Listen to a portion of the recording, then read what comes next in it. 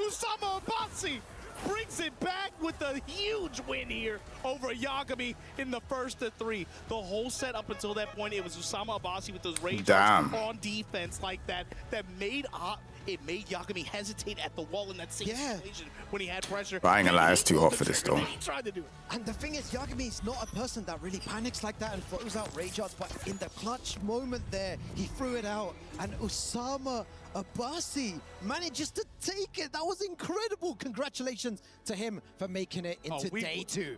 Yo, this set, we were flipping some coins, man. But look, before we move on, we got to take a quick commercial break. We'll see you guys in a little bit.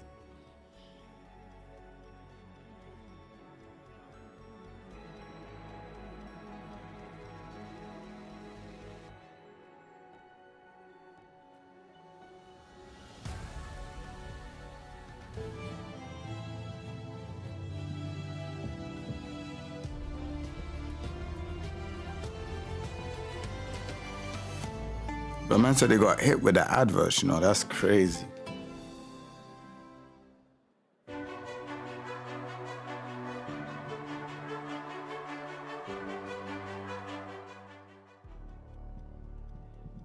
Welcome back, everybody, here at EWC for Tekken 8. And look at who we got on stage, Ru Kang. Look at this matchup. Nobi from Japan going up against Numan, counter hit from Pakistan. And this is a set, when you look at these group C and Ds, the names jump out to me, right? I'm not even thinking about phase 2, phase 3, all that. Just look at the names, and immediately, I'm just thinking about how fun some of the matchups ended up being. And, you know, we saw AK versus Nobi a little bit earlier today. Just saw Numan versus Who's Numan fighting? Oh, Nobi. This is going to be another fun one. It's going to be mad still. Numan versus Nobi. You got to imagine Numan is going to leverage the Steve, at least early on, I would imagine. But it's so hot today, man. Different, yeah. We were all watching backstage, and the way that he was playing, the confidence in his gameplay, and he's been spoken about before about how scary he is. Until you kind of witness it in person and watch him play on these big stages, you kind of understand that the pressure just doesn't affect him. Like the way that he played against Active was so good and so confident. And when he won, there's no massive pop-off, there's no craziness. He just stood up and said, yeah, cool. He got the handle on a stick like it's a briefcase. It's just business. Exactly. And now it's time for the next round, and he's looking forward to making it into phase 2. But when you talk about Nobi, especially in the character shell that he's been running, he has a really interesting approach. I think the first of 2 and first of 3 tournament play, especially with this game. But nobody's going to have deeper appreciation for the way that Numan plays than Nobi as another Steve player, right? Yeah. And you got to talk about the way Numan is so proficient at breaking down opponent guards by giving them a lot of trial and error, giving them a lot of tests, right? Steve he's a stand-stop character, right? Like, he's just doing all kind of crazy. He's ducking, but Numan leverages that by saying, okay, how are they going to react to this, this back one? Okay, what's going to happen after this when I stance transition into this? Exactly, are they going to press on this? Are they going to sidestep here? Are they going to sidestep left? He's very good at giving opponents a lot of different looks like that, and then that plays into how perceptive he is with how they want to press buttons, how they want to move, and then how ultimately they're going to guard, whether they're going to crouch here, whether they're going to not. And then he's able to find the answer throughout the game. And Nobi, of course, is going to recognize that. So I'm thinking maybe he's going to go with, his standard shell that he's been running to great effect this year. He's been running usually Drag or Lars, and then plays into Steve later in the set. Okay, yeah, and that's what's going to happen here as well. Nobi going for the Lars against the Steve. And a big shout out to MYK, who I was speaking to about the Steve matchup as well. He was saying all right, we've got Numan versus Nobi. We've got Lars versus Steve. I'm looking forward to this one. And get them to respect Jeez. And then afterwards, then you can play your game a bit. And Nobi, Numan's Steve is actually very sick. You don't know how to play against this character. This is really interesting for all the very sick Tekken fans to see how Nobi does against one of his main characters. Especially, with how Nobi's going to layer his offense here, it's going to be very player to player. And he's going to want to try to take advantage of speed and not give Numan the chances to be able to try to put him on guard and be able to try to just establish patterns like that and put him in uncomfortable situations. Lars can pursue. He has so much. That was a nice start. Oh my gosh. He actually. Make opponents guess, right? Yeah, Numan's reactions are crazy. As well. Team Falcons trying to make it as far as possible. They want those club championship points. Nice. Nice back four grip. 38 damage. Lewis. And just just like that, comes up with the lost any 1-2. Almost 2 chunks of damage here, counter hit confirmation. And what was interesting there as well, you see Nobi using a lot of safe moves into duck. So down forward 1 into duck. Again, just ducking in his face. Yeah, there's a lot of ducking there. Jeez. Tie your shoelace. Jeez. Last is better than what people think. I'm trying to tell you that still. So look for Nobi to change as well. Guaranteed damage afterwards. Right now, he definitely has a sense for his timing right now. Trying to catch him moving again, just doing a small little fuzzy duck there. Gets hit by the back 1. Great timing from the haymaker, and he's going to push towards this wall here. Activate. What's it looking like? Gut punch to break the balcony. Still pushing. Kip up able to buy him just enough time to activate here. Now the lightning strikes. It looks like Numan's not budging here at all. He's just backdashing away, just holding back. Hasn't pressed the button for ages here, and presses the button at the right time. Oh, you see the way that he's ducking those highs, it's very apparent. There was 3 situations there when Nobi was ducking, looking for something, and he might take the round because of that. With the Tesla gravity to finish here. And it's like you said too, he's finding he's doing it in different ways. Oh, snap. His face and then duck. And duck, yeah. He's giving him Nobi's 2 up, approaches to be able to get into that range where he can take advantage of some of those errant swings. And just like that, off the arc blast, Tesla gravity thrust. The ancestors watching, running 2. Numan now, my turn. Oh, that was nice. Rocket punch. Goes for the low. Again, a lot of down jab from players over the last couple of months. I've seen players using that down jab a lot to alleviate pressure. And he used a rage out there. I don't. Oh my god, that shows why. Maybe that's why. Maybe that's why. I was about to say, there's no way that's gonna hit.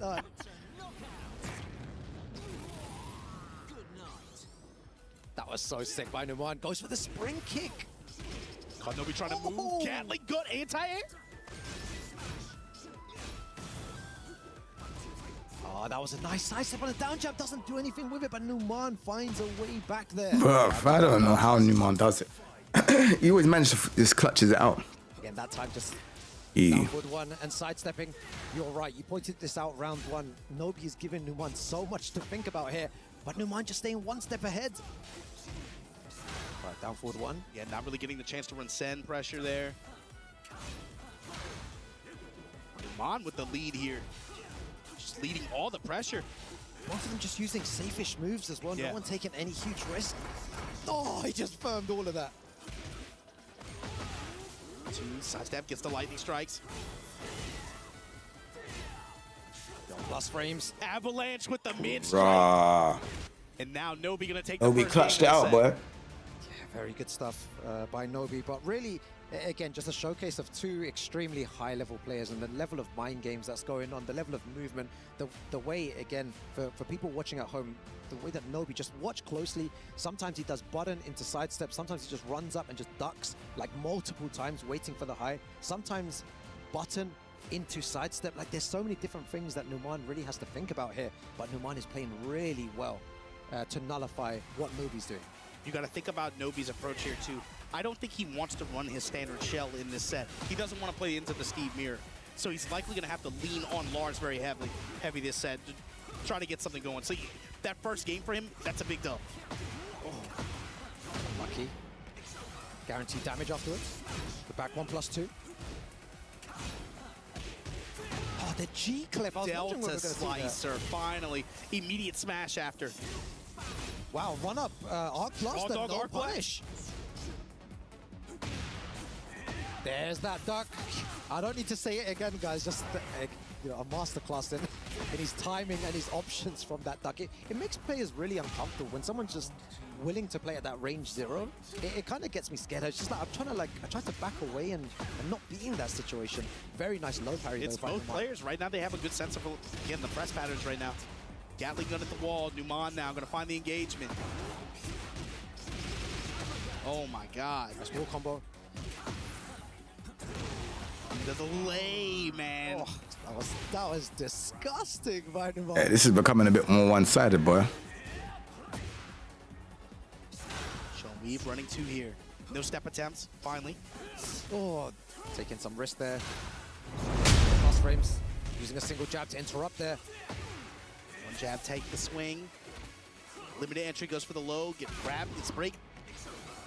Engagement for Numan here. He's going to push the real estate, clinch him up. Oh, back against the wall as well. Numan's so good. Look at the This is combo mad. though as well. Oh my god. Yo, clip that. That was crazy. Lars is usually the one that's pushing forward like that, but this big uppercut, Numan cutting off any pressure at the gates. Yeah, Numan started to realize, like, when he's starting to take more risk, as I say that, he gets launched for it, but the risk that he's taken seems to be paying off a lot more. And I'm back 4. This time the side swap off the launch. Now Nobi gonna get the benefit of the wall here, especially post-activation. Tesla gravity thrust. Oh, big load, counter hit. Some nice damage as well. What a block! And what a punish in response. Nobi, this is a huge round. Yeah, let's see if Nobi can go ahead. He's gonna definitely look to take this. Nice movement by Numan, gets the heat engager. So maybe keeps it safe. territory, yeah. Numan in heat. Now Nobi's turn, him pushing. Oh my! Punch parry miss. Yo, all the buttons hitting here. The sidestep and the launch. Nobi now with the chance here, with the heat activation, gonna be able to make contact with the wall likely. That was insane. Is it gonna Tornado? be enough to finish? Tesla gravity, lightning strikes. Nobi 2-0 with the lead here on Numan. Nobi, just playing incredible at the moment, I have to say. I spoke about him before a couple of days ago as well. The way that he's been playing this season, it seemed like he started off really slow. You know, 33rd at EVO Japan, 33rd at Super Tournament, but then he just got even better. 13th place at, 9th place at Combo Breaker, and then he started performing even better, getting that top 8 at EVO Vegas. As a player, he's one of those players who runs very hot cold, right? So Yeah, like he he was can show cold up at the beginning, and now he's hot again. It's like, is he gonna carry on being? It hot, or depends is he on the gonna get weekend, cold? Liu Kang. Like you Too can show up old. some weekends and be able to, be able to challenge Steve, be able to challenge Arslan, right? But he can show up some weekends and maybe it's just not firing. Maybe the reads aren't there. Right now, he is playing very sharp here. Numan, right on the back foot against the Delta Sides, are trade with the Arc Blast. And just like that, Nobi gonna put him on the wall. No heat to work with. Drops the combo though. We're fine with that, ducking in his face. Numan still has heat to play with, uses the heat dash instead to get those plus frames. He's got hella Running plus two, frames. give him the delays. Single jab to stop him. Ducking in his grill still. My god, the spacing as well. Not much time left. But down to 1. Right underneath that jab. He was trying to, again, just stop the advance a little bit there. Again, Nobi now opening with a lot more just faster buttons, just be able to try to just get his turn, just get some kind of momentum going here. Yeah, this is a huge advantage for Nobi, but I wouldn't put it past a player of Numan's caliber being able to Nice. come back here. Well, the thing is, Back Nobi has one to down challenge here. Pow! because eventually Numan is going to sniff it out like that. Lands the haymaker, going to get the activation here, gets the lift off, just when he needs to be able to get these Gatling gun punches, work those knocks out your back. Steve players need to be so careful when throwing out that back one. So that was a huge whiff, no punish. huge plus opportunity. frames, plus frames. Running to break it. We're going flicker style. We get the wall. How did we it get splat the from round, there? We get the. Oh man, Numan trying to get on the board here. Yeah, just like that, and the Haymaker. counter hit. Back ones are what the game changes at the moment. Low parry. Though Paraby's Oh, got a snap. lot of work to do here. Nice avalanche to be able to side swap there. Goes with the mid extension. That was so sick. That was so good, but if he got a bigger launch there, that would have been incredible. So unlucky. I thought he's trying to catch him with those arc blasts. Numan just See not him pressed at the right time. See Nobi going minus frames and going sidestep left as well. Finding some openings here. Sliding on him. Running around at the speed of sound. Nobi now taking the round back. Man, these games at EWC are crazy. That brother is zooming. Ducking in his grill. Gonna take the punish here. Limited entry takeoff. There's so much happening right now. You need to be really careful. Numan, beautiful duck. Yeah, right back at you. Gonna hold the full crouch launch. Yeah, I reckon he's going to push all the way to the wall as well. He's going to get nice damage. Oh, have absolutely. good positioning as well. And you know it's hot out. They don't believe in air conditioning. We in heat, brother. Steve, Oh. where you going? Oh my god, God, splat on the wall. Oh, so unlucky. Drops the combo though there. That was nice. And Numan finally on the board here with that float. Jeez. One game to Nobi's 2. Stage selection. That's going to come into play here. Right now, you got to imagine Nobi's still going to be able to stick on Lars. I can't imagine him wanting to go to drag after that. No. And it's when it's been working, it's worked well. Even that game, It has, right? That was Numan's game, but there were definitely some moments there where it felt like it definitely could have gone Nobi's way. Had some pretty unfortunate occurrences with some sidewall situations in the corner, of course. But that's gonna happen when you're playing Ski, you know. Oh, beautiful block, and I like that round start. Nobi tried to duck in Numan's face, and Numan just hit him with a mid, and it worked. What's going on, CGM Raiden? How you doing, bro? Welcome to the stream, man.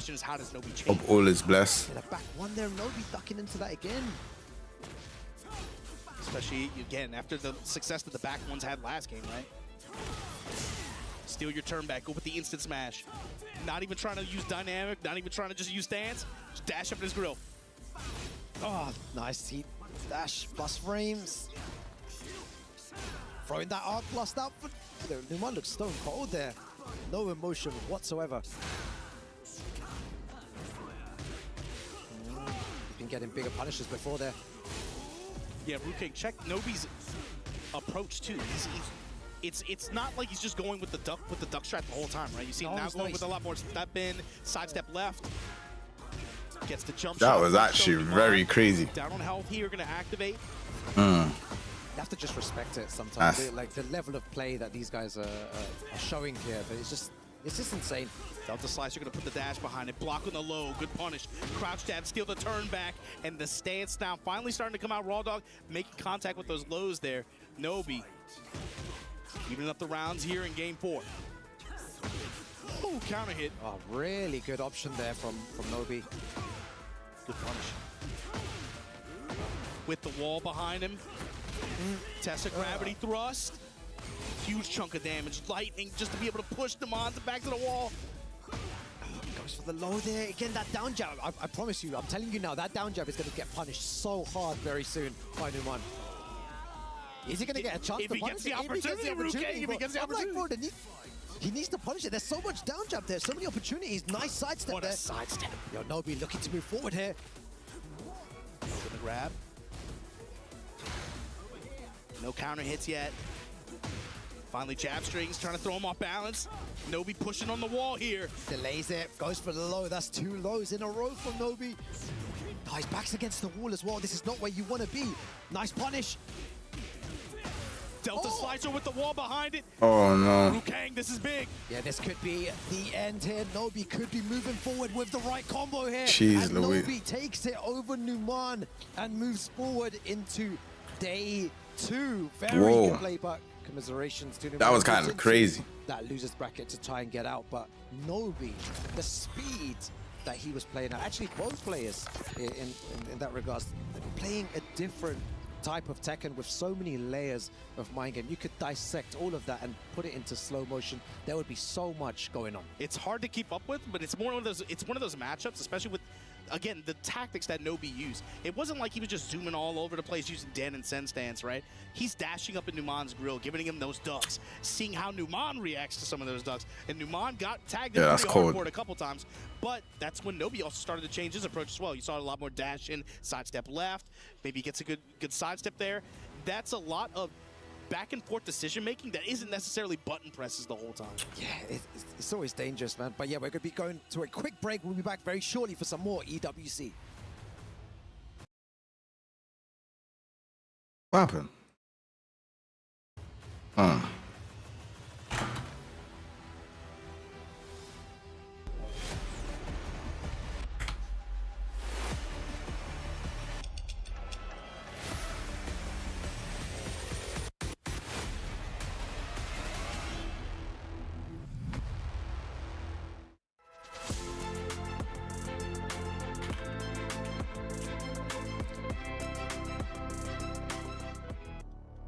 Ladies and gentlemen, we are officially about to move on to the elimination phase of Tekken 8 here at Esports World Cup. As you can see, I am joined with the key master. Stuff is getting serious, Damascus. This is serious now because that key crusher behind will be put into work all of the next matches. Our tournament life on the line. Key master, let the people know just how serious this moment is.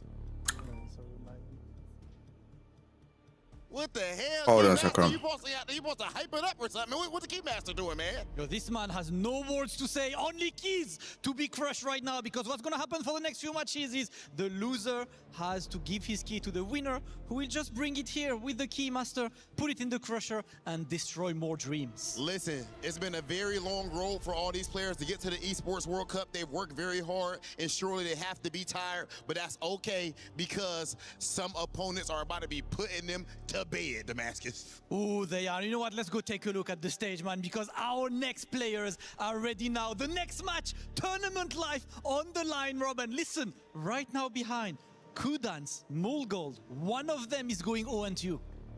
Absolute banger. This is unbelievable.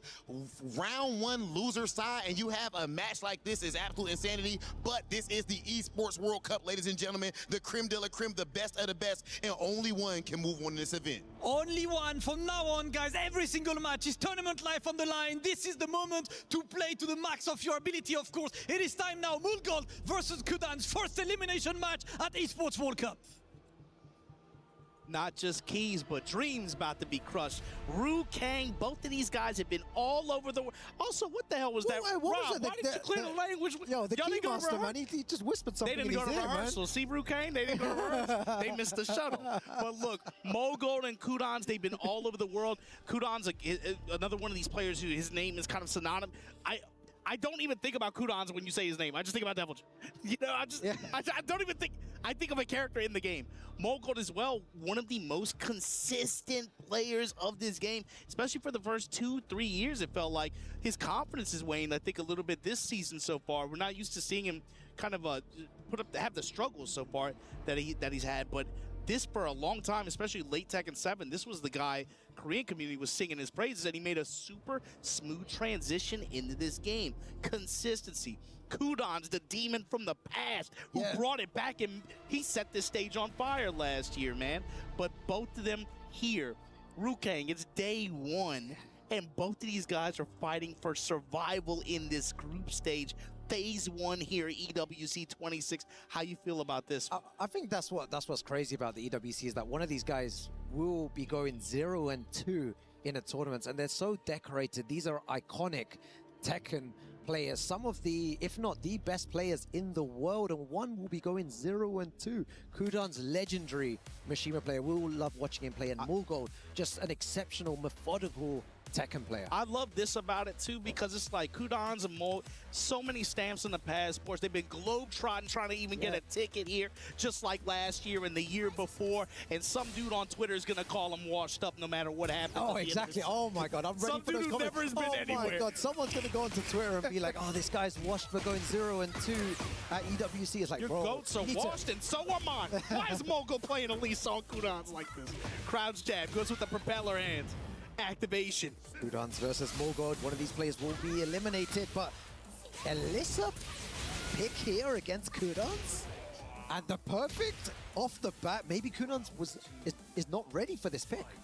That's got to be a button check, right? button check.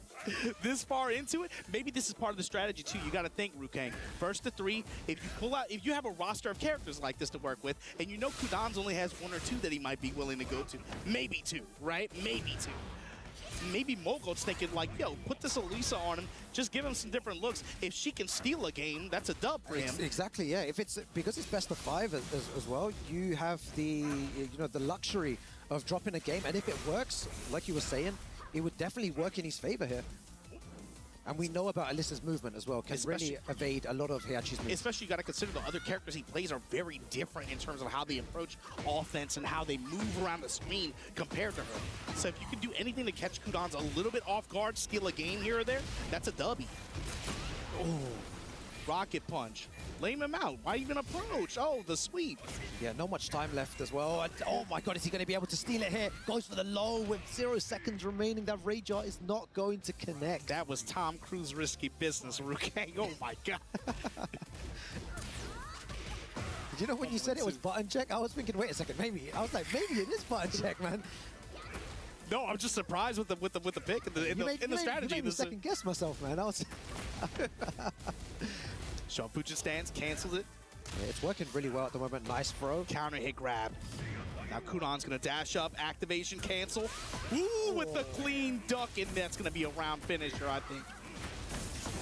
Yeah, I've always said with Mishimas in general, it usually takes a bit of time to warm up. And because this is a best-of-5 format as well, the longer it goes on, probably the better as well. But still, just warming up here, you can see that Mulgold has taken the initiative, taken advantage already, 2-1 up here in rounds. Yeah, time is a little bit more of the essence, especially if your opponent is like that, right? And you know that going into it.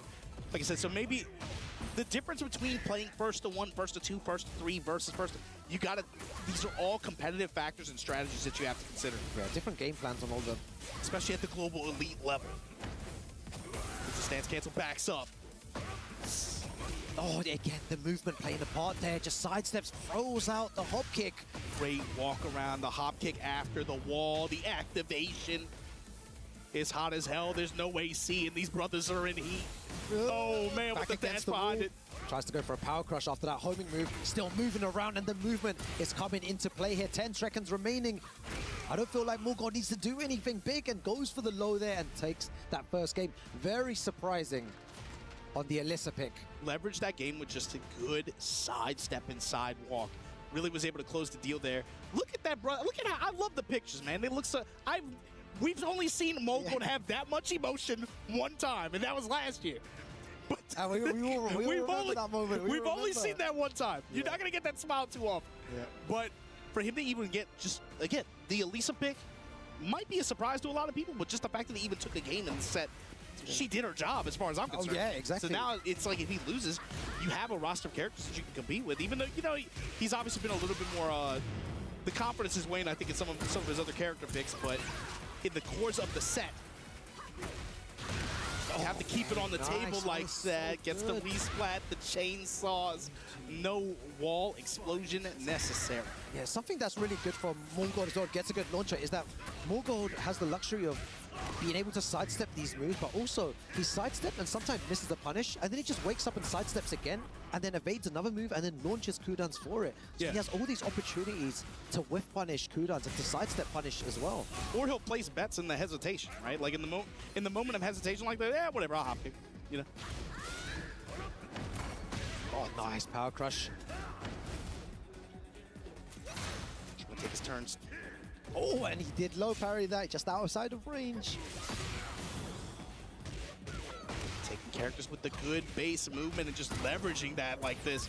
Mulgold now in rage at the wall.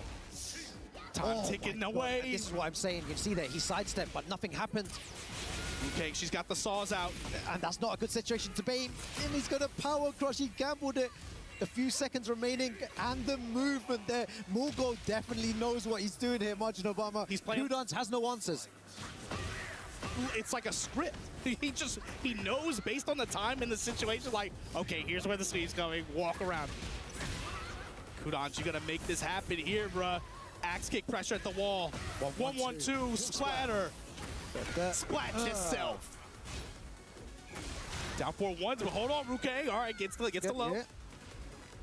And wait to see that. Wait and see that God mode come out. You know, he does have that option. He can go into Warrior's Instinct and then. Yeah, maybe if he gets in the dire straits here, Mulgold's got the pickup, got the activation, got the bomb wall to support him. Maybe you might see him try to use maybe burst defensively at some point, especially, or just go up raw dog it. It's time to get the wall slap with that as well. This is not looking good for Kudans as well. Mulgold's playing so well. 1 pixel remaining. Down foot wants to try and escape and activates Warrior's Instinct, but doesn't do anything with it. Mulgold just 1 step ahead, playing so dominantly with the Alyssa pick. The instinct completely a non-factor, completely nullified. It's So like that. What do you do if you're Kudans in this situation?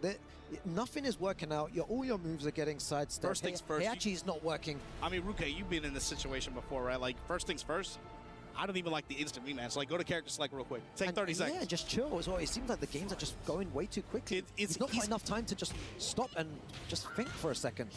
Right now, he's playing in the Mulgold speed, right? You had like a drop punishment opportunity there, but overall, so far, Mulgold, it felt like has been in control since the set started. And he's still in the driver's seat like that. Keys in the ignition. You're getting walked. I'm shooting you in the back like this. Bombs going off, all kind of crazy stuff. I feel like the longer this just goes on, it's just going to go more in Morgoth's favor. He's just doing everything correctly against Kudans. He needs to stop the bleeding somehow. 1-1-2 knockdown. He'd activate, ducking in his face.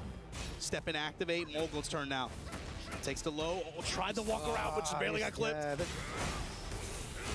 that's the thing. It was just an unlucky step there at the wrong time. Okay, 10 seconds remaining. That's an important round just for Kudans' confidence. Got to settle it down, just take it round by round here. I was saying before, just stop the bleeding. That's all you need to do here. Grab out of the Fujin stance. Vision went back ones here. Kudans going with the grab. Down forward ones. See, Morgoth insistent on this walk, bro. He's trying to get to the side. Yeah. Kudans having to adjust his timing a little bit more to try to catch him a little bit. Seems using a lot more dash to try to realign as well. Faster attacks. Oh, that was so unlucky. Goes for the second hit of the sweep. Got 59 damage for that and catches him with a flow and signs of life from Kudans.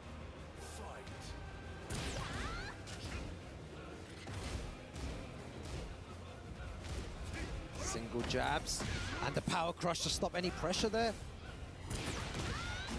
Morgoth not even thinking about it. Just sidewalk. Yeah, I feel like Kudans now is starting to dash forward and to realign. Slightly and, delaying. And also not using that hell sweep anymore too much because he notices how much time he's been stepped. But as I say that, Morgoth with a crazy step. Oh, I put no side step activation. 1-1-2. Takes the low. Morgoth now goes with the smash. Low, full crouch sweep. 14 seconds remaining, goes for the forward 1+2 there, and really nice stuff. That's all that Kudans really needed there, just to stop the bleeding and just to get back on track as well. Not using Hell Sweep as much really helped as well, because he kept sidestepping those Hell Sweep. He's deterred now from doing it, and I think he realizes he needs to dash forward now to realign every single time, but that brings dangers in itself, Majin Obama. True. Morgoth will be able to just throw out hop kicks now whenever he dashes forward or does anything else. That's the way the circle works, right? That's the way the circle works. Okay, finally, you're dashing to realign based on my movement. I'm gonna hop kick you, man. You're giving me an opening now, you know? Now, I was actually surprised. No character select screen for Mogul. Want to just go into instant rematch here, goes in Ortiz farm. Step in lows on both sides. Activation now. Crouch step, steal the turn back. Back against the wall. Kudans gonna want to get out of this. Yeah, Chainsaws just burst just to be able to break this pressure. Side swap on the throw. He's anticipating the break. I love the fact that they're using more throws now as well. So important in Tekken for wall positioning for a lot of things. Now he's stepping. Yeah, not even necessarily with the intention of the throw connecting each time. Sometimes just, different throws have different properties based on how they break.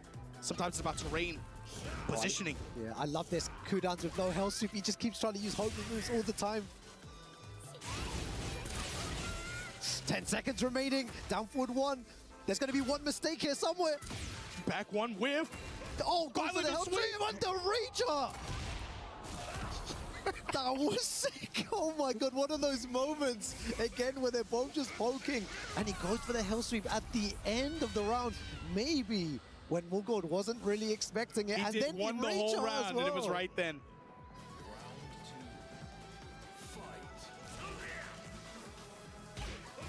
I think this is why sometimes I just stop talking, because the level that they're playing at, you can really appreciate this much above the way that they're playing Tekken. It's a different game from all the other players playing. Especially when you consider how much the neutral is different in this game compared to game one. The way the match tempo is. Parallel to the wall here. Mogul now going to activate. Kudans in the corner here, trying to roll out, eating some lows on the way. Again, this is an elimination match. One of these players will be going 0-2, and that's a nice 1-1-2. Flash punch for the wall. Axe kick. Stomp. Battering ram. And just like that, talk to the hand. Kudans trying to bring this thing back. The absolute legend in Kudans is fighting back. He was on the back foot for so long. We spoke about him stopping the bleeding. He has really stopped the bleeding now. All the way to the wall. Look at the damage. He still has God mode. He still has that Warrior's Instinct to play with as well. Is he going to activate? Is he going to get the chance? Insane play right now. God, dashes forward as well and delays the low slightly. And 3 rounds straight. Kudans is back in the game at the Esports World Cup. Now it's a mirror where we were 2 games ago. Now you're looking at Mogul. Like, are you going to go to character select screen? Or are you really about this Elisa pick the whole way through? We said that the game plan, well, we're not sitting there. It worked a game ago where if you could go back to character select and then, okay, fine, my Elisa got 2 games, cool, I'm out of here. Of course. But now it's completely now different what do context. Do you stick to what you've been using, or do you switch characters? I mean, for your tournament life here at EWC, and you don't want to get eliminated right now, as expected. I think this is like a game too late. I definitely think you should have done this.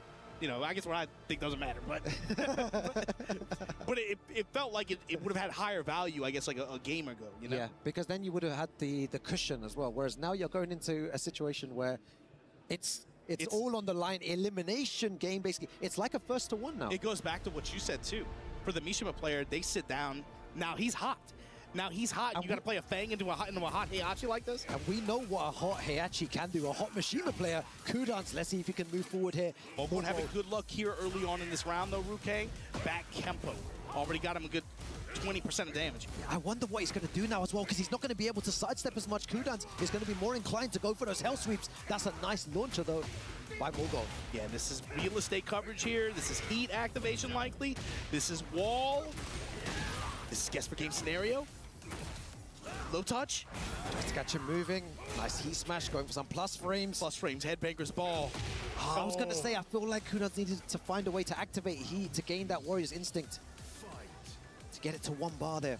Now he's gonna have to find a round just to even extend it and get that potential now. There's that hell sweep again. Down forward once. Just put knees on. Oh, that was sick again. Mogul again with the timing read. This is incredible to watch. Pushing here with the heat activation, trying to get the wall. Just shy. Full crouch mix, goes with the down back 3s. Yeah, so many down back 3s coming out from Mogul right now. Break, side swap. Oh, that's going to be huge damage if the wall doesn't mess him up. Tried to grip him up. Mogul with a chance to reverse fortune here. Goes for the mid option. The flow. Is that going to be it though? He doesn't have the 1 pixel. Oh my god, no, that was not 1 pixel remaining. Mogul 1 away from moving forward here. On the Fang set point. Max Ray's trying to run the full crouch. Oh, and he doesn't have option as well for that Warrior's Instinct. He might have been more inclined to pop it right now.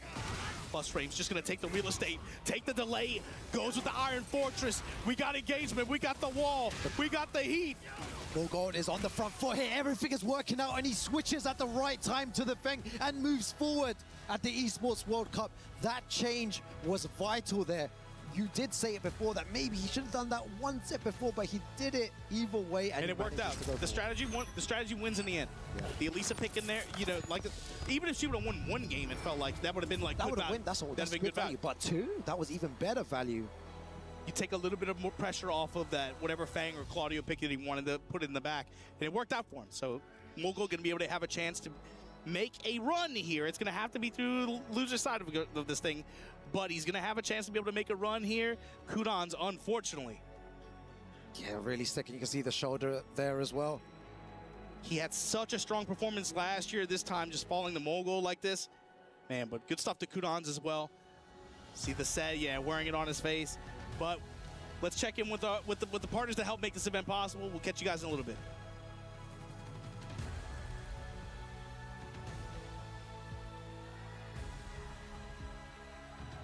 And ladies and gentlemen, it's officially time for Kudans to pass on his key to Mogul. Ladies and gentlemen, one more time, make some noise for Kudans! But in the end, Mogul, congratulations, brother. Big dogs gotta eat. You can still see the energy. He's extremely tense right now, and with good reason, but even with all that pressure, he was able to get it done as we have our first key about to be crushed here at the Esports World Cup. This is a combo breaker champion. This is a Dream Hack Atlanta champion. Wasn't traveling 2 years ago. Now bursts onto the scene and destroying legends in front of the world. Oh, it hurts to see. Oh my goodness. Ladies and gentlemen, Mulgo, we right here, brother. Mulgo, come back to me. No worries, no worries, no worries. That man is just locked in all right now on the gameplay, and with good reason. He only needs one more in order to qualify for the next phase. Will he be able to get it done? He has the talent. We're gonna find out, ladies and gentlemen. Let's keep things going with Tekken 8 here at EWC. Human body was built to move. Not trapped at a desk in one singular posture for 12 hours a day. It's time your chair evolved. This is Secret Lab Titan Evo. Ergonomically engineered for you, gamers, hybrid workers, artists, backing your every move. Welcome back, everyone. The Esports World Cup 2026 here live from Paris, France. That last game, Kudans unfortunately going out 0-2, but it just shows the levels of the event here, the quality of players here. They've all struggled this past year to qualify for the EWC, Majin Obama. There's so much on the line, and someone has to get eliminated. You know, not everyone can make it through, and lucky for Kudans, he played like an absolute monster, but it wasn't enough. Played like a monster through the LCQ. You got to talk about that, LCQ, man. That's yeah. when you fight in the gulag like that, and you come out with the W. But again, that's just like you said, the level of play on display here. You got to think like close to 75% of the players here, they've been qualified for this event the year previous, the year before that. There's realistically like only 8 spots up for grabs at EWC, it feels like, every year for Tekken 8. So it's a lot of people in the hunt for those spots. And look at who we got on stage, man. AK versus Atif. Both of these guys have been on this stage multiple times. Atif is part of an exclusive club out of the players that are qualified this year. They've been present since Gamers 8, man. EWC every year, plus the Gamers 8. There's only 5 other players in this whole event that can say that. AK is one of the other, a smaller group of players, of course, mind you, but they've only missed one EWC so far. Damn. They've been present at three of the past 4 events. Crazy stuff. Man, Well, Atif versus AK. If I ever run an event too, I want Rob to be my stage director, man. He's incredible, man. Mogo Incredible. looking at the keys, looking at the keys get destroyed with a smile, with a childlike sense of wonder.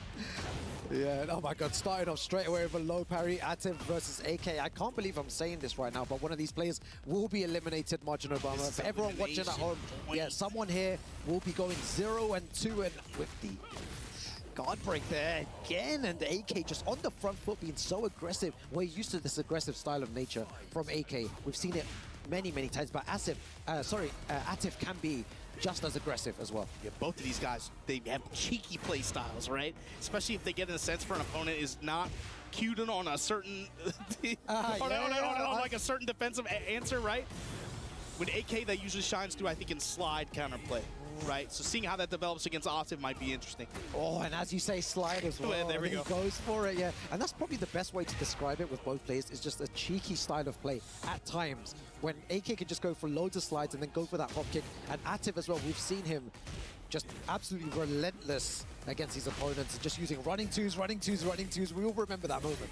But especially in the course of first to 3, you got to remember, like, that attack isn't just off the table now. So now the matchup really starts. Now that AK's shown, okay, he's ready for my slide timing. He might be ready for a float option. It didn't work out the first time. Now we're going to see it develop. How's he going to adjust his timing? Is he going to start to run the hop kicks now? Oh, that was so nice as well by AK. I just love when Tekken 8 is played. Just this is, you know, just for me personally, I just love it when it's played at such a fast pace at range 0 like this. It's always so nice to watch, to see those kind of small interactions here, and just small moves as well. The down forward ones there. Especially when you get the characters with like good down forward ones like Shaheen has, you get to see him like just work micro Tekken a lot more, right? Using like 2-1, just high mid strings, jab, down forward 1. Then you have your strong, fat, quick low, which is be able to walk.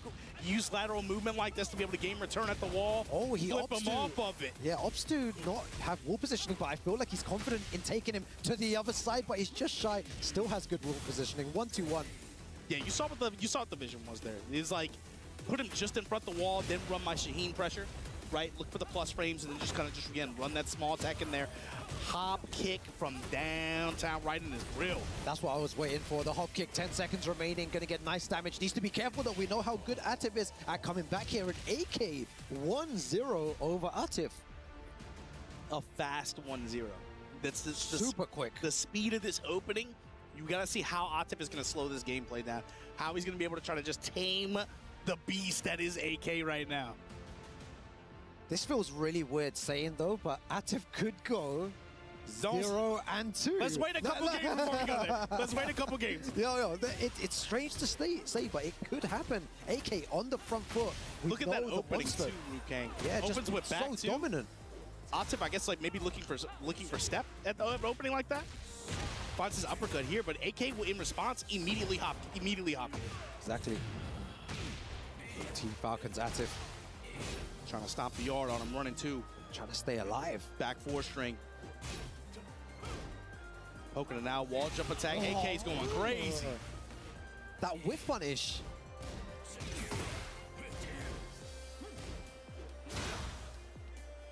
Plus frame back off. Looking for the salvo, but the just frame Hornet. Yo, 45 damage off that as well. And there's the mix-up that we were saying. Very willing to throw out that hop kick at the end of rounds. Just trying to put that in Atif's head. You got to note just how it plays out, especially over the course of a first to three. That's something. That's a key matchup point with AK specifically. Yo, the slides again. Down jab to stop the pressure. Nice throw break. Clean what a walk around, sidestep. shot in the kidney. Ooh. With the activation now, where you going with it, AK? Sliding on him. It's gonna punish that for sure. Yeah, takes the Tundra Slasher here. Now Atif now, running two. Running salvo. Yo, 1-2-1. Running two. Good block on the down two. Goes for the slide there from that range. Double Scorpion into slide from downtown. AK, again, that's the point. He's not deterred. So for you on defense, how are you going to treat this? Oh, he's just out of that down forward one range. Running twos again to try and put some pressure on AK. Back 4-2, and then finally the counter hit Razor. You know what? Now you made me scared. I feel like that hop kick's going to come out any time. This. Oh, the slide. Doesn't do anything with it. My God. Shot. Oh, that still somehow a shot in the back. Yo, these guys are playing. Ring around the rosy, bro. They doing dances. This should squish. Lowering the shoulder on him. Dash behind it. Raw dog uppercut. Atif now. Trying to take this game here. Insane. Using that down two as well to stop any movement. He's using it a lot now as well. Doesn't want AK to really move. Beautiful punish there. While standing shoulder lean, the down ones from AK. Now finally, now we're starting to see this pattern. That's AK 3 in a row. Yeah. Oh my God, and that's the cheeky style you were talking about. The orbital out of nowhere. What's something they talk about with fighting games like the rule of threes? AK is like the rule of sevens. if you're not gonna deal with it, he'll just keep doing it. What a block on the pigeon roll low. But this is just to bring things back here. This game, huge round right here in this set. Huge round for the tournament. Sidestep right here for AK, but it comes with a while standing shoulder lean. Atif. Catches him pressing buttons at the wrong time. He's going to get humongous damage. Yeah, it's going to be good damage, but it's also real estate. Look, Rukang, look how far. In the pigeon roll mid. Fish on the back four. Jab, float. Got the salvo with the dash behind it. Got the wall. AK in trouble. Full crouch low. Gets the heat engage. He's going to get a chunk of life back as well. Down two blocked. Atif's trying to end this right now. AK just trying to stay alive. The down jabs. Oh my God. The hop kick doesn't get punished though. Running two. Oh, the running two. Oh my God, the down two after to close it out. He was trying to hop kick again. They're just not enough frames after the running two. There was another interaction too, Rukang. When he got the heat activation, he got just enough touches to give himself just enough health back so he could bet on slide one more time. And Atif was right, but he got just enough HP to survive it and be able to extend that set. Insane, both of these players. You can see Atif there, look, the photo in the background. That is the most emotion I've ever seen Atif have on a stage. Yeah, they probably said like, oh, do a winning pose, man. They were like us in front of the line. I was like, yo, hit this pose for me. I'm like, I don't do poses like that, man.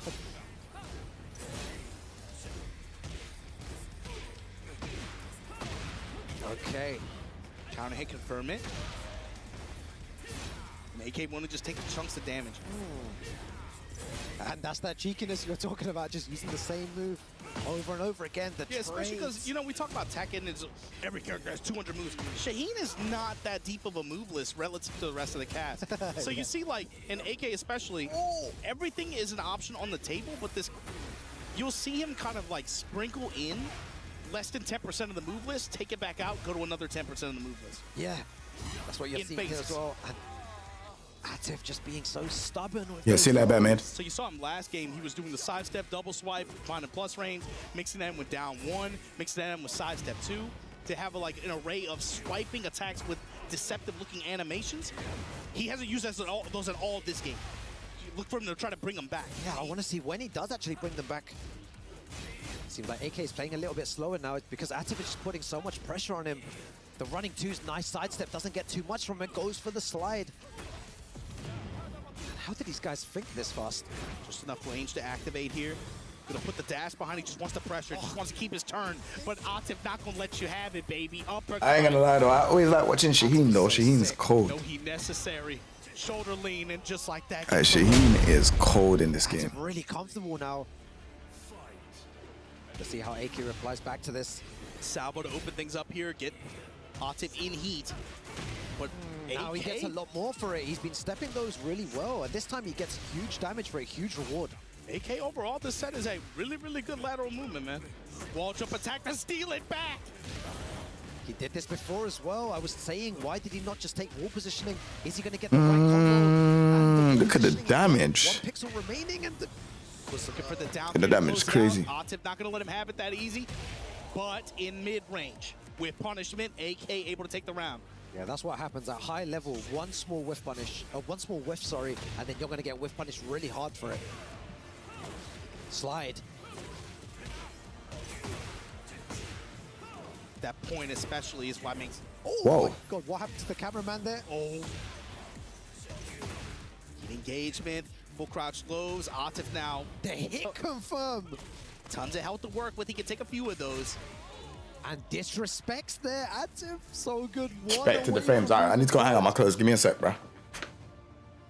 The disrespect on those moves, you know, AK getting those plus frames and Atif saying, I don't care, I'm gonna press those buttons. AK's had good success with sidestepping, the running too as well. Yeah, he's had some really good walks that had good return. And also wall jump attack has really helped him out in a lot of these situations. A lot, and the thing is, Atif is still really insistent on doing that running too and going for those lows as well. Whatever he's doing, it's working right now. It's not static timing.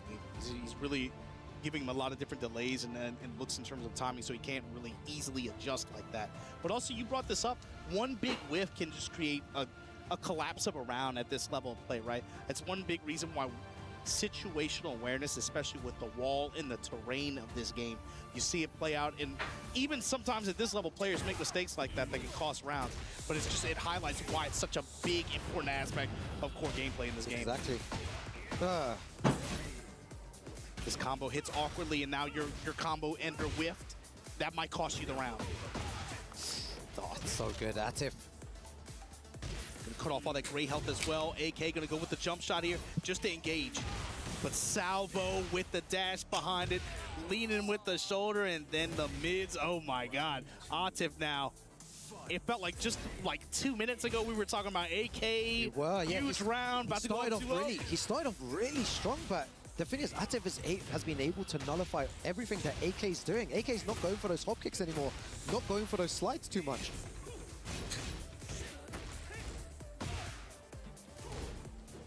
Wall jump attack, back up with punish. Like I'm said. saying the whiff punish, marginal bomber from both of these players, but Atif as well, just punishing AK so hard. 1 round, and Falcon's Atif moves forward. Even if it's a small punish like that, it just shows that none of these players can be caught, like whiffing those buttons, and a beautiful low parry from AK. Yeah, good delay from Atif. AK just a step ahead of it there. Gonna get the wall. Has heat to work with, can just take his plus frames here. Good walk around and great return here from AK. Yeah, needs to find a way to stay alive. He stopped the bleeding now. It was all Atif. AK fighting back. It's a long way to go here. Tundra Slasher to open things out.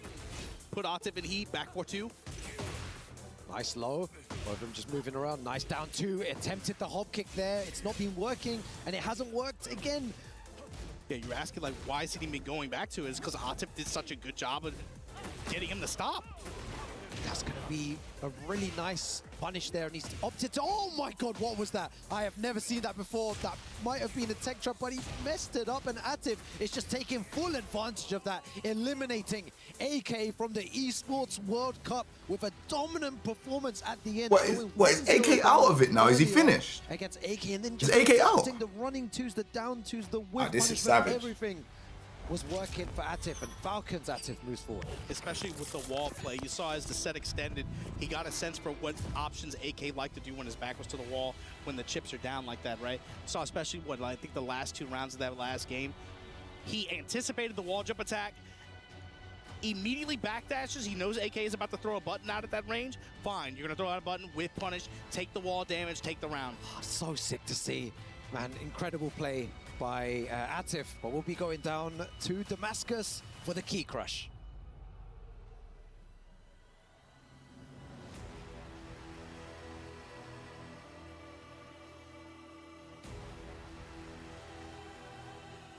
Another game and another key must be exchanged by AK. Has to bow out of that stage, and Atif coming in. Please can I have a round of applause for AK? As Atif himself joins me next to the crusher, it is time to crush our second key of the week. 2 players already bowed down, and the next matches will keep crushing these keys, crushing these dreams, crushing these entire adventures here in Paris for Esports World Cup 2026. It is time for the quick security assessment, and Atif can have his moments, make it pop.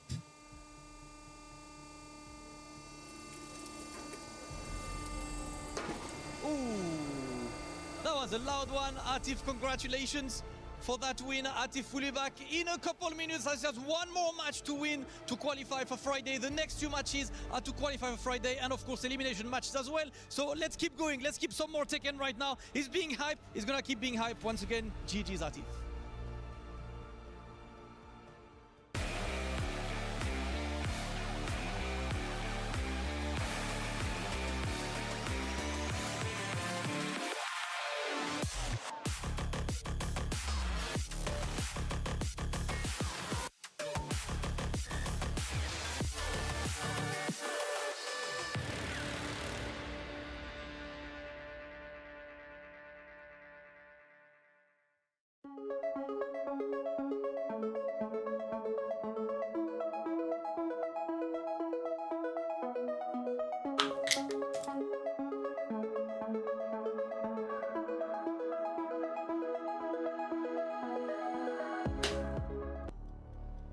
Welcome back, everyone, to the Esports World Cup 2026. The Tekken action is continuing now, and we've got another banger of a game. We've got bangers all day today.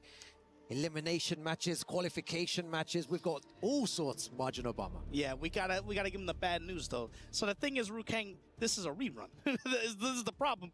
So we've been talking about 1st to 2 versus 1st to 3. What about like 1st to 6?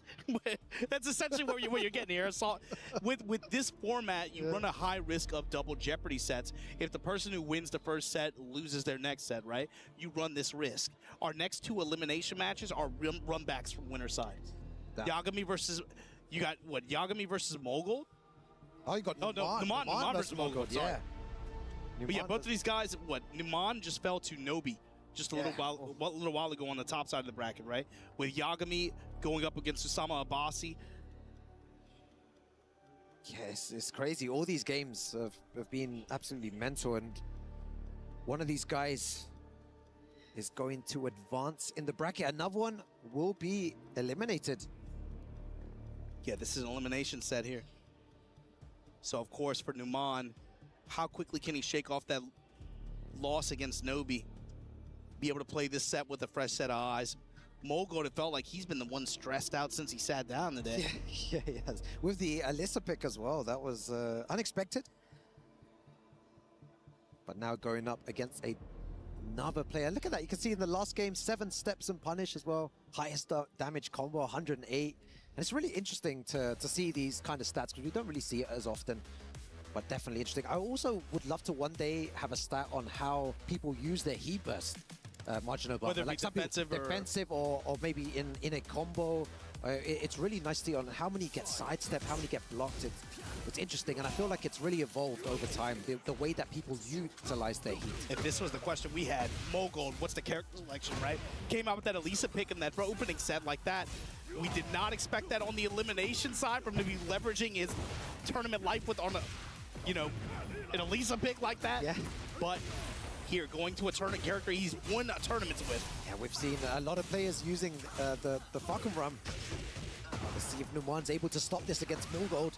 Yeah, you got to talk about the transition a lot of these players, especially players who are known for playing multiple characters like that. Transitioning from a game where it's focused on maybe like one character like that to a character shell roster, right? This is another character that has been a very popular pick for a lot of players if they wanted to pick up a second character. Got to talk about Lydia, you got to talk about Fakaram, especially in this tournament. And maybe perhaps we might see some Kunimitsu development. Oh, man. Maybe, perhaps even some Armor King, maybe. I don't know. Disgusting characters, really difficult to deal with these type of characters. Oh my god, the range on that move.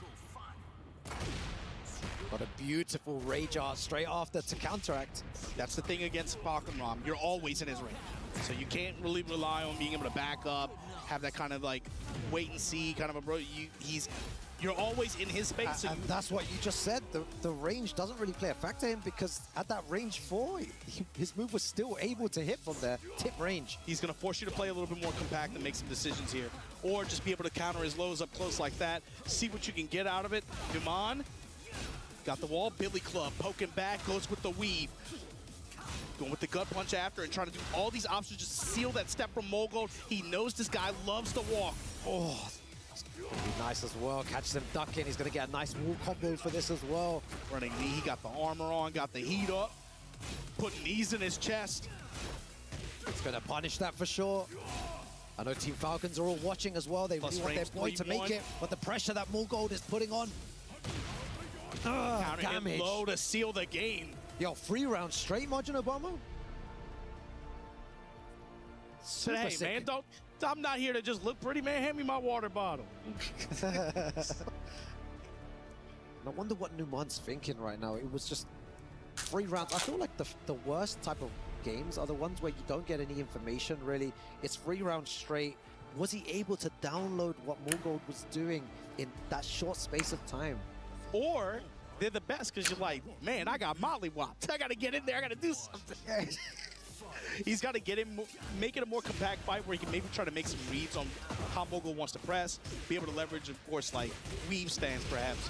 Get around, maybe try to catch Mogul on some whip punish opportunities, right? Get compact and try to play that way. And what's something that Mogul is doing really well, you pointed out very, very early on about the range. You know, it doesn't matter to Fakaram really, but Mogul is still trying to play at that range 4 where his moves will hit and Numan Steve will whip. Especially if he's not going to go with Lionheart, right? Yeah, like right there, you see. Everything is going Mogul's way. That's 4 rounds straight. Power Crush to take away that pressure. That's the thing about Steve in this game. He can create space, right? He's good at being able to create a mid-range where it's uncomfortable to swing against him. But Mogul, with this character, and with the way he's pressing forward, and with Numan not really going to Lionheart like that, or even trying to like even think about creating opportunities in that way. Yeah. Finally, you know, he gets a good walk around there. But nice sidestep, but so far Mogul has been playing so well, even though he got that sidestep. got a lot of work to do here, Numan. Walk around. Mogold able to take the wall for himself here. Power crush. Numan has been going to a lot of armored options. Mogold has to have noticed. Good float here. I love the way that he's being aggressive against Yeah, keeping it tight. He's just in that corner there, not letting him out. I really don't like when players allow the opponent to escape the wall. He's putting the pressure on, and it's working. Maybe this is a better approach for Numan to play at that range 0 and not allow Fakumram to really press any buttons. He just got the wall, kept it tight. Wasn't going with like a lot of big swings, right? Just like jabs, faster attacks that are like under 15 frames. And then the homing options as well, just to try to keep Mogold back to the wall like that. Here we go, finally able to settle down here, get a sense of timing. Steve too scared to go. And I don't know if that's the truth. With the activation. Yeah, that was a beautiful back one. Gatling gun with the 84 behind it. Here we go. This is where the match... Oh, just stepped out of the range there. Big counter hit low. This is where it gets dangerous. Ops use the heat dash there, and look at the damage output as well. It's going to be one final mix here, and Mogold 2-0 against Numan. This is dangerous. Very dangerous situation as well. Numan qualifying through the LCQ in second place. This is crazy. Not be traveling too much before that, so maybe experience could be a factor here. You got to talk about the pressure that creates for him too, man. The fact that this guy only really gets actually very crazy. Exactly, yeah. And he knows, man, that's my one opportunity. But still, in spite of that, somehow able to find consistency the way he does. When he does travel as well, coming nice. That's a fair, bro. It's kind of mad. But they're not traveling enough, and maybe the experience here is showing. Mogold with tons of experience. That's true. Traveling the world, playing at the highest level, and 2-0 up here, one more, and he eliminates Falcons Numan. No, can't say as much this year so far, but that says a lot just because of how his results have been. Because even to this year so far, it's not like he's been without results. Yeah. But Mogold, especially for the first two years of this game, was like one of, if not one of, certainly best. one of the most consistent players in the game. Maybe not a good pick to win the tournament each time, but first top 3, Always very so consistent in a game where it's hard to be consistent. So both of these players with that, getting that medal. But what week is Bob out? Running 3, able to just get him out of dodge here, gets gripped up. No throw break. Splat at the wall. Oh no. Mogold working the lows. Mid strike with the punish. That. Just so much. 3. Yeah, just the pressure from Fakumram is suffocating. What do you do here, Numan? It's not counter hits. He's either ducking or trying to step. Okay, gets him punished for that. And it just do it again. The power crush again. Half of his health, Gray. Oh, what a duck. Oh, he's got all that health back in the. We talked about Numan. just a second ago. That was another great duck. Clutch. Numan. Yeah, Mogold getting a little bit too loose here, doing a lot of non-jailing highs. He's already pre-scouted those. You're going to have to keep a lot more mid-pressure and try to find this wall. That's so far been the most consistent win pattern for Mogold. Oh, I love the way that he's playing right now. A bit more aggression. Everything seems to be working. A lot more aggression, a lot more side movement as well. Back 1+2, and that's going to be nice damage. And Numan out of nowhere stops the bleeding and fights back. He does not want to get eliminated. Found a lot more fortune, especially with the wall that set as well.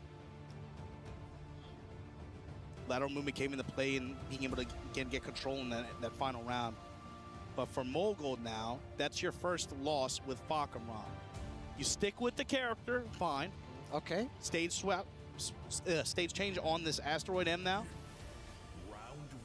It definitely seems to believe in the Fakumram. That's why he's not switching here. It's good delay there. You get the Mon's timing, finds the counter hit. Light touches here. These counter hit lows. Yeah, the counter hit lows just keep hitting all the time. Nice. Heat engager though, Numan. I love it. Range 0 gameplay here. Look at that, just staying in his space and pushes him back against the wall. Mogold trying to find a way out. Cancel. Sidestep guard from Mogold. Good. Interception. The mids. Good throw break. Back 1, the timing. Dash up in his grill. 1 Mississippi. Back Back one. 1. And, you can And this is feel what I that. call fun.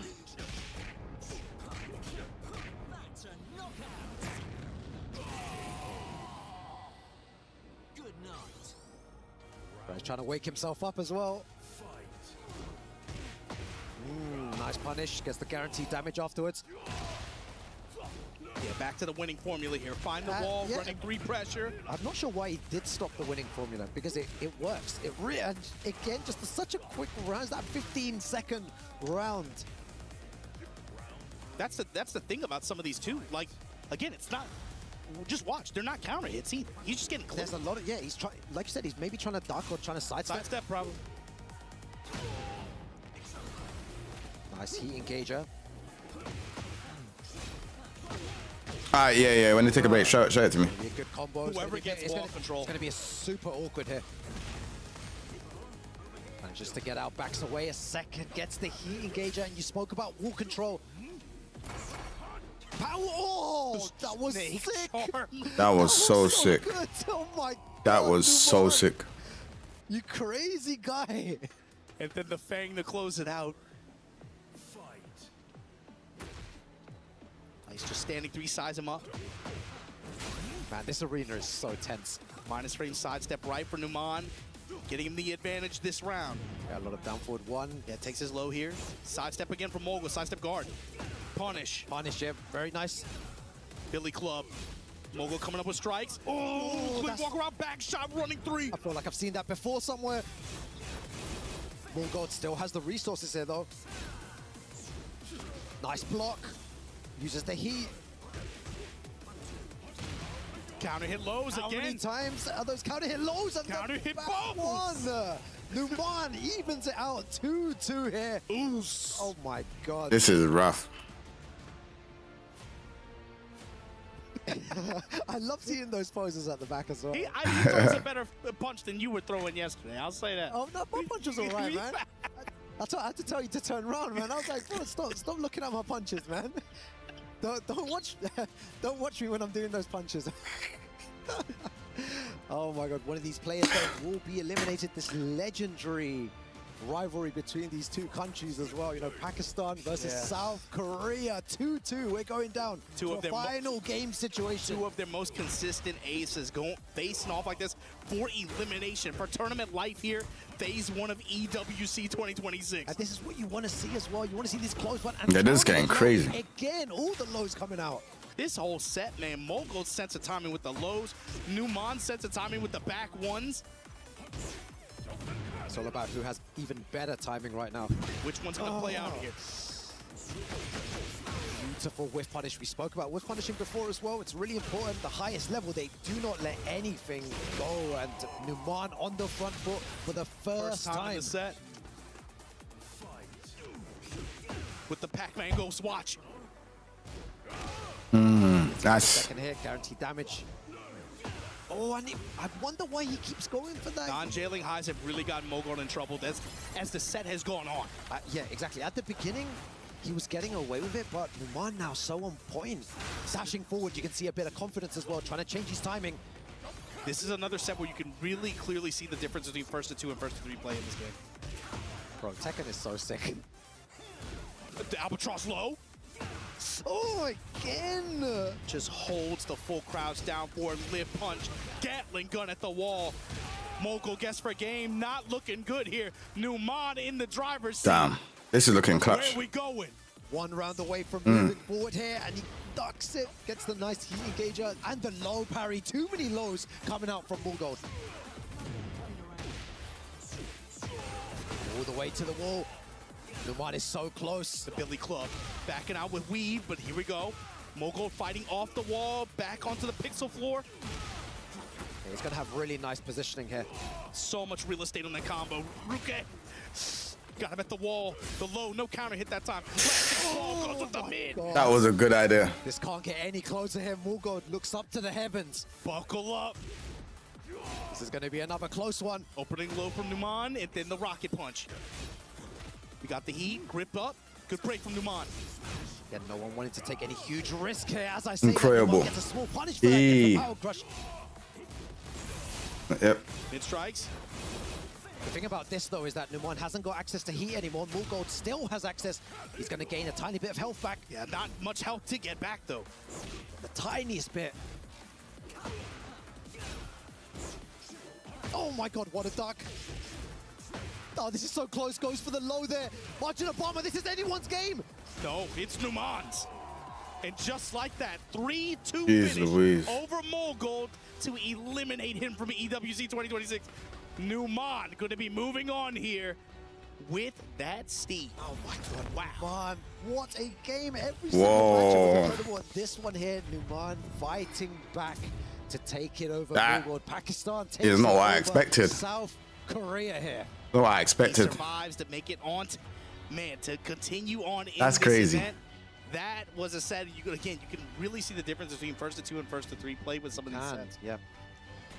Oh, so good. You could see as well the way that he was putting pressure on them. There were so many layers to that, but we are going down to the stage for the key crush here with Hollywood Rob.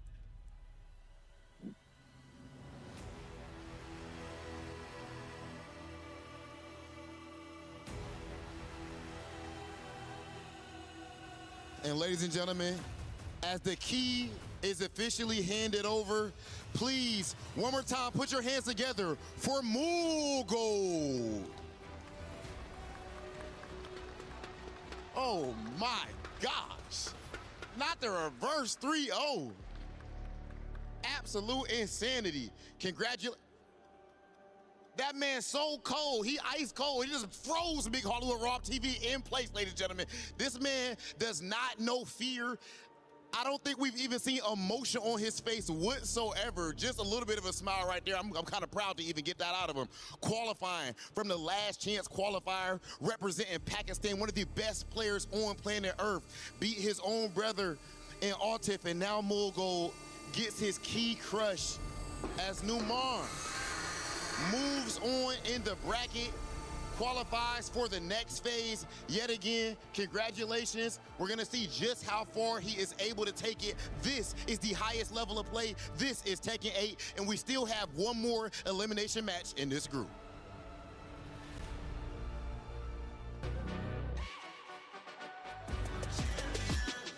This ain't no regular thing. Came for the ring, you know what I mean. You see my name in the lights. Better get right, I'm champion.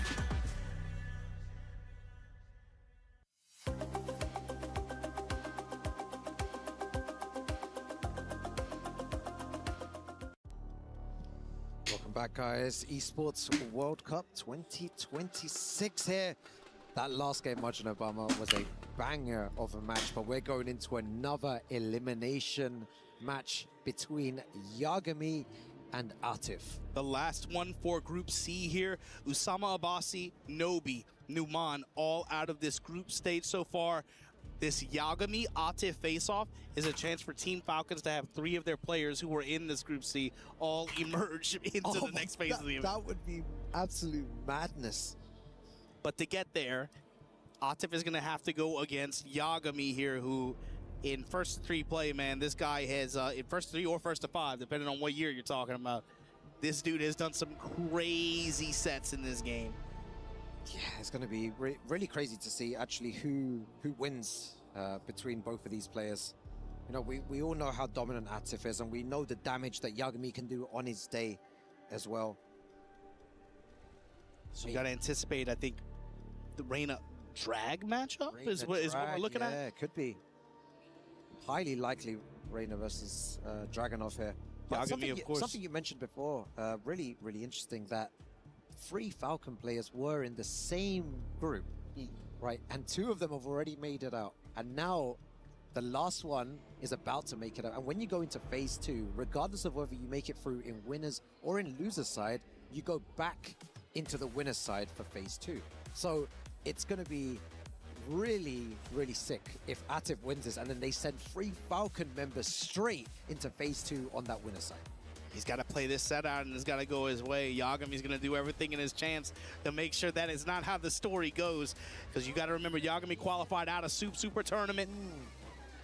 This is, again, one of these players who has been in every EWC too. Atif as well. Of course, both of these players are in that exclusive club I was talking about earlier, where they have not missed an event. Yeah. And the thing is, Yagami on his day, we saw him at the Esports World Cup 2024 when he was 4-0 down against Chanel, and he managed to bring it back 5-4. So this guy, he's not, he still thinks of himself as the underdog, but it's like, bro, you're not the underdog anymore. You are a world-class player. And both of these players, too, have a unique kind of struggle in that regard, too, right? Atif, of course, you know, you talk about the Pakistani players and how difficult it is for some of them to get out to every single event. Atif, maybe that's not the case for him anymore. But for someone like Yagami, when you're talking about the Australian scene and you're kind of isolated a little bit like that, he is extremely studious with his approach to this game. And you could tell just his defensive reactions to all the looks that players are giving him in some of these situations. That's what you were talking about there. Brilliant defense, blocking that down too. You can tell he leans into it with how he plays in his approach too. Even though this is Reina, right? There's a character you're used to kind of thinking about, like, she leads the fight, right? You're playing around 4-4-2. You're playing around her options to be able to get in the movement, get in the sentai stance, and apply pressure. He has a little bit more of a passive defensive style approach almost. And goes for the low there. Atif, 2 quick rounds against Yagami. Yagami's going to need to lock in. And the thing is, Yagami's Gloom Gamer, what's going on, man? Aye, that's sick. It's not like he's just getting run over here. Oh, is that EWC crushing? Oh, that's sick. He's got good positioning here. Down for 1, pull the trigger on it. Axe kick pressure denied. Tundra slasher. Atif now laying it on him. Interruption on the tackle attempt. War God kick. Salvo. Rush. Oh! Oh, doesn't duck there. The smash down for 1 with the high extension. Now we're looking for the frames, but the step, uppercut. Gonna give Atif the chance here with the wall. Oh, Atif, you're playing nuts today. Oh, the pigeon roll low and the damage from that 45. To seal the round and the game. Atif, huge conversion off of just the sidestep uppercut to put him in that winning position. On a round that Yagami pretty much earned. Exactly, it was just that one moment, the one sidestep into launcher there that just changed the whole situation. One wrong move by Yagami cost him that round, cost him the game as well. All right, let's see if he can win it here though. He needs to try and find a way to equalize. Yeah, I like this from Yagami, just activating heat a tiny bit earlier, trying to enforce his own game. Yeah, trying to lead the dance a little bit, right? Yeah, but now he's lost his heat, and Atif still has full resource, 20 seconds gone. Down 2, I like just the back 4. King Jae fighting flies? You're damn right.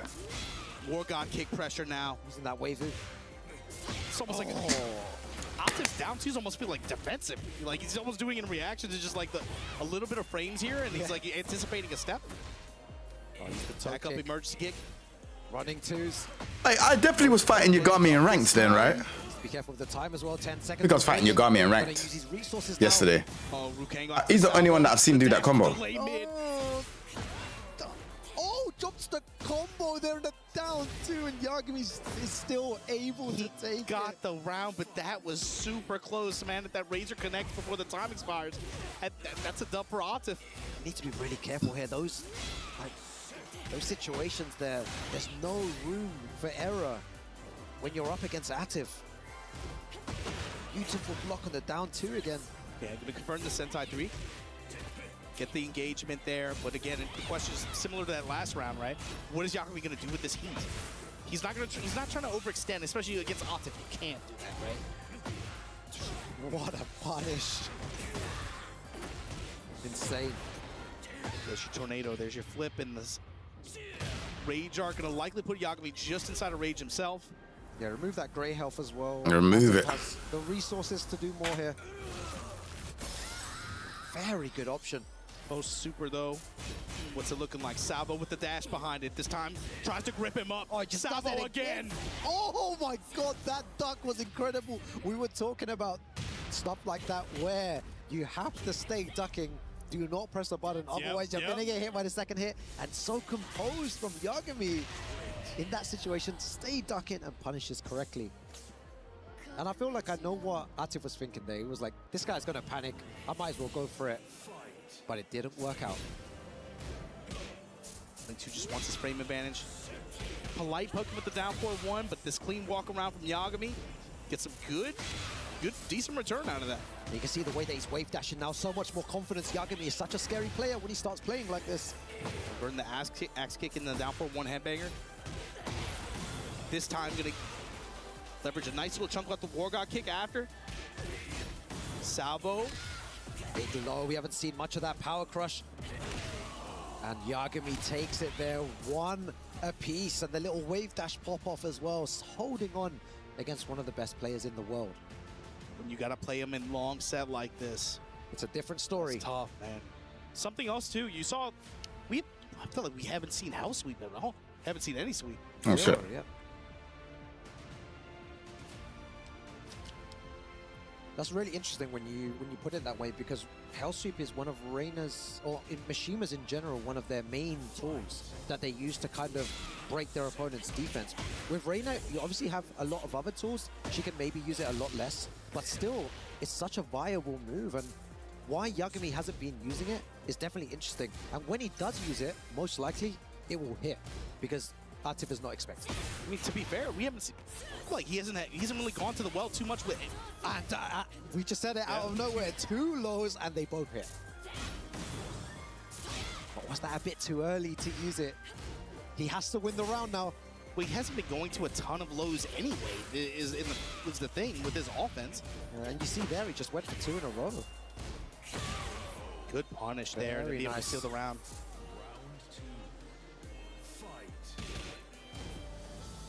It's mostly just been about jabs and just mids. And War God go kick. back to the mid again.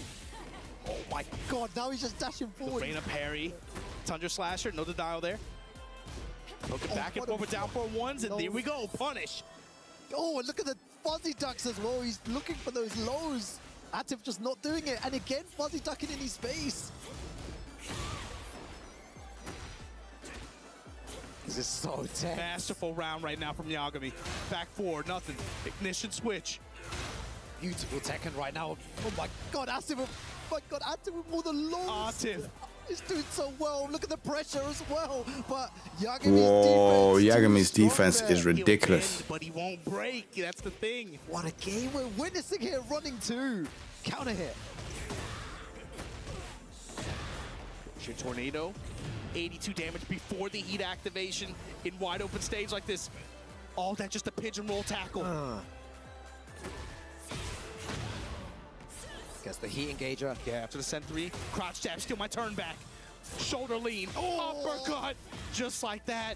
It's interesting because we said before he wasn't using those health suits, wasn't really going for lows, but also not really using the electric pressure. Not so much. That might be the first time the whole set. Yeah, and it landed. Yo, Atif forgot that the electric existed here. Final pixels, 19 seconds remaining. Huge low, marginal bomber. Deep sweep, oh my god, the down 2 from that far. And just like that, Atif back on the board here, game 3. Running 2, whip. What a walk. Nice damage.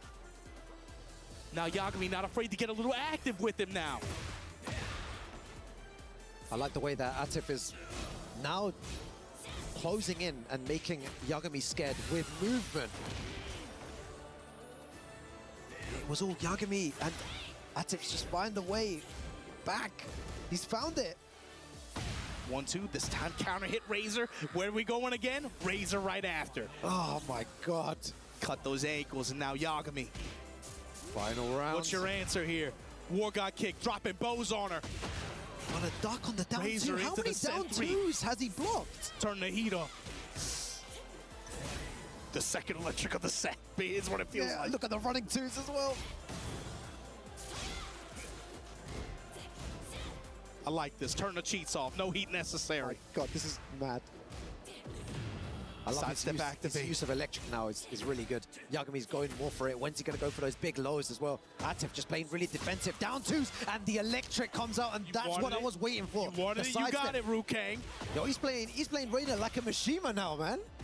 Oh, guaranteed damage afterwards. Nice. Break the guard. Plus Rain went for the throw. Might have been a little too... Never mind. Right back at you. Yagami. The absolute precision. monster! Absolute monster! The wave dash pop-off as well, and Yagami's so sick. He was blocking so many running Bruv. twos throughout the whole set. I'm sure and the this is. last I'm sure moment this is Yagami I was changed it fighting. up. You called it a little while ago. it felt like the first 3 games, Electric, some of these lows were just non-factors, like not even really present in the gameplay. Then as soon as he sprinkles them in, what happens? All of a sudden, the pace of these matches changes a little bit. And now, I mean, you're looking at Yagami now in control right of this set. Exactly. The way that he's been playing has been so good. He clearly had some sort of game plan, which is why, and we're going back to the same stage, but switches to the Brian now.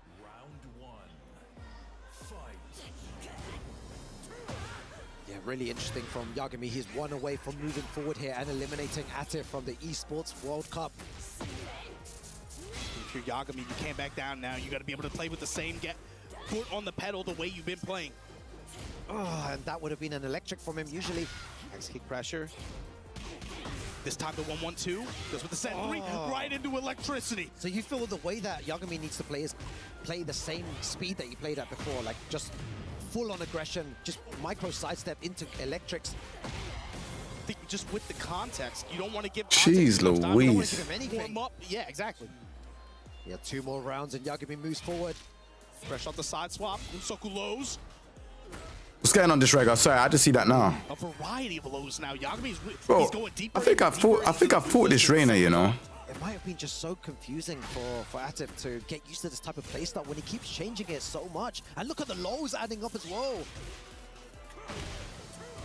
Bro, this whole round, are we serious? Oh, It's like 75% low damage than an entire round. that was so sick.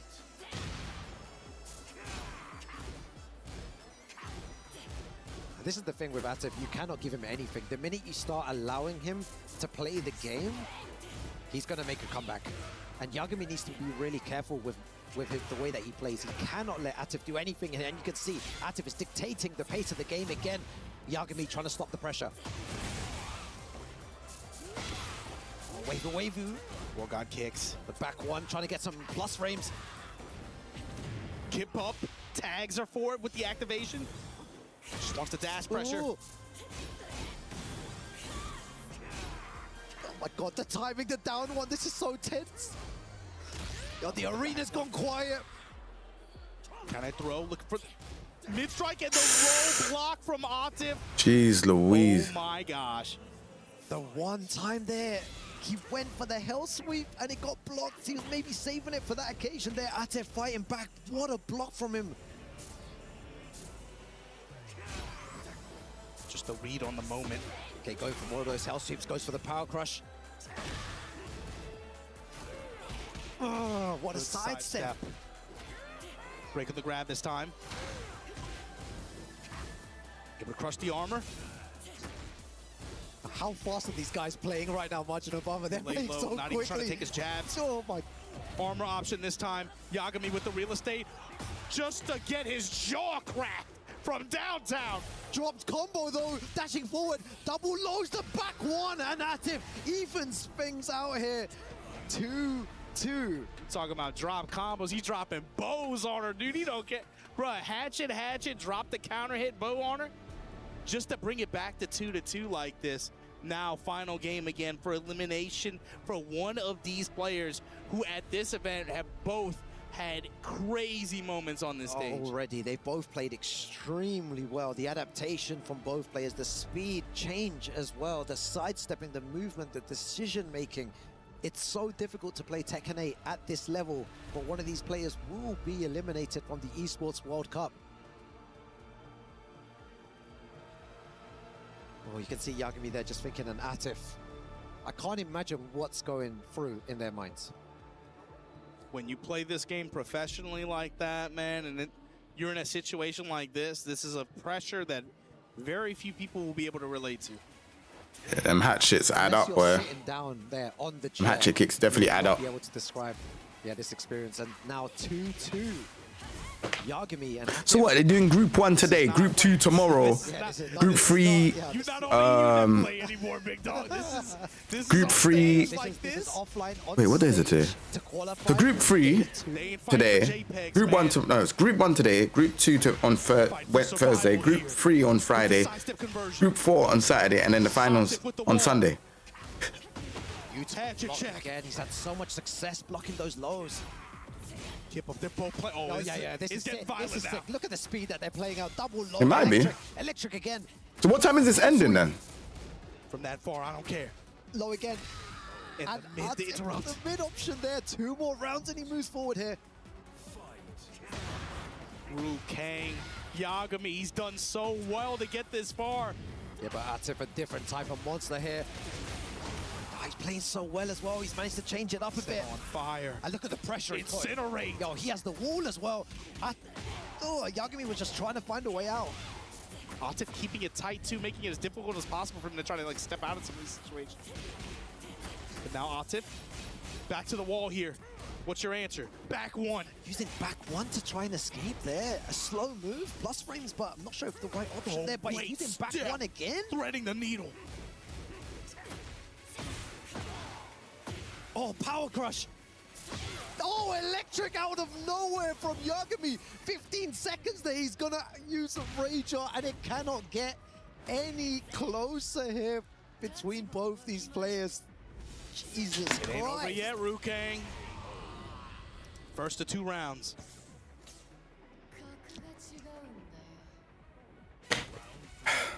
Yo, this is this is ridiculous. Out of this world, and the sidestep, perfect movement there.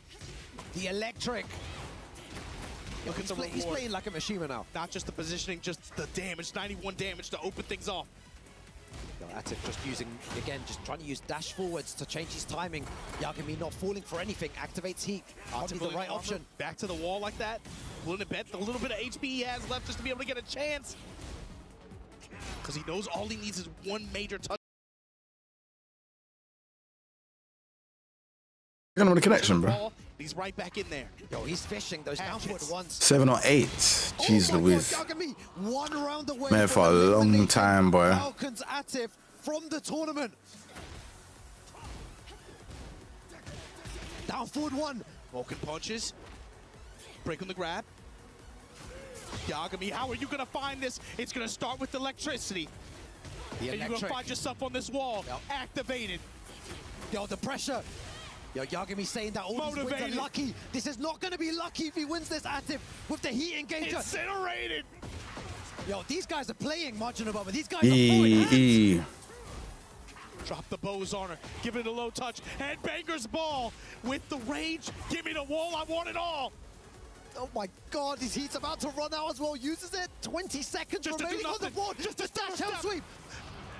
Oh Atif my out God. of nowhere. Flipping on. With the jawbreaker. Just to extend this thing. One more round. Yo, Game 5 here. Yo, I had to- Elimination I had point. to heat that mute button, man, to come. final round. Yagami and Atif. Take your frames back up. Trading Yagami's favor. War God kick. Down for 1. Tested him. Oh my God, the low parry from Yagami all the way to the wall. What's the mix-up like here? He's got good wall positioning. Activates heat, defensive option. It's cannonball straights. Armor through it. Plus frames gets gripped up at the wall. Yagami now. Jesus Christ, this is anyone's game. Who's going to qualify for phase 2 of the Esports World Cup? Who's out of this thing? It's Atif. Yagami gets the touch. And what a set. Yagami from Australia. Gonna be moving on to phase 2 of this thing. Atif, one of the most consistent players in this game. He's out. Out of phase 1 from Yagami from Australia. Gonna be moving on to phase 2. Ru Kang, that was crazy. My God, that was so much fun to watch. Again, absolute honor to watch this game with you, Margin Obama. We always call the hypest games. This always seems to happen to us every single time. You know, commiserations to Atif, one of the best players on the planet. But he doesn't make it through. Yagami from Australia. This guy keeps saying he's lucky. How can you be this lucky in the game? It's consistency, man, if it keeps happening like that. But look, we gotta go watch some keys get crushed. Let's check in with Damascus on the stage. I don't know where it is. I'm literally watching it. I don't know.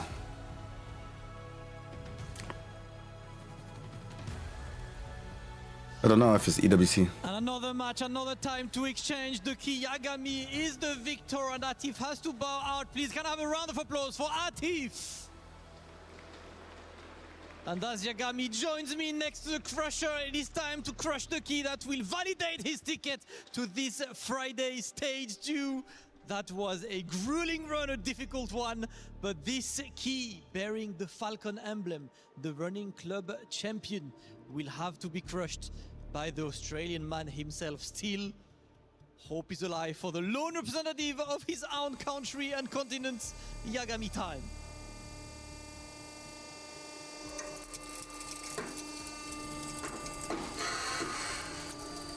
Absolutely crushed. Congratulations once again to Yagami.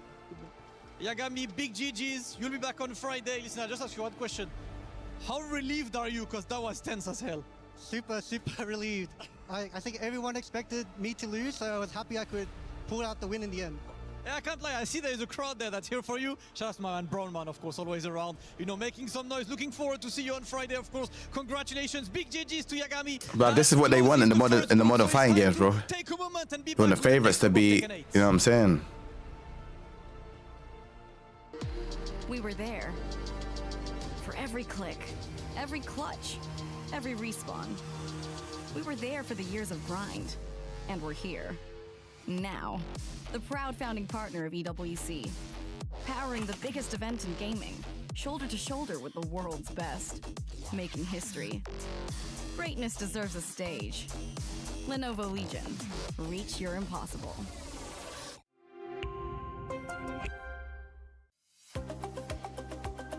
Hey, Darth Nova, show me the thing then. Oh, I want to come back in a second. Oh man, Tekken 8 at EWC is not disappointing. Group C has concluded, and already we've got some tremendous upsets.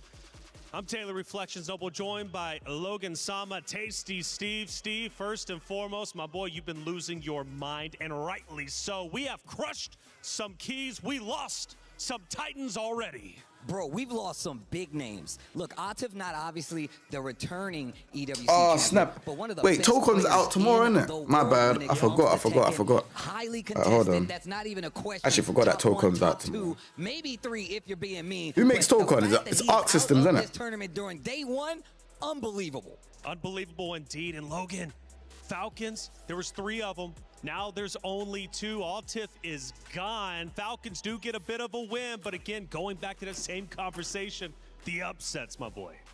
Yeah, I mean, you know, Atif going down to the lower bracket in the first place was difficult for Falcons. They had the bad luck of the draw, right, head to head. But that's the thing, you have so many players in the bracket, you're gonna get a few of them together. Having 3 of them in the same group, that's bad fortune. Obviously, they've got Farzine to come. He's in Group D. But yes, saying goodbye to Atif is such a shock. I cannot overstate that. But also, we've said goodbye to AK. He went 0-2, by the way. That's crazy. And that's ridiculous. Like, Kudans going 0-2, maybe not one of the favorites here, but that's a big shock. I can't even vocalize how excited I am for these last 2 sets that we've just had. Of course, Yagami with a big result against Atif, but Numa coming back against Mogold as well. We're just losing our minds here. These sets have been incredible. A day one like this is something that you gotta like respect. I mean, the fact that we have the remaining players already, but a lot of them. Since when was Logan on commentator? He's been on commentator. A Street Fighter, but now it's Tekken now as well. Already, and that's what's so crazy about these matchups is because he's the best players in the world. And I've been saying this for 3 weeks now, but to see some of these are legitimately upsets that we're looking at. Yeah, legitimate upsets indeed. I mean, what a way to start off. Again, Tekken 8 here. Yeah, he's been for Tekken. Oh, wow. The 4 best players undeniably have moved forward, and this is just Group C. Group D coming up could be just as deadly, and it is going to be just as crazy. We're talking back-to-back champion in that group. We're also talking LCQ winner as well. You don't know the technical. And then you got the legend of Tekken, maybe. My lord, is this? Well, at least I think so. He might not. Ride for sure. But again, for Group C, it did not disappoint. Falcons, he's definitely done his research on like the history of the players and stuff like that, though. They also lost their player. That's got to be tough for the club championship race, but that's just how these events go. It's good, man. It's good to see him on. This, man, I was wondering what's going to end up happening. I'm learning as we go. I think he's very professional as well. He's not someone that just like complains on Twitter and cries and does all of this shit. Like he actually does his research. Aramco is powering it. We got just a man. His name is Nee. He's a legend. representing DRX. Hey, check out the Aramco tier list. What's with this freezing, man? Is something on in the background? 1 second. I got Twitter on. Sorry, my bad. 일단 A조는 한국 선수가 많네요. 일단은 이렇게 빼고 자, A조에 한국 선수 4명 빼고 좋습니다. B조도 이렇게 한국 선수 4명 C조도 뭐 마찬가지입니다. 그나마 I'm sending indirects. Bruv. Tired of seeing all this crying and bitching on Twitter, man. Swear down, it's annoying. 챔피언은 제가 생각할 때는 여기가 챔피언이 될 것 같습니다. 아주 만족스럽습니다. Bro, the job is for everyone, bro. It's not for one person. 제 예상입니다. 감사합니다. Maybe do a refresh. If it skips again, I will.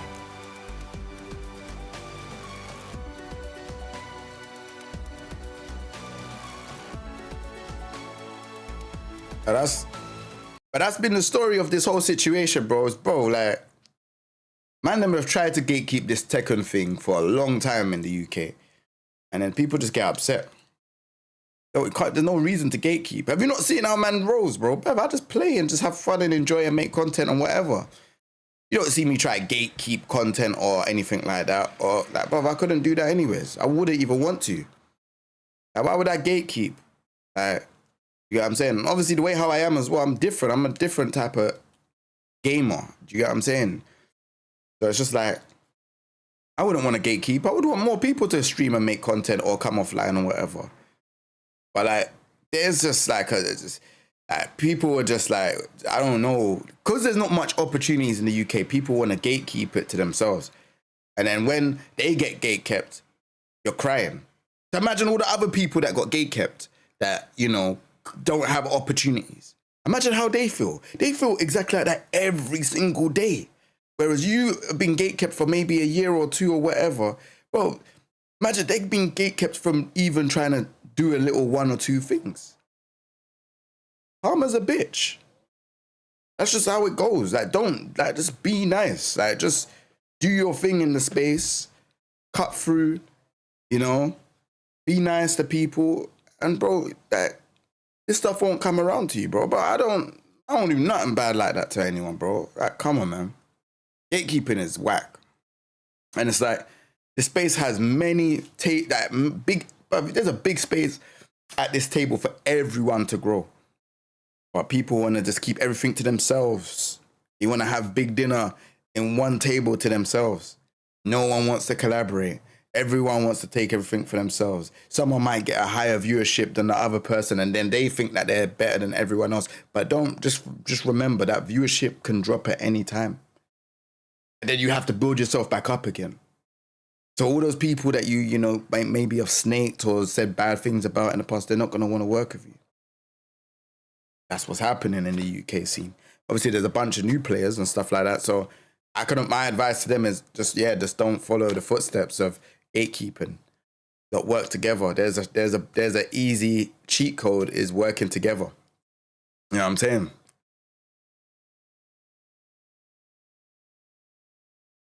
Ninja versus a Victor. Wait, is Ninja Killer played already? He ain't played already, has he? तो taken tag 2 से यानी कि games start वगैरह खेल रहा हूं ना taken tag 2 से यानी कि तकरीबन 10 साल हो गए. There's no way I miss Ninja Killer. Please say no.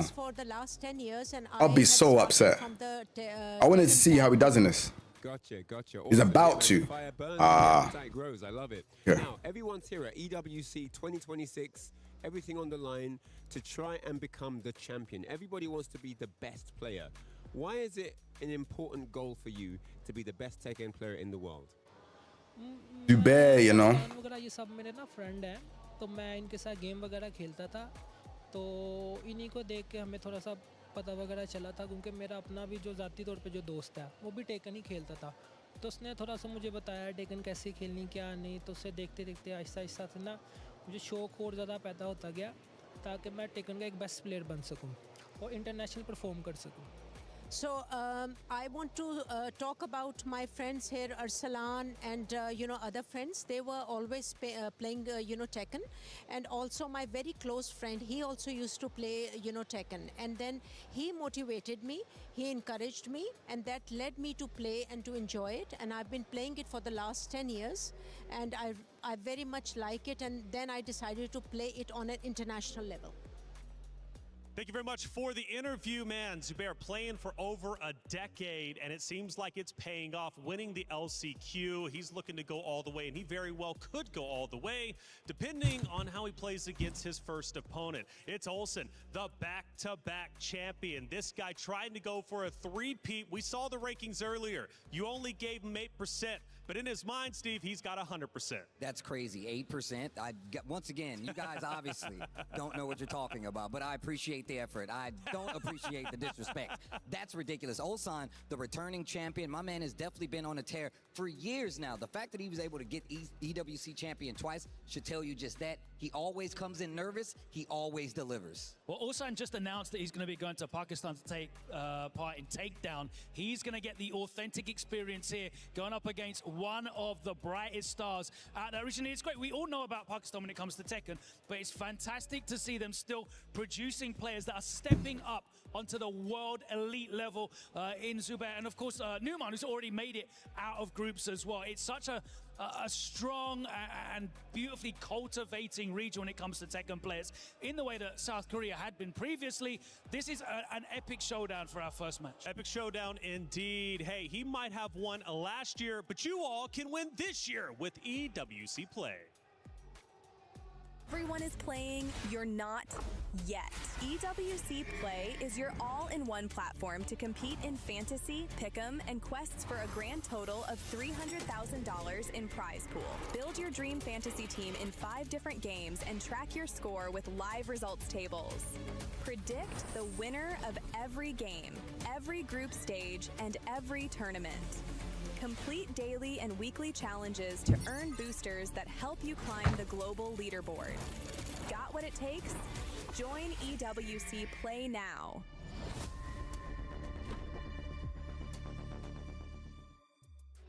EWC Play, get involved. We want to hear from all of you. We're about a minute from taking that stage, but man, what a matchup we have before us.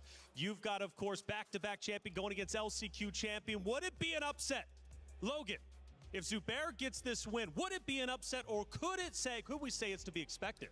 I mean, for ball knowers, no. It wouldn't be an upset, to be honest with you. That's how good Zubair is. For the odds, possibly. Ulsan's a 2-time champion. But this could be grand finals. We could be running this back in 3 days' time, and I wouldn't bat an eyelid. It would be entirely expected, potentially. That's right, but whoever wins this might have to play against Nee coming up next. Bro, look, first and foremost, everybody wants Nee to win, much like a Daigo, much like all of our favorites, but nobody wants to have that fight because it's Nee. He's one of the GOATs. From the frying pan to the fire, that's exactly what's happening in this group.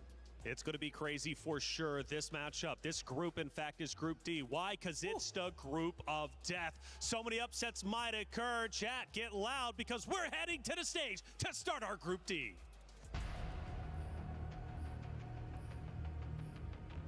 The champ is here. I know you feel that aura behind us right now, Damascus, because Ulsan is about to have his first match, but he is going up against a certified dog. That is a huge client he got, because right now against him is M. Zubair, the man who took the LCQ by storm with the Paul Phoenix. That man plays a hype, but he's coming out right now winning LCQ, and the first order of business, take the back-to-back champion down. I'm trying to say a little bit of death fist going on, ladies and gentlemen. I have talked to Ulsan behind the scenes, and his energy definitely seems like it's good. I mean, how could it not be? This trophy right here to my left-hand side, he has lifted it up not 1, but 2 years in a row. He's trying to do it for the 3rd time. Is it really possible, or is it inevitable? Listen, everything is possible at the end of the day, and you know that he's not on the stage there to leave that stage early. He want to be there all the way to Saturday, where a champion will be crowned, new champion or same champion. The answer will be in 4 days. For now, it's all about starting well.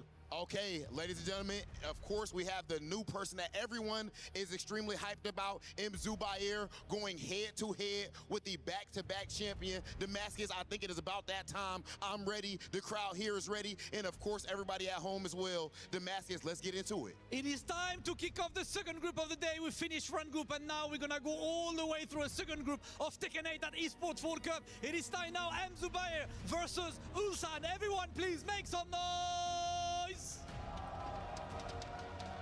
All right, and you heard it. Ulsan, the EWC title defender, has come back up on stage for starting off Group D. Calling the action for Group D, I'm MYK. Joining me on this block is the legend himself, the man with many hats, Lord Mark. Man, how you doing, Mark? MYK, it is great to be here in Paris, France. You can see the crowd obviously getting hyped. We have the reigning and defending champion in Ulsan going up against who many people are talking about, the young upstart out of Pakistan, Zubair. He has been tearing it up in their local scene, winning so many of their tournaments recently, the Pakistan Tekken League, and now testing himself against some of the world's best. What better test to have than going up against the defending two-time champion here at EWC, Ulsan. Obviously, Ulsan well-traveled. He was recently at Battle Arena Melbourne, ended up getting second place there. So, of course, you know he is ready for this competition. But the question is, what characters are we going to see? Obviously, Zubair and Ulsan both use Dragunov as sort of a main character, but they have the ability to both play different characters. Zubair, I've seen he's very strong with Paul Phoenix as well. Ulsan has a number of characters that he can use, and you know he's been experimenting. Yeah, he has been experimenting a lot, but you know, he's been bringing out the Armor King a lot more recently. He's been bringing out the Lars again as of late. Zubair, though, like Markman was saying, like he has a really, really strong Paul. Both these guys, I think first pick in the tournament match, their character pick is usually Dragunov, but a lot of the times players don't like running the mirror match. So it's like, I feel like maybe Zubair might be running the Paul into the Dragunov. That could be a very fun matchup. Paul kind of like not that popular of a tournament pick, even though he's very strong. Yo, what's going on, bro? How you doing? You have to have a feel and a kind of a read against the player. You have to know how they're going to fight. That way you can utilize his tools. He's a little bit by the book. However, Ulsan going in this, you have to question, does he have a lot of Dragunov training? Does he have a lot of practice? Sure, he beat Atif 2 years ago on this stage, right? But Zubair, we know in his local region, he fights against some of the best Dragunov players from around the world, including Atif, who we just saw a little bit earlier today. But again, it's going to come down to this very, very important decision as they go into this matchup. And again, this is just the opening game here in Group D. We still have Ni and Keisuke. Oh my god. We have Tekken Master and Ao. We have Farzin and Ninja Killer. Yes, the NA lone hero. There's so many storylines here. But coming up right now, Zubair, Ulsan, they're locked in on the stage. We're going to the Phoenix Gate, and they're running the mirror. I think this is kind of what we would expect going into this. It's going to come down to, again, who feels more comfortable. We know Ulsan, very defensive player, but he can turn on the offense as he needs to. But for what I've seen from Zubair, he is the type of player that can adapt on the fly as well. Let's see who's going to draw first blood here as we go into the opening match. First thing I noticed about Zubair too, he's extremely clean of a player. Just nothing risky, no shenanigans, no gimmicks, just really straightforward player with super solid fundamentals. Yeah, he's also one of those players that likes to test his opponents. If you're not going to be blocking low, he's going to keep going for it. Just like that, we're getting it started. Running twos, down twos, pigeon rolls, jab control, life about even. Zubair fighting off the wall, but gets tagged. Nice back 4-3, able to get that opening round. Ulsan feeling himself getting round number 1 here. You can see the crowd obviously hype for their fellow countrymen. Let's see what happens here. And Ulsan's also been developing this new style as of like the last 2 tournaments where he just goes crazy on the full crouch mix-up. I've never seen anything like it from him before. With the blastable. Bro, I'm telling you, yeah. I check. You know, I'm telling you, yeah. People be saying that Dragunov is not top 10. Chatting shit, bro. Dragunov is a top 10 character. He has absolutely everything, bro. This is why you're seeing so many people play Dragunov. Might not be top 5, might not be Super unfortunate top 10. Pressuring by the wall 4-3. Let's see what he does. There's a follow-up, and he's going to close it out with a smash. Dragunov from mirror, what a drag. Ulsan just trying to keep the pace fast and in his favor. That was great stuff from him. Able to make that nice comeback towards the end. This time he gets the follow-up. What doesn't Dragunov have? On the floor. Good choice. Oh, man, getting rid of the floor. That was good, and now he's pushing towards the wall here. Ulsan is kind of on fire. Can he continue with this momentum? What? What are these blocks? I mean, oh my gosh, Okay, what is that option? He tried it. It's a guard break. Yep. The leg lock.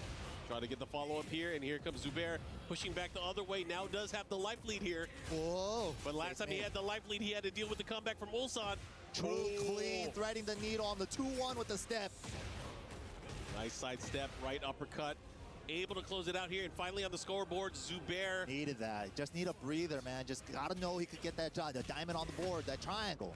And you can already see Ulsan with the jab approach here, kind of setting up and measuring his opponent. Wow, swinging. Just keeping it frame tight from Ulsan. Jab into mid, gets under the jabs. I like that. Again, his use of that from crouch down forward 1. Very reminiscent of how Ulsan has been playing this character as of late as well. Dude, the down forward 1 harassment though from Ulsan? He's gonna have to watch out here. I think in this last, oh my God, he jumped over the razor. I thought he was gonna let the delayed hop kick rip. Yeah, man. The shoulder finds his mark, flip over, Okizemi with the ignition. Oh, the big the big kick, the follow up, the hatchet, and it wasn't enough here. Here you go. Final round here, game number 1. Zubair ties it up just like that. Nice punish on the pigeon roll. After the down forward 1. Counter hit salvo, able to heat engage, follow up here. Very dangerous as Dragunov is in heat. Woo! Clean cross dash 1 for your troubles. Yeah, very clean. He's gonna get the follow up here. Looking to maximize on the damage here. Push towards the other wall. Oh He's gonna get it. He's he dead. got it. He is dead. What a combo. Great decision here from Zubair. Drawing first blood here. Ulsan back to the drawing board. You think he's gonna stick with Dragunov? It didn't go terribly. It just like Zubair just found something in round number 3 and he just rolled that momentum. Just small pokes, little situations. Ulsan just kind of let it slip away there. All right, they get the rematch in. This time a much wider stage here. Coliseum of Fate. Second biggest stage from the default position. Let's see what is going to happen here. Can Ulsan make the adjustment right now? Zubair kind of like not afraid of how Ulsan is approaching. He knows when to counter poke, knows when to sidestep. Even though Ulsan has always been a really fast player. There it is, back 4-2 to cross dash 1 again. This is something new that I've seen from Dragunov players too. I've never seen them do that from back 4-2. The special get up from that get up 3 position. I mean, knowing that your opponent, especially between strings, likes to sidestep and block, getting him in that little gap with that crouch dash 1 really meant a lot there. Let's see if Ulsan's able to capitalize. He does have the life lead here. All the lows. Okay. Wow. No fear. Ulsan down forward 1, first round. Here we go. Ulsan not letting that opening game deter him. Great punish there with the wall standing 1-3. Good block, bad punish. Probably missed input at the shoulder. Okay, takes the 1-3 this time. Ignition switch, engage. Oh, we're playing. Here we go. The follow-up is the lows here from Zubair again. Has to be careful, though. It is a bit linear. Let's see if he's able to adjust. Damn, the Ulsan jab lockdown, though. Try to catch his jab in return with the shoulder. And that's a huge tell there. He went for the homing attack, but this time threading the needle there with the right uppercut once again. Dude, Here he's comes so Zubair. good at that. Like, Ulsan wants to keep it at his pace, but Zubair is like, no, you can't force this on me. And the adjustment towards the wall, the flip over, Tackle the Oki. into the 2 follow-up. Uh-oh. Has a sliver of life left. He has to make an adjustment, but you can't if you whip that low. And a great punish there in another round here for Zubair. Jab control from Zubair. Then the power crush after the string, 1-1-3. I like that setup here. This is madness. Those 2, side step right, down forward 2. Here we go. Again, pushing towards the other side. Decides to go for the stomp, the Oki into the slide. Oh, what a trade, what a trade. Zubair had more advantage off that trade, so Ulsan gets clipped. Salvo, here we go. Follow up here. What a punish there. While standing 1+2. Doubled up on the low, and the 1-2-1 heat dash. Caught the preemptive step button from Ulsan there. So good at using that jab. This time going for the full commitment on the 1-2-1 counter. This is huge. This is huge because he gets a combo from it. Can't escape. Let's see what he does. Combo. Are we going for a spike? Oh yeah, back turn specific route. Adjustment, ignition, pushing towards the wall, didn't get the splat. Doesn't matter, this time having the heat engage, the follow-up here, all the lows are coming out. The fear of having that heat smash and the safe pressure kind of opens up his opponents, and Ulsan able to take that round. Now, pushing into a final round here in game number 2. Always final round. These guys are neck and neck right now. Battle of pokes, every poke counts. And again, you remember, it's just a small sequence that separates them. It could have been 1-0 and maybe another round for Ulsan, but again, we're looking at a possible tie situation here. Yeah, gets a counter hit back 3 homing moves. Good choice. He was stepping. Still has heat as well. Zubair looking for a way to activate, looking away for getting in. What a challenge from Ulsan. Takes it, caught him hard call What a call out! What a call out! You thought it was a down 2. Check this out, player. I like it here. Ulsan able to capitalize on the situation. Had that hard read, That's a knowing hard he would read. get an opportunity. Got a big counter hit down 4-2. Able to close it out here. Tied up now 1 game apiece here. I love those hard call-outs because it's like, you blocked a couple of my down 2s early. Check this out. Yeah. You I thought got you had something me? for you. You thought you had me? Mid and Never low. had me like you never had your car. Never had it. All right, here we go. We are in the Rebel hangar. Tied up 1-1 again. This is a high-paced, high-octane match between these two players. Obviously, these guys are using Dragunov at the speed of light. Woo! Clean step from Zubair again. Side step right around the ignition switch. High splat conversion. Wow, what the? The forward 1 didn't hit. He got Why did I miss? That was an unfortunate switch because it caused the heat burst to not able to get the Hit follow-up on properly, the- yeah. And now, but look at this. He doesn't matter.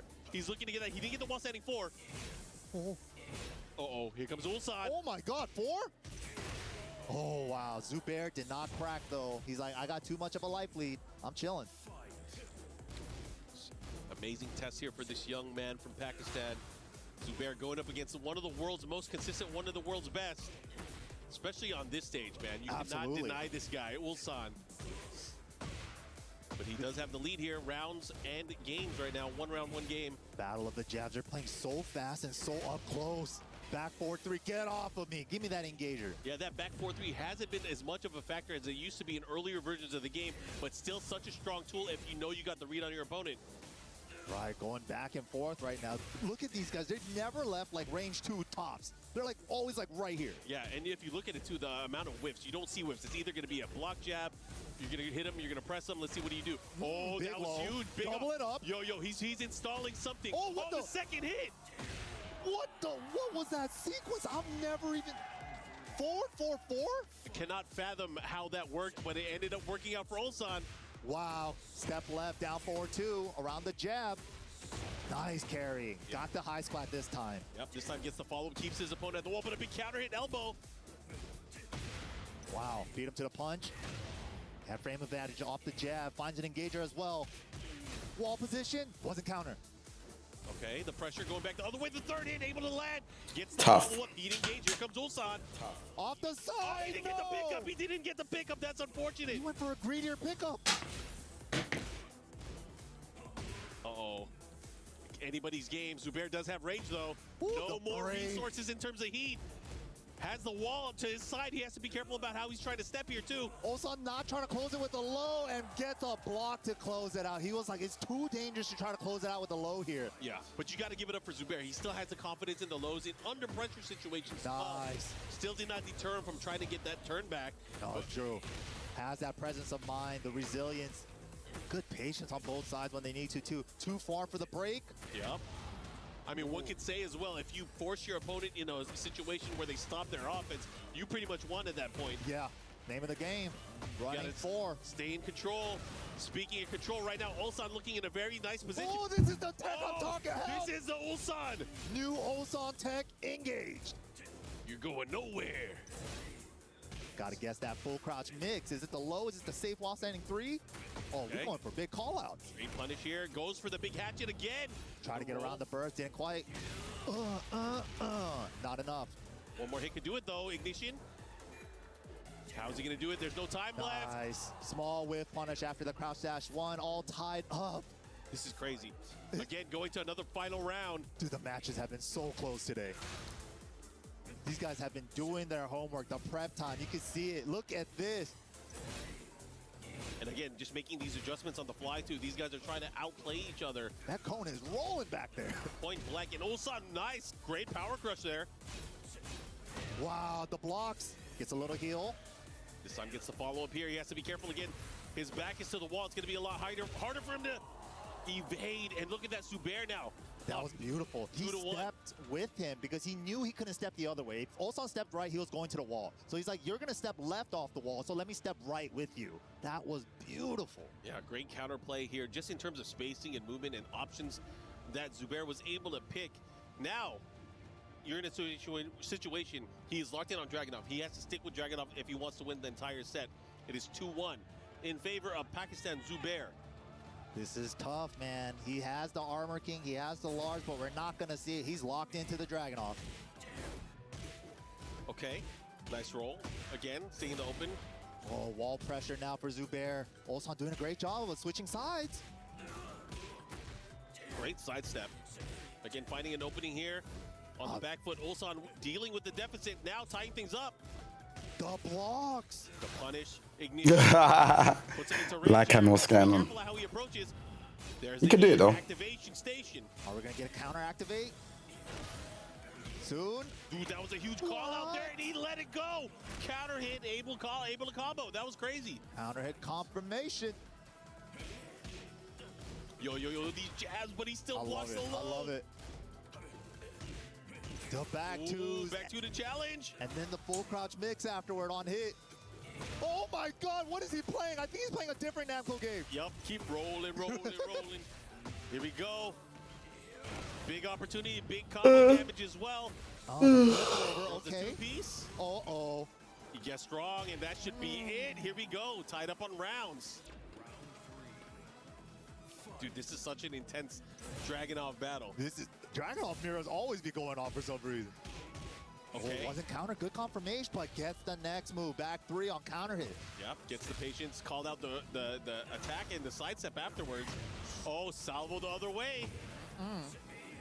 Nice, called out. That's what Mark was talking about. This time able to get the follow-up here. He's going to push towards the other side of the stage here.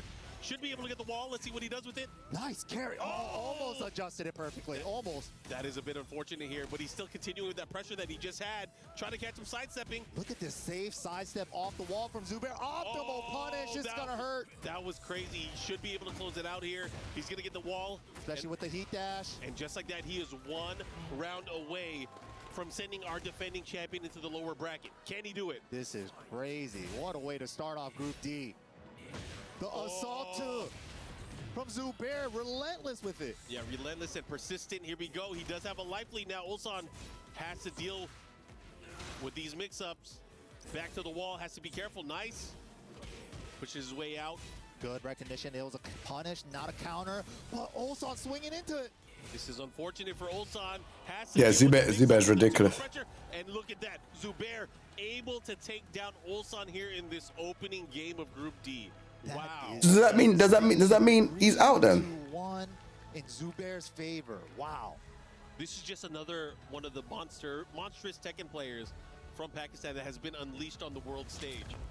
And I'm sure we're going to see a bright Tekken future from this young man. This is crazy. Yeah, Do I think I could take him? Bro, this is world class, bro. Being able to see him up here at the EWC. I'm not world class. I'm not a world class player. LCQ to make it up there. And he's going to get just more and more dangerous. World class. Getting so strong. It's a world class stage. It's like the best of the best. I'm not best of the best. Some of the replay just now, and how he was able to just dominate. Such a great job here from young Zubair, but taking down Ulsan, great stuff. Nah. Taking out last year's champion, Ulsan, looking not so great, but he's gonna have another chance. I don't know. I don't think so. Man, we gotta go to a little break, man. Don't go anywhere. We'll be right back. Oh, Ulsan's not out. Is Ulsan out then? Right after this. You ain't see anyone use Leroy like me. I hear it.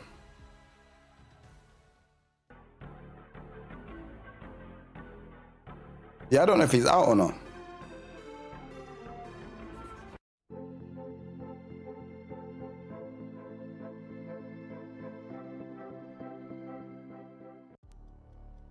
Man, what a way to start it off. Zubair taking it over Ulsan, but the action does not stop here in Group D. This next match coming up is also a banger. Man, Mike, I don't know, man. This is kind of crazy here. This is just group stages, and we're treated with the level of play from the players that we're going to be seeing from around the world. This is insane. You guys can see coming up next, we have another banger of a match. We have Bahrain and Japan that are going to be going at it here. Ao versus Tekken Master. Ao, a veteran. He's been around the world. He has been playing this game since he was a young boy. But back here at EWC this time, he has a new weapon at play. He's been using a lot of that Kunimitsu. Yes, yeah. I feel like, you know, for the longest time, he's been playing Victor ever since the game came out, right? But for some odd reason, I felt like Victor was almost like too risky of a character for him. It almost doesn't like feel like it fits for him because he's such a safe player overall, right? Yeah. So I feel like the Kunimitsu, since she came out and he was an old school's Kuni main since 7, it fits right in his hand like a glove. Yeah, and I mean, it's still relatively a new character, especially for the people that have been playing and competing the most recent DLC character. So again, we're going to see how it's going to work here in this high level. He's going up against Tekken Master, who has a Clive, but he's more known for his Eddie play in competition. Yeah, and Eddie, it's kind of like a sleeper pick. I appreciate what you're saying, though. It means a lot, bro. Elusive J, it means a lot, man. Thank you, man. You don't know, man. We'll see. Eddie got a little bit toned down. There's a practice board for sure, though. Less, but it still does a good chunk of damage, right? For the 3-piece? It's still pretty crazy. And you know, the funny thing is, for Eddie players, a lot of people were saying like, oh, the character's not that good. But if you remember last year at EWC, there were 3 Eddie players. This year, there's still 3 Eddie players.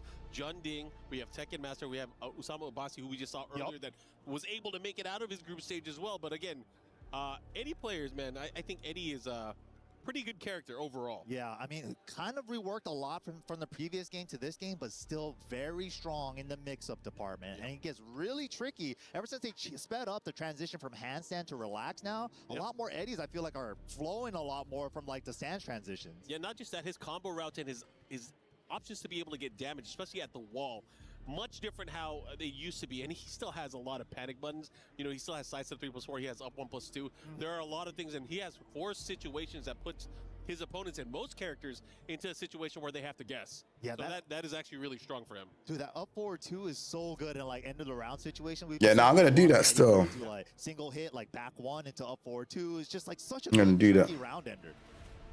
We'll see here, and then, you know, Tekken Master obviously very, very strong with this character. Beam like the behind the scenes. He does have a Clive as well, if he needs to pull it out. So if he needs to pull out some extra artillery, he will pull out the swords and the icons and make it happen. But I don't know who he's going to pick here going into the matchup against what I'm assuming is going to be Kunimitsu. Yeah, how looking to, he's kind of, actually he's flipping back and forth on the character select screen. He locked it in. Wait a minute. So we're going to have a good old sword fight here to start things off. It looks like he is locking in Victor. And Tekken Master hovering on that Clive. Victor. And I pick it, Victor. A little shout out to the local crowd. You always watching play Mortal Kombat. What's going on, T. Williams? Welcome to the stream, man. I hope you're doing well, man. So here we go. We're starting off with Victor going up against Eddie. Yeah, I'm gonna try this tournament arc soon, man. Probably be my last, like maybe this year or next year will be my last, and then fully transition into content creation, man. But Rang, you think I need to compete in EU tourneys with Kaz? You can compete whenever. Oh, great block to start things off. Like, a rank doesn't determine how good you'll do in a tournament. Ooh, big downer forward 2 on counter hit. He's gonna push towards the wall. The 3-4 power up. Don't know, man. I'm losing. Like, I get the bug for it, and then I don't know. And it's expensive as well. Like, I feel like if I am to do it, like for example, I want to go to Evo France, I have to do like a donation drive every time. And I don't really want to. I hate. You know one thing I hate? I hate doing that stuff, bro. I really hate it. I don't know. Like traveling around and all of this stuff is long. One of the best new moves in season 3, up back 2, non-charge version. Oh, and a challenge. It's just I don't know. I like it, but tornado, unfortunately. Oh, he finished the combo. I can't believe it doesn't hit like how the competitive spot don't hit as much. Like when I went versus fighting, it made me want to. Nice down 3 pressure. But then I don't know. I get back into like, oh, I don't know. Wow, called it out. He was gonna call out the upward 1-3 handstand cancel. Good jab there, getting him this combo all the way to the other side, and the EIE mix. And I like that too. For the most part, Ao not afraid, not hesitating in between any of the stance openings here. He's letting Tekken Master know, like, hey, I know that you can't mix me up here. I'm gonna go for the jabs. He's gonna force Tekken Master to kind of second guess the options as he goes into the mix-ups. That's a good point, yeah, because now he's like, maybe I should just finish it because I'm gonna get floated if I don't. Yep. Playing into that risk reward. Trying to float him. There was a duck. Oh my God. That was supposed to be a wall standing 2. He got standing 2, unfortunately. Yeah, that wall standing 2 would have got him a nice combo here. There's a follow-up. Evasive punch. The pressure. Help with the mental wall. That's a launcher. Oh yeah. Going for the unscaled route. Yes, we are. Got it. Into the mix. 4-4-3. Looking to close it out with the relaxed 1. I like it. Here we go. Yeah, that low right there, forward 4-3, such a chunky low that you could do from so far away for Eddie. Yeah, and I'll counter hit that for Link. Yeah, so nice. Counter hit gets a follow-up here. Okay, let's see what he does. Can we get the wall just right? No, he still got it. So gets a flip over the Oki to follow up here. Pushing towards the wall. Oh, this is going to hurt big time. He's going to activate. He's trying to squeeze out more. He can kill potentially if he routes it right. No, he goes for mix. Oh, he was out of range. What? Sweep, when they're tech rolling, they're Nah, I need to see that. What is that? You would block it and punish it. Now Bro. That was sick. Oh, and now What's that? The big lows, the follow-up here. Oh, Hopney could have been launched. Yeah, could have done a down forward 3 to punish him back the other way, but here, having a chance, he's letting him work. He's letting him rock. This is huge for Tekken Master. He can route properly to the wall. This is going to be close. Unskilled? No, goes for the simple. Yeah.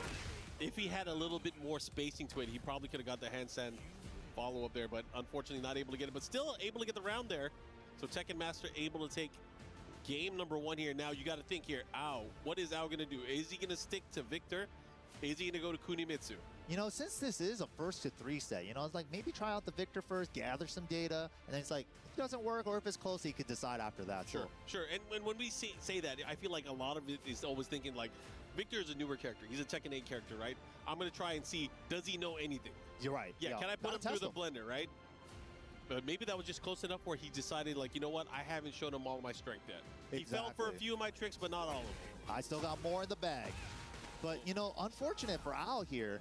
Victor EIE stance at the wall is so potent, but not on this stage. It's going to be a much bigger stage. It's going to be harder to reach the wall. Jeez. We'll reach the walls. Nice. Nice 13. Even touch the walls, and more often than not, they don't. Yeah, but Victor can. He has Victor will definitely make you touch the walls. 2 combos if you're off the straight axis. Yeah, I mean, if you're out, that's what you want to do. You want to be able to push him as far as you can, right? And he's getting, you know, pretty close right now. Does he have a chance to do it? Maybe, maybe not. I don't think we're hitting walls. We're not. Oh. What? That was sick. He dropped down from handstand to relaxing and made it with. Oh, backswing blow. Backswing blow, looking to get it. The follow-up here. Anybody's match still. He went for the 3, the follow-up.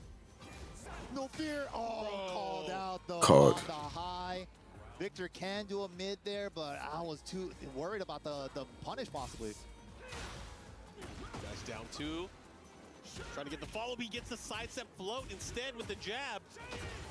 Again, not going to be too much damage, but he does have the momentum. That's important. Same setup again. Back 1 into EIE stance off the tech roll, but Tekken Master finds a launch again.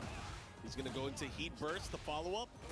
On scale? No. Oh, no, he goes for the mix. I like that. I like that also to be able to kind of test the Oki, what his opponent's going to do on wake up. Now the handstand lows, like the first time he brought that out too. Oh, he's testing him now. Oh, missed the punny. Yeah, should have been able to get the follow-up there. Let's see what he does.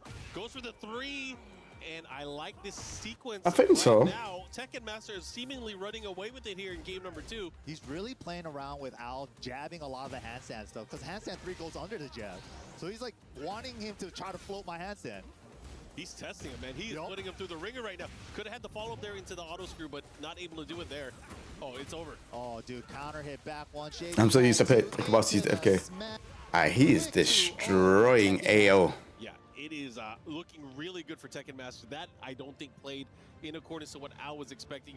Al is now going to be forced into. He's destroying him. Whatever character he picks, he has to win 3 straight. Stressful. You know, like, it was a really close first game, so I can't even blame him for sticking with the Victor. But now this is like the make or break it for the set, right? Like, change to Kunimitsu, man. Change. Oh, oh my lord. He even got his stage. Celebration on the scene. Yeah, I don't know what he's thinking. Nah, I don't know, man. You know, Kunimitsu's the newest character. Maybe she's labbed more. Maybe people are going to be prepared for her. Or maybe he has some intel from just him playing in general. True. All right, finds the first launch and gets the wall. Can we set it up? Goes for the flip over into the full charge up back 2. And of course, Eddie, even though he has a little bit better of a sidestep and a sidewalk in this game, still has trouble sidestepping against certain attacks. He be swaying back and forth. Oh, wow. He beats out the 4-4-3, gets a counter hit launch. Straight off of timing. Flip over route. Running mix, gets the mid.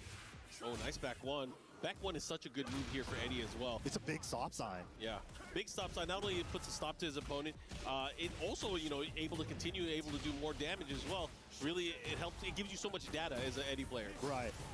I really like that it puts him in crouch in this game too, so he has the crouching options afterwards. Uh-oh, here we go. Wow, Pixel. One more, he can do it. There was no punish going back. Nice jab, or down forward one check here from Ao. That was good awareness from Tekken Master. Oh, actually good. That was a good. That's actually easy. Actually woke it up. But it does jail, so he was trying to He could do dial back 1-1. just in case. Wow, but punishes the sidestep 3+4. Big call out. Yeah, usually sidestep 3+4 is one of those moves where any players feel comfortable just throwing it out to kind of test their opponent. But this time, Ao obviously ready for it. That was great. Oh, it's getting tricky. Shine! Activation there. How hard is it to beat pro players? You need to play the game at a higher level. That's it really. Just understand the characters and what to punish. Oh my god! Yo, rewind your back turn. He's gonna have to adjust here. Oh, it doesn't get the combo. Wait a minute. Ao's still alive. Chance for Ao. Time's becoming a factor, but Ao still has heat on the table. And rage. If he can find an engager, he's back. 10 seconds. You have to make it a commitment. Oh, the second hit. Oh, saved him. Second hit saved him. All right, Tekken Master. They got better with adding the points on though. Oh, he tried to get him with a 4-4-3, gets stabbed in the heart. Lemon. Indigestion. Let's see what we got. Keep it Practice online, innit? Practice rank. Good. He's looking to close it out on the round. He was going crazy with the full crouch mid. Oh, wait, he has to adjust here. Ooh. What's the mix? Jab lockdown. EIE. Yeah, there we go. He got him with the mid. Got him with the mid check, and Ao finally on the scoreboard. 2 games. Yeah, that's mad.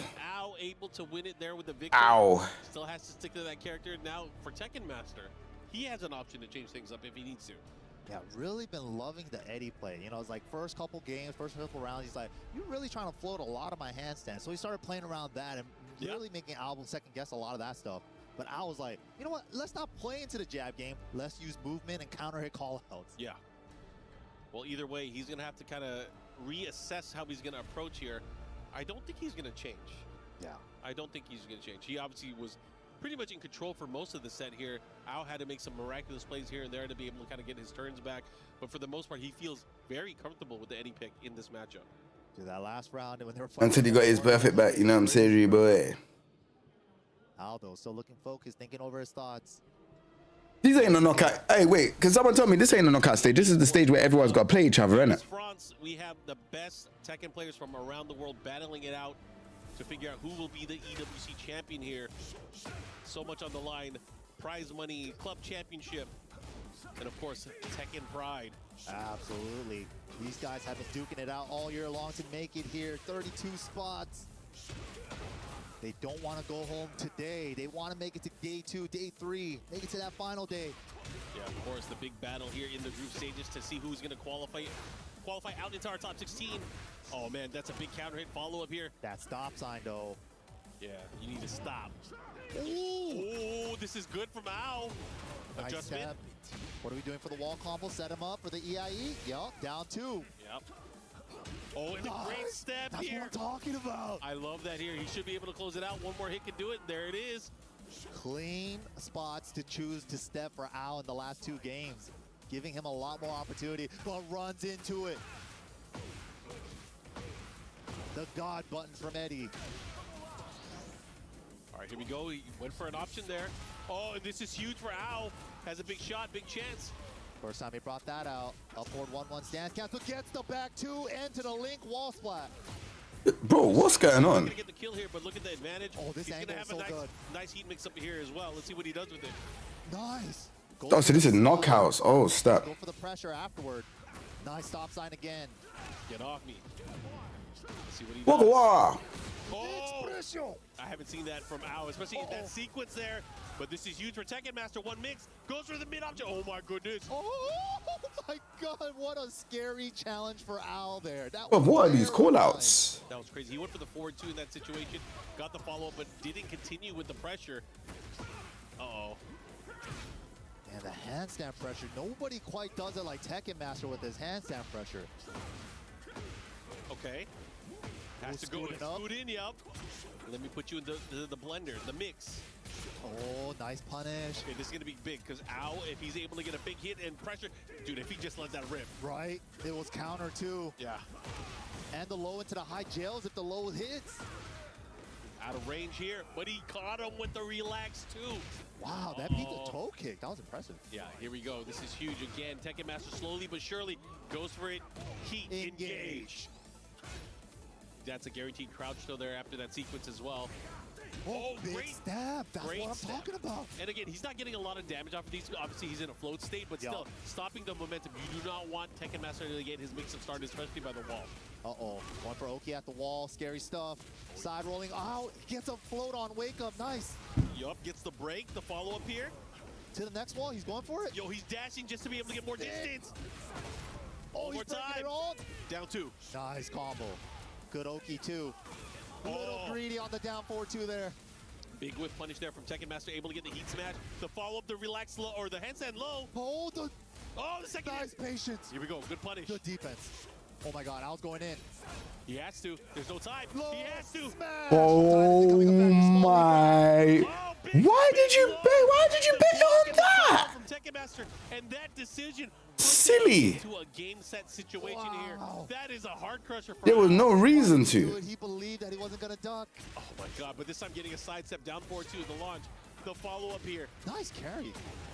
Okay. Yeah, that was a big gamble. He didn't need to do that. With it. Punish on the kip up. That was nice. And he has a huge life lead here. The stop sign with the back will counter it again. Oh, good evasion on the 4-4-3 there. Getting up with back. He stepped. He Did stepped. not get the step there.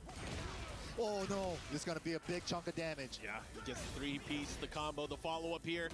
Oh, he could have finished him there. So silly. Oh my goodness. So scary. Oh, didn't duck it. Has to be 20 careful. seconds. There's no time. Time's wasting as well. Gets the 10. The big low. No, he's trying to go for the evasive attack, but Al was up close with the jab. You might need to move. Your voice is quite a bit louder compared to the stream volume. Didn't dash before the jab there, he would not have realigned. Yeah, he probably would have. Your voice is quite a bit louder. Would have ate the follow-up, and that Hold on. GG. Oh my goodness. Wow. That dash saved his life there. Yeah, that was sick. That was sick. That was sick. That was sick. It's gonna go down to this final game here. Again, this is still opening games for Group D on the other side of the bracket. This is nuts. Shout outs to Al though, man. Believing in the victor pick. You know, a lot of times I have this new secondary. Is it time to bust it out? Made the right choice. Brought it all the way back. And now this is where it matters.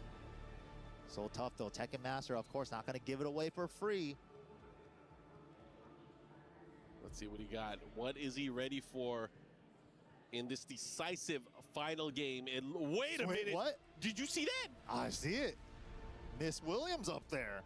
Uh-oh. I haven't seen her since the last season. Lady in red. Uh-oh. In blue, actually. Yeah. All right. Well, this is a surprise because it is not Clive, who usually is secondary pick, but it is Anna Williams. He must have. This is how it's gonna be for me. It's gonna be like Bob and Leroy. Is it when Bob is out. versus Al or Victor? We don't know. We're about to find out. And you got to think that Season 2, Anna was super popular, so Al probably has some matchup experience, but maybe Tekken Master's like, how much experience do you have against mix-ups, though? Hold this mix. Yeah. I mean, all you need is one. If you're betting it all on one and he decides to pick Anna, I bet you she's kind of dangerous. Yeah. Oh, the debuff. First to one Anna is terrifying. Yeah, first to one Anna is ridiculous. So scary. Through. Oh, and the bazooka. The range able to land here, and just like that, Tekken Master with that opening round.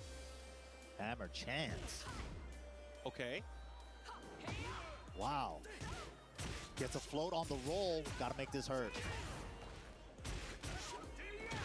Goes for Oki. Nice. Gets the low. Pressure. This time going for the lows again. Try to call him out with the mid.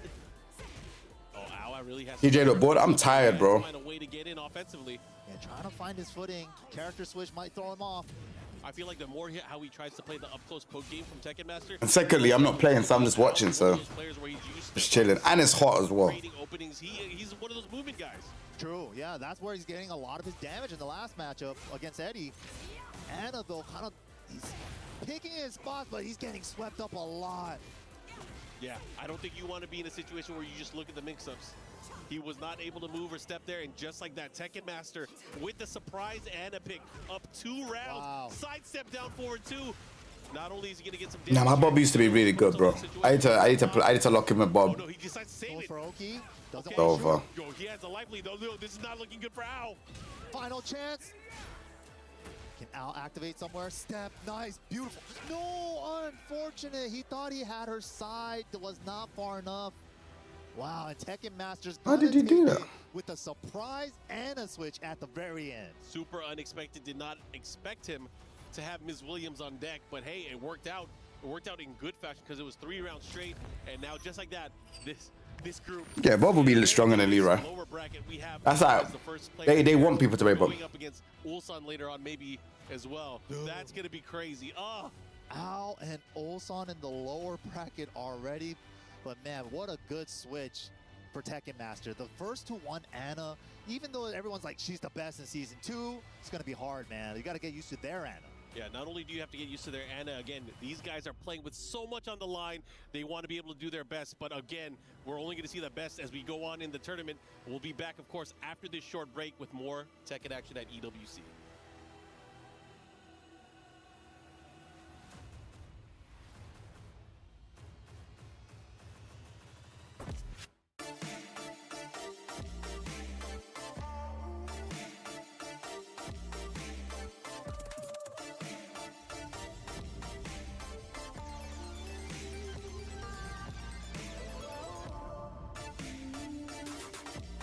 Yeah, I am getting a bit tired. Man,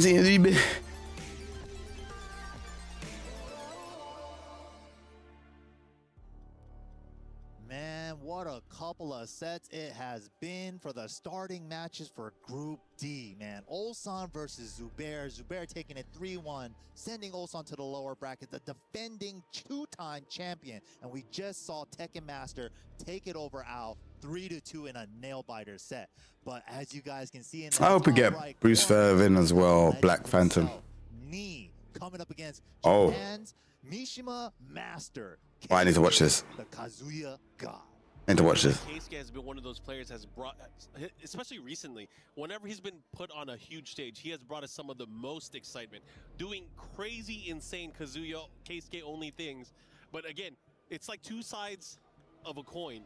Sometimes, which Keisuke are we going to see? We've seen a very crazy Keisuke, but we've also seen a very disappointing Keisuke in how he performs in terms of just, clutching things out. We got to talk about that year 1 Keisuke at EWC, man. Game-winning combos and then just dropping it. And The people could know Bob, but they're not gonna know how to play against my Bob. I could almost bet money on it. Like my Bob is unpredictable. It's not that usual Bob style. Trust me. When you see the way I play Bob, you be like, oh, okay. Evil Japan. He won the big dojo in Japan as well, right? Yeah, he won the dojo and he got second place at Super Tournament. So it's just like he was always like right there. Yeah, definitely one of the players, along with Ikari, that has put Kazuya back on the map. Yeah, especially competitively in this version of Tekken. We are going to see the matchup that is going to be Knee with Brian easily against Keisuke with that Kazuya. That white suit Kaz, baby. And of course, what other stage? This is nothing more proper than where we're at right now in Paris. That's right outside. Yep. We belong there. Yeah, we'll go there right afterwards. Big low parry from Keisuke to start it off, though. The 50th of the Ada Kato, what's going on, man? Well, welcome to the stream. Yeah, bro. Big walk around. My Bob is kind of crazy. I'm not gonna hold you. Damn, denies the burst with the low. That was sick. No, we could, bro. Black Phantom, you could definitely have Bruce in Tekken 8 with Fakaram. They could be Muay Thai rivals. I don't think that's gonna happen though. Been playing since Tekken 1, he said. That's actually wild. It is pretty wild. I'm a fan of it. Anyways, we're going to go back into the matchup right now. Knee up 1 round to 0 here. Keisuke, again, he's such an explosive player. Oh, takes the risk on Brian? Yeah, Brian has the ability to be able to launch that as well. Has to be very, very careful how he's placing these things out. Right. Interesting risk that Keisuke took so early. Okay, but finds a Demon Paw with the potion. Had the hit, didn't confirm though. The sidestep 4 attack. Try to get a follow-up there, not able to do so. Okay, this time with the heat dash cancel pressure. Has it by the wall and a big counter hit knee for your troubles. Going for the snake eye route so he could have the install afterward. And that's why, so he could use it for the wall pressure. Back 1+2. Good stuff from Nee, able to go 2 rounds up versus Keisuke. Now, Keisuke's going to have to find his groove again. He's still revving up the engine, you know? It's like Mishima players got to get Yeah, good to see you here, man. Get going until he starts going. That, I feel like, is when he starts going. Yeah, so Bob is like, I'll be honest, Typically, unless he's a normal Bob, like blocking his hell sweep and blocking like certain things, he'll be easy at it to do that. But I'm saying that unpredictable Bob, yeah. Unpredictable Bob is very, very scary, bro. You know, like, oh, he's gotten into his opponent's head. But I don't know what they're gonna get. I don't know what they're gonna give Bob, if I be honest. Now he hasn't had a chance. 'Cause I've seen the trailer, but it looks like they changed quite a few things. Very close. Nice. Very deceptive on how Kazuya players are able to use that demon pause. They're cheering for him, boy. Sidestep it at certain ranges, but if he's able to use it just right, it makes it very, very hard to evade. Absolutely, and there's the hell sweeps. Double it up. And then a third low with the stature. A safer low just in case he ducked. Yeah, it's a full gamut. The test. Jeez Louise. Do what lows are you going to punish against? Oh, again. Another one. Yeah. Big forward 3 to the wall, high splat. You got to be careful how you get up as well here. You do not want to test knee. Oh, he had to do it that time because he messed up the combo. There he goes. He got the punish this time and the confirmation. Off the side. Okay, he's still going to get some damage here. Let's see what he does. Okay, mix. Size at 4. The attack here. The Try Harang. I don't know. I've been meaning to try Harang though. Final round. Yeah, really safe. Only like 2 hell sweeps. Doesn't go to it too often. Just 1 round of hell sweeps. Trying to chase him down here. Call out there with that wall standing was like, oh, you're going to go for something cute? Yup, let me show you something. Natural launcher. It wouldn't be better than Kaz because the natural launcher, it won't allow you to float on the wall to get like tornado. Because like Kazuya's house sweep in this game is mad sick because it makes you float on the wall and then you get the you get the tornado. Oh, he tried to punish the kip up, yeah. This is a punish that Kazuya. Oh. What is going on, brother? The old Keisuke came back. Hold on. He's here. Better early than later, right? Right. Get it out now. Out of the air. He beat out the orbital with it. He's going to get the wall here. Yo. If that hits clean, he's going to close it out. He got it. Yeah. Nicely That's done. tough. Almost dropped it there. I mean, he did drop it. Yeah. He did drop it, but he reacted in time. Yeah, I need to learn Harang and Steve. I think I'm gonna dedicate a day where I learn both of them. Bro, he is rolling his eyes. If he rolls it back any further, he's going to lose them. Right. But he was able to get game number 1. So Keisuke from Japan on the scoreboard here. And again, some of the most brilliant Mishima play that you're going to see comes from this young man here from Japan. You know, recently, Nee has been said on an interview, he thinks Kazuya's top 5 in the game. So this could be one of the reasons. He said it on my interview, bro. Keisuke, like Hikari that he faces up against. You gotta give me some credit, bro. You gotta say, on a King Jae interview, bro. On a interview, bro. See what I'm saying? These people don't put no respect on my name, bro. He's like, go ahead and do it. What are you I've never seen him wave like this. I mean, especially in a game like Nah, that. but Kazuya is top 5 though. How often do people get a chance to do that, right? Yeah. I feel like it's Gotta be honest. defensive players, like especially legacy defensive players, like with me, like, oh, go ahead. What are you gonna do with it? Right. Are you gonna hurt me? Right. You can't do nothing. You ain't gonna pull the trigger. You got it in you. Oh, and see, because what are you gonna do? You're gonna do an electric and get launched? It's like, oh, all Yeah. that. Oh, you know about Bob's back 2-2. Opportunity for a respawn there. Not able Alright, to Bob's back 2-2 is actually crazy, bro. Bob's back 2. I'm gonna annihilate people. People are gonna be trying to duck and launch, and bro, you're gonna get annihilated. You're gonna get annihilated. Oh, you think you can duck there? Oh, okay. Able to go for the quick 3-piece into the rage art. I like it. Casey able to get that round here, but man, that that could have gone either way. That was crazy for us. Like, the first half of the round, Keisuke with the His hop kickers was ridiculous. Sidestep 1+2. If he still had sidestep 1+2, I don't think he would have. That it's scary when they start doing the slow one because you know they can obviously do it much faster. Because again, it's how they utilize all their moves out of the wave dash. Exactly, and they're switching up the timing on that as well. But again, that left knee from Brian, such a good button. Yeah. In that close range pocket. He has a great read for when Casey is going to be pressing buttons. That's the 3rd time he's already gotten that counter hit forward 3. Takes the jab punish after the down forward 1-4. Ooh. Okay, big chance here. Counter hit, 1-2-1. One more poke, and there it is. Knee, brave blows. Yeah, very, very strong round there from Knee, showcasing his level of control against Keisuke. Keisuke a bit hesitant now to go in offensively. Yeah, his wave speed has gotten back to the slow ones, actually. Ooh, check out this Requiem. Slow wave, check out this elbow. Oh, but I like it here. This time getting him to flinch. Goes for the mid option out of the crouch dash. It's like he's doing the slow wave boost to see like when Knee's trying to duck on it. I don't know. He's really messing with him though. Toshi. Can he do it? Damn, down jab after everything? Does not want to give up a turn and gets low parried because of it. And just because of that, Knee is going to be able to heal a lot of his life back. Oh, that my cost gosh, it. Never mind. Who cares about the healing? He killed him. He killed him. Brian damage. Okay, trying to check him there. Quarter back two, the follow-up here. Oh, side step electric did not come out. The insurance of having a good down forward two is always nice. You're right. Okay. Ooh, patricide for the pressure. Slow hell sweep into 4-4-2. Got mixed. Not just that, we're about to order a hot dog. The resplash though. Oh, he hesitated a little bit too much. Knee letting it fire out there with the 1-2-4 counter hit. Are we back on the down jabs again? Knee's looking for the down jabs now. Can't do it. Down forward two. Keep out. Yep, this time gonna keep it nice and simple. Tying it up on rounds here, and now this is such an important round here. See, can he pull it off? Fishing for it again, that 4-3.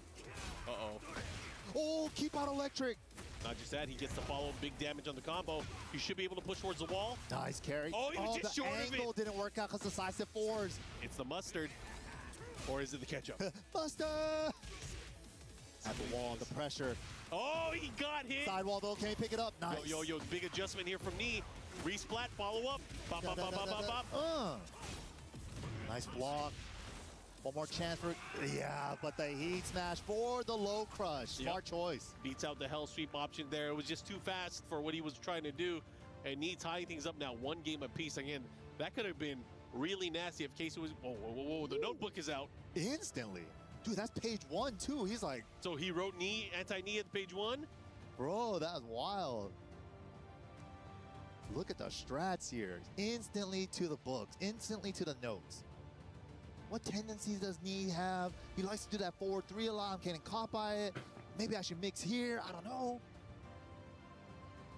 I hope one of those notes says, I'm going to tech roll. Yeah. At the wall, I'm going to tech roll. Test him. Let's see. He ain't got him. He can't hit him every time. Right? That menacing wind pose there from Knee. He looks so happy. I've never seen him this happy. Yeah, This man. is great. Shout out to Knee. The legend, True legend of the game. This guy has mentioned he's been playing the game since Tekken 1, but has been really competing at the world stage since, I would say, Tekken 5. Right. Tekken 5 Dark Resurrection. He really started to travel and make a name for not only himself, but also his fellow countrymen. And it was going to go back into the proper Paris stage. Fitting. Very, very fitting. One apiece. Who's going to pull ahead? This is important. Stature kick to start it off. Low, 19 frame low to start it off is feeling a type of weight. Yeah, healing some kind of way, but this time mixing it up, gets a counter hit on the wall standing 1+2 as well. Always a good time.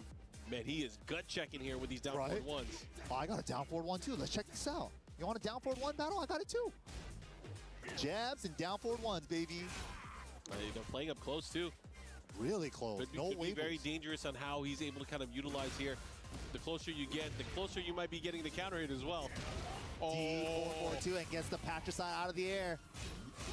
Again. Punish. Oh, nice adjustment from Knee. He knew the wall was going to come into play. He has the resplat, the side wall stun though. Okay. Time's wasted here. Low smash is good. He's still alive though. Can he burn up clock? Oh, the why punish. did he do it? That was crazy. Oh, why did he do? He thought he could probably burn a second or two, but the good thing is Knee ran up before the laser. You got to remember, Knee's been playing since Tekken 1. He saw that laser since Tekken 2. Yeah. Not gonna work. Dude, don't even try it. Don't even try it, buddy. Nice. And gets the snake eyes installed. Beautiful. Okay. R duck in his face. Do the hell sweep, he said. Another jab, counter hit string, able to land here. Knee trying to continue with the lead here, but a big wall standing 1-2. This is huge for Keisuke. He's going to push back the other side. Win pistons.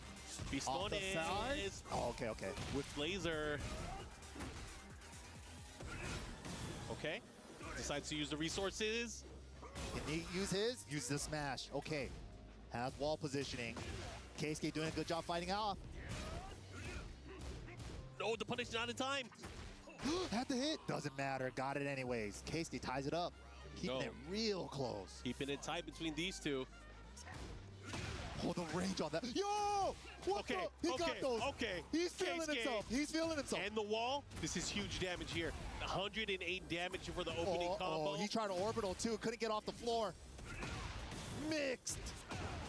Yo, Keisuke with a perfect round. The fear of the hell sweep is always that is a perfect Kazuya round. Round start down for 2, get the electric and a hell sweep in there. I mean, usually we would be screaming still from that, but again, this guy, we've seen him do it time and again. He still goes for it in tournament. Love to see it. Yo, you can't let him get away with this knee. You can't let him get away with this. Oh, knee has him up against the ropes. Trying to keep him there. Trying to step with him. Oh, the hatches are starting to come out. Beats the burst. Nice. But doesn't splat anymore. Season 3. Oh, deep cross dash hell sweep. Again. Oh, no way. Help, help. Oh. Knee guessing for his life right now. That was the good, perfect spacing. He had the combo opportunity afterwards. Oh, he's dead. He's hella dead. He is hella dead. That was very smart. He got a little too greedy with his approach. Yeah, he's like, I'm going to keep forcing the 50-50 knee. Call with the rage art. All right, here we go. To a very pivotal round between these players. Who's going to have the lead? Whoever has this is going to be up 2-1. Wow. He keeps just trying to step around like a hell sweep, but getting tagged by the deep 4-4-2. Ball straight into the land last time here. Resets the situation. Casey with a huge life lead, just poking. Keisuke using all the fastest tools. Jab, down jab, generic down 4. Doesn't want to give up anything. This is huge. Big opportunity. He has to adjust. Side wall. A big step around that. Yo, takes the risk with the get up 3. Yo, he gets a punish. Toe kick to get up. Knee keeping his +1. Denied on the smash. Oh my goodness. He floated him out of the sky. Able to capitalize, and just like that, Keisuke is up 2-1 against Knee. Dude, this is such a crazy group. This is an insane group. Zubair over Ulsan, Tekken Master over Ao, and right now Zubair versus Keisuke, and Keisuke is taking the lead. Yeah, and the winner of this matchup is going to go up against Zubair later on. This is crazy. Oh, man. Anyways, back into the action. EWC, man, the highest of the high level here. Okay. Oh, what an answer there from Keisuke. Big whiff gets met with an electric. We pay for the electricity here. Gotta pay for it. Yeah, nah, J-Wolf was thinking the same thing. Nice. I like the I didn't think AO was going to lose to Tekken Master. Oh, that's a Kind of weird, but Needed that. like, he kind of got destroyed. That Anna did destroy his Victor. Ooh. Not enough life left to deal with the power crush afterwards, and look at that. Keisuke continuing with that lead. Oh, the fast waves are out. The fast waves are out. He's feeling it. Himself. He's feeling himself. Both jockeying for positioning in each other's face. Missed the whiff punish electric. Not gonna let him get away with it. Let's see what he does. Ooh. No punish. They're both playing so fast, up close. Nobody wants to give each other breathing room. Now, disengage. Back in. But they're definitely buffed by Tekken 8. Tekken 8's a lot easier now. It's a lot easier. We're setting it up. No, we're going for damage. All right. Goes for the low afterwards. The follow-up here. Knee with a nice flash duck. Able to close out the round here. Still get the punish. Tied up on rounds here. Again, Knee needs these rounds. It needs the game to tie things up. Trying to find that Requiem in that mid-range. As soon as he gets out of this pocket space, he's like, let me use my long range too. Big block on the Hell Sweep. One of the first ones. Uh-oh. Now pushing. Let's see what he does. Gets the wall. The follow-up here. Big damage. Look at that damage. 104. Camdro. What's good, my bro?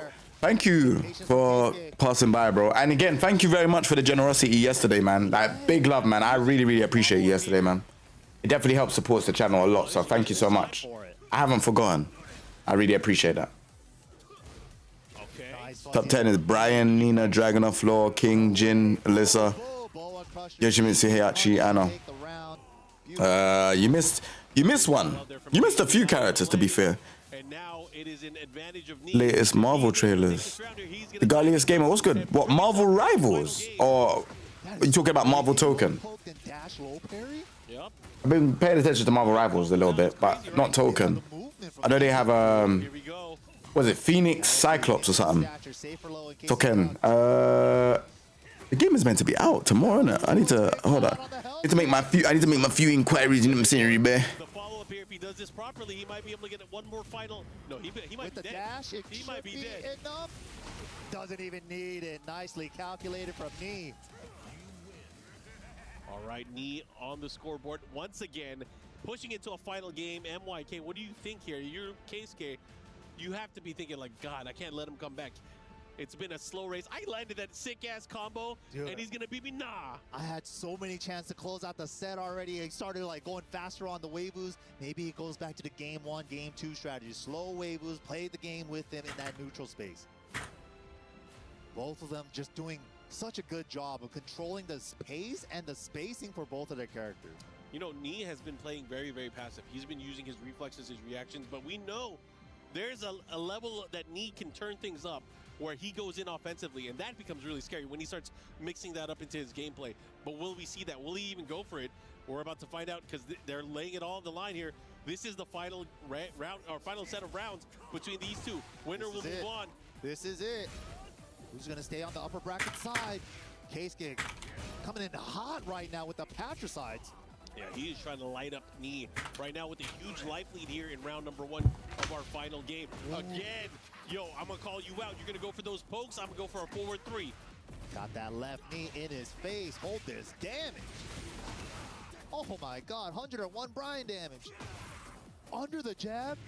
Both these characters kind of have not so great jabs. So yeah. Not surprising. I mean, that's why they use the jab to help set up everything else. Yep. They have to, and look at that Knee chipping away, able to get that lead. It's the first lead in a while here for Knee. Very slowly. Keep out jet upper. Okay. Hold on to. I mean, it's kind Not Ban Phoenix, but Hulk looking broken. Oh my fucking gosh. I never thought I'd be adding him to the team. I heard stuff about Hulk. I need to watch they released a character guide, didn't it? Yeah. Not only was it That is a very solid top 10.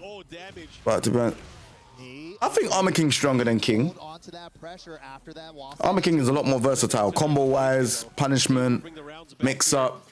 I feel like King is great because of like the armor stuff, but that's about it really.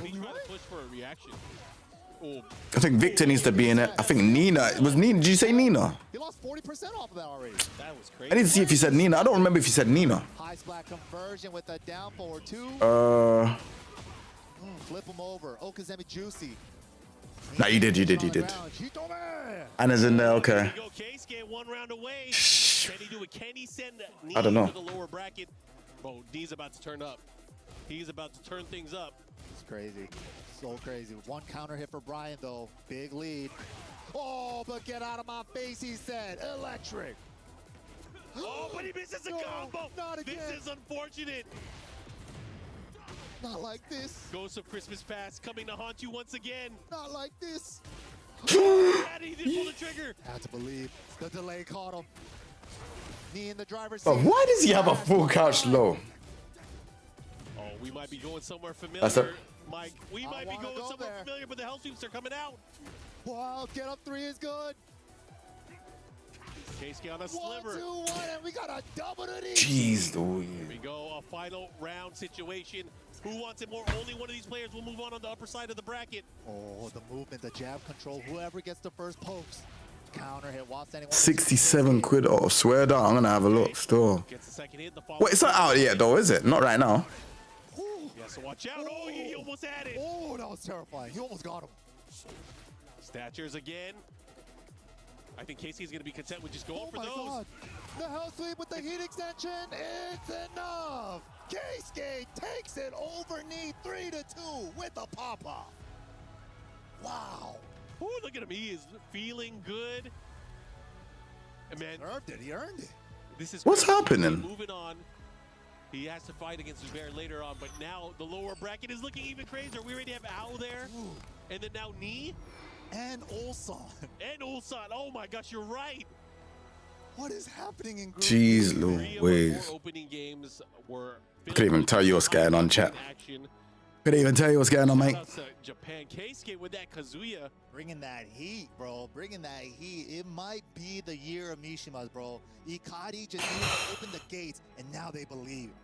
I don't even know what's happening. I'm seeing Reba. With that big damage towards the very end, finally able to clutch it out and believing in the thing that helped him get there in the first place, the hell sweeps, the mix-ups, the Mishima madness. But good stuff to Keisuke. We will see him a little bit later on today. But of course, we're going to see a lot more Tekken action, but we're going to have to take a quick break as we get back with more. Jeez. I don't even know what to say.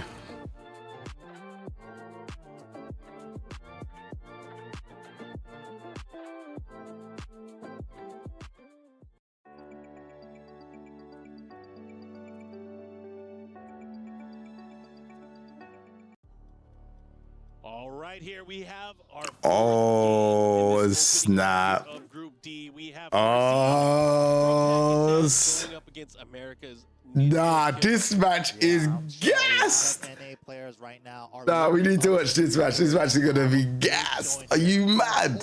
hope and soul. Farzin versus. Nah, we need to watch this. NA is riding on Ninja Killer right now.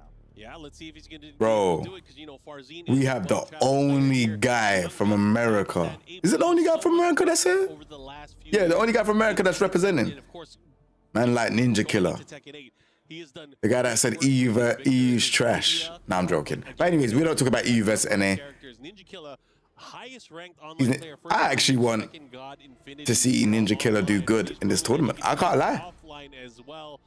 I don't know if there's some bias or whatever, but I would like to see him do well. Don't let the screen fool you. He is a law player. Wow, and he locked in the character he got infinite with. With first. Yeah.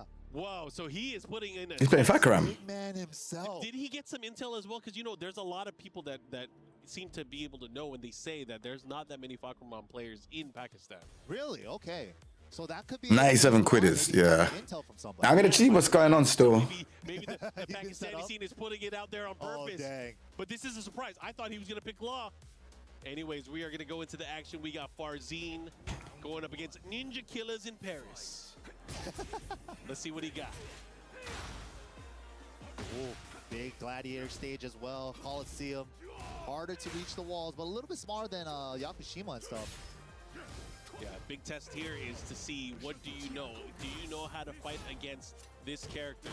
You would have to imagine Ninja Killer fights against a lot of Victor as well. True. Yeah, a lot of NA Victors. Very popular character, yes. Anyways, going into the action here right now. Farzin with the huge life lead, but fighting back, able to heal some of that life back. Good check there. Reversal break jet kick. Get that power crush out of here. That was such a sick sequence there from Ninja Killer. Able to pull out the jet kick at the right time. As you know, you heard that crashing glass beats out the power crush. Before he's got to choose Steve. No. Yeah, that's such a sick effect that they added. The reversal break effect. And jet kick is one of the few moves in the game that breaks armor just raw. Okay. Yeah, I don't think Jet Kick should break armor raw though. Ways to open up his opponent. Nice sidestep attack there from Ninja Killer. Gets the follow-up as well.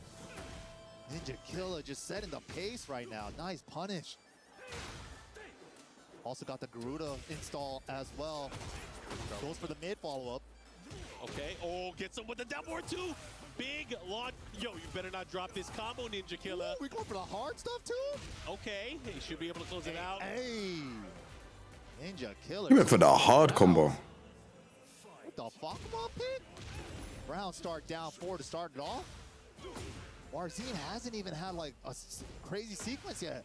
Yeah, I mean, he hasn't had a chance to really get his offense started, other than a few low pokes here and there. I ain't gonna lie. Ninja Killer has been proving himself to be very strong in how he's reacting. Going through the big 4-1+2 swipe, and we're going to hold the Rama stance. Oh, big counter. About even on life for both of these players. They both Man just licked it off. Feet engaged for Ninja Killer. Nice block and punish from Farzin. He needs that. Heat on the table for Farzin as well, but doesn't even get a chance to activate. 3 rounds straight? 3 rounds straight? Crazy. Killer looking very calm and composed here with the surprise Fakumram pick. Maybe not Crazy. people that may be watching Crazy. because they obviously know that he plays this as a character in his core lineup. But then this man, is very surprising because a lot of times when people say you don't travel internationally for tournaments, your first couple tournaments, you're going to get nervous, you don't know what to do. Look at the first game, 3 rounds straight. Well, no, you got to remember, how did he qualify to get here? He did it through EVO. He got top 8, the sole NA player at EVO in Las Vegas. And again, you had to beat a lot of players to get into that top 8. True. So he can definitely do it. You know, this is, yeah, to most people know him for his online accolades, but he has been able to put in work on the Yeah, you didn't put because okay. A tier is that? Now I'm gonna do a tier list at some point, man. I think it was DreamHack. I'm gonna do a tier list. Yeah, it was and he was really able to play against a lot of the international players there as well. Anyways, the big switch, and I like this. You're gonna fight fire with fire. Ooh. So we got Farzin with the lady. Did you see that right around the gates? Like you're gonna 1-2, bro. Yo, chill. You're gonna go for a high. Let me go for a big punish at the start. Big knees and elbows. Oh my goodness, another jet kick out of nowhere? Dude, Farzin hasn't even got to play yet. What is going on? Nah, he hasn't. Farzin has not got been able to play. This is actually crazy. There was one moment earlier this year where Farzin was looking unstoppable. Okay, finally get some signs of life. Back one, engage at the wall. Do we have the wall-to-wall? Close. Very close here, but he gets a political storm follow-up here, no? Unblockable high? I would have got hit. Red tape and a counter hit to get the I would have got hit, I can't lie. Able to finally This is a sick match though. Here. Can Farzin use Lydia to help get the momentum back in this set? Okay, back one, keeping that +2. Okay, running 3, pressure again. Here comes Ninja Killer here, going for the mix-ups. Oh, trying to go for the horse 3. Oh, wow, just out of range, unfortunate. 4-4-1+2 gets the Garuda follow-up here. And a nice punish here. Ooh, optimal follow-up as well. Ooh, the slappy kick. All right, Ninja Killer tying things up here. Game number 2. Oh, I like it. Counter hit confirmation. Jeez. Damage. What's the mix? Goes for the flappy once again into the heat smash. Oh, the low. Can't do nothing. Can't do nothing. He's challenged. He can't do nothing. Oh my goodness! 3+4 able to land, brother. That He's destroyed him so. Now, after Farzin was able to finally get around on the score. He's actually destroyed Farzin. This is actually mad. I didn't have this on my bingo card at all. Only +2 now, so he tries to armor out. I still like that he was able to get out of the corner there, but now having to deal with the life deficit. Farzin looking really strong here. And look at that. One more hit can do it, but he gets punished this time. Oh, good choice. Safe mid to close it out. Farzin ties it back with the Lydia. Yeah, I like that quick check there with that mid. Oh. Damn, the super keep. Called out on the 3-4-4 from Farzin. Oh, this is huge. Yo, pull route. Nice. Now the tornado to the wall. Goes for the grounded hit for better scaling. Unblockable. Called out for staying down. Wait. Oh, he interrupted. Ooh, open Kadila. Heat activated, but gets the link off the horse 3. Low. Farzin ties it up. Great switch to the Lydia. Oh, man, what do you think? Do you think he's going to pick Law now because of this? So. I think so. You think so? I feel like Law has so many tools where he can kind of deal with how Lydia is played, but maybe he has his confidence like, I'm going to try Fakumram one more time. Maybe. It wasn't that bad because, you know, he was up 2-1 at one point and then just the steamroll started. True, he did gather a lot of data with the Fakumram. Yeah, and he's sticking with it, you're right. Okay. In the arena stage here, let's see how it goes here. Now we are tied up 1 game apiece. Both of these players have shown some of their cards in play. Power is good. I like it. Okay, pressure here, pushing towards the wall here. Fakumram, Ninja Killer having to deal with this mix-up. Then the smash, what are we doing with it? Going mid. Down jab to alleviate some pressure. Step blocks from Ninja Killer have been nice, not getting clipped, but the back one, the moneymaker. He was pretty much untouched that round here. Farzin has to be playing with a different level of confidence right now. Yeah, he's getting real comfortable now in this set. Uh-oh. looking for ways to just kind of get pressure back. Nice, there it is, the punish. Yep, gets the big follow-up there. He should be able to get the wall and some decent damage here. Nice carry. So I'm looking at this, yeah, and what? If Ninja Killer wins, he has to fight. Alright, this is wow. Whoa, why did that cross up? Yeah, so I was looking at the brackets. Launch there, you're gonna go for that downward B, prepared to get punished. Interesting. Oh, What the? What's going on? I think he just missed the burst button, unfortunately. Yeah, that's just weird misinput there. Maybe Farzin ended up losing that round because of that. Yeah, unfortunate drop there. Okay, continue with the pressure with the 4-4-2. Ninja Killer finding a way, trying to find a way to pick his shot, but a sidestep gets the follow-up there. 4-4-1+2 as well. This is a bad situation for Farzin. Oh my God. Man did 3, you know. Oh my God. The down forward 3. Adding up. I have never seen no one use fat crab down forward 3, you know. Respite. Going for the grounded hit. Gets him with the grounded punch. Now goes for the mid options, heaven and earth. Hit again, red tape. And the smash. He caught him. He caught him ducking or moving. And Jeez. just like that, right now, Farzin 1 round away from going up 2-1. Can Ninja Killer make some adjustments here? Yeah, the Bachram is looking rougher What? and rougher now. Hey, Kader, you don't think Lydia's S tier? This is huge. What can he do? Lydia, Sobieska.